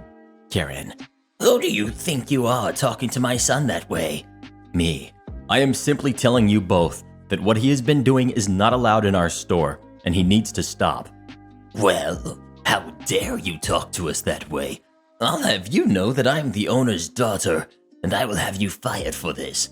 Mind you, the owners are my grandparents, and she sure as heck isn't my aunt. She walks up to the counter that looks into the office before I could say anything. Karen to Matt: Have you heard how your employee talks to me? He is the most rude employee I have ever seen in here, and as the owner's daughter, I demand that you fire him. Matt: Well, I can't do that. Why not? He is rude. I can't fire him because he's my boss. What? No, he isn't. You're lying to me. She's droning on and on. Now, we have an employee picture on the wall celebrating our business's 50th anniversary with everyone labeled in the picture, including the owners and all their kids. Karen finally shuts up and looks at me while I'm grabbing the picture frame off the wall. I slide it in front of her and point to my label. My name, assistant manager, with grandson underneath my name and title. Her face turned every shade of red under the sun. Me: So you mean to tell me you're a long-lost aunt of mine? Because if you're not, you can get the heck out of this store. She practically dragged her kid out of the store while trying to run out the doors. She kept pushing on our doors trying to get out. They're pull doors. Me, shouting to her: Maybe try to pull the doors, you dummy. Next we've got entitled customer angry that I charged him for soda. I'm a bartender in a place that gets a lot of weekly regulars, and they're sort of like VIPs at our place, so they get special pricing / discounts on certain things. One of these things is that they pay less for a soda and get free refills for it.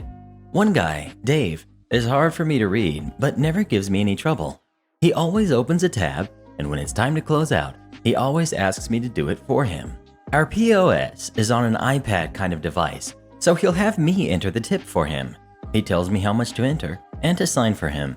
He always tips about an average and appropriate amount, which I appreciate. Last week, for whatever reason, he told me whatever 20% is, double it.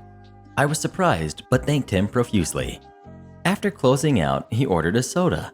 The guy never skips out on his tab, so when I told him how much it would be, he brushed me off and kept chatting with the other customers at the bar. This is not unusual. I wasn't worried, and I knew he'd pay me before leaving. Come time for him to leave, he says goodnight to me and says, "You were just kidding about the money, right?" I told him I was not kidding, wondering if he was joking. Nope. He starts making a big fuss about the fact that I'm charging him. "I thought we got free sodas." I said, "You get free refills, but the first one is at a discount for you guys." Then he continues making a fuss. "That's the price with the discount? That's ridiculous. That's so much for a soda. I can't believe you're charging me for that." I'm leaving out a lot of fluff because he really just kept going on and on. I felt my face getting red. I'm not good with confrontation and didn't know what to say, so I said, "I'm just doing my job." The part that bothered me most is what he said next.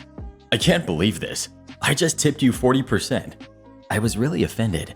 For one thing, I never ask for tips, and I certainly don't ask for certain amounts. Nobody forced him to give me a 40% tip. Now he was making me feel bad about the tip he gave me, ranting at me for the prices which I don't have any control over, and berating me for literally doing my job. What really gets me is the way he said the last part. Was he insinuating that because he was such an amazing guy to give me such a big tip, that I should give him things for free? Or what? Use part of that tip to buy his soda? If it was such a big deal that he didn't spend any more money, why didn't he just tip less and use that for his soda? I'm telling this story because tonight is his regular night and I'm apprehensive. I know it's not the biggest deal in the world and he never did me any trouble before, but I do know he's a jerk. I just want to put that little incident behind me and not have him poke fun at me for what happened when I was just doing my job. To all of you telling me I should have just bought the drink and I should buy my regulars drinks sometimes, you're absolutely right, and I do indeed do this from time to time. I love my job, I love my customers, and I try my best to take care of them and let them know I genuinely enjoy seeing them and I'm not just interested in a tip. If I was really so bad in this scenario, then that really bothers me and there's unfortunately nothing I can do about it now. The reason I shared this is because I was upset and embarrassed, standing there for so long getting yelled at by somebody who I do my best to take care of every week. It's nice to treat your regulars, and I'm happy to do it. If he hadn't jumped right into a rant over it, then maybe I would have felt more inclined to treating him, but I don't think I should be bullied into doing it. What would you have done? Would you have paid for the customer's soda? If so, why or why not? Please leave a comment letting me know. Next we've got, security won't let me into my work despite seeing me enter often. Some quick backstory. My city's hockey team has a very nice facility that includes many concessions in the arena as well as a restaurant with a viewing area to overlook the game. Last year I worked as a dishwasher in the restaurant, but now I work as a cook in the concessions. This particular story happened last year on multiple occasions. Because I was a dishwasher, I often wasn't scheduled until an hour before we opened or right when we opened, as they didn't need dishwashers during pre-opening prep.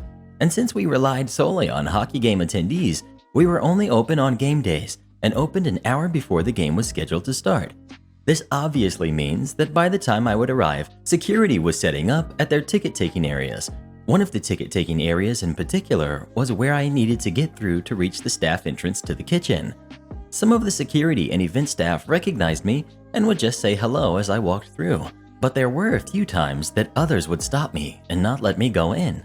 I can remember one of these conversations really well, but it is not word for word because it happened over a year ago. Security. Where are you going? Where's your ticket? Me. Oh, I don't have one. I work in the restaurant.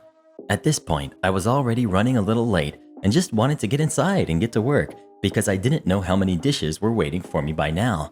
Security. I need some ID to prove that.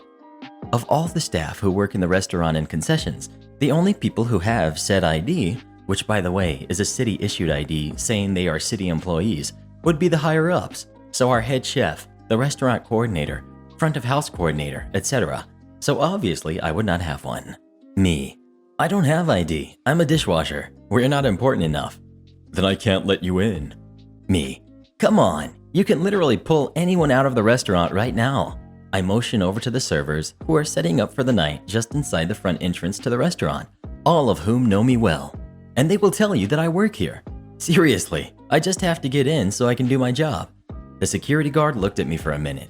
Then I guess decided it wasn't worth it and said, "Fine, go, but bring some ID next time." Despite me saying that I don't have ID anyway, but whatever, I got inside so I didn't press it. Luckily, I now work in concessions, so I'm at work most of the time before security even shows up, so I don't run into this problem anymore. But a guy I work with in the concession had an interesting run-in with security just the other night as we were taking out the garbage at the end of our shift. Between all 6 total concession cooks, we have to gather up all the garbage produced by the concessions and wheel it out in 2 large bins. To get to the compactor though, we have to go through restricted access doors that only players and staff can enter. Everyone keeps their work uniforms on as we do this, except for myself. I normally change back into my street clothes by then. They just have a jacket or sweater over top because we have to go outside, and this is Canada in January. We had finished everything earlier than normal, so when we took the garbage out, security was still there. 6 of us, 2 giant garbage bins, and the security stops the one guy in our group and tells him he can't go back there. So he just says, "I work here," and keeps walking with us as the security guy shouts behind us, "Hey, you can't do that." We all had a good laugh at that later.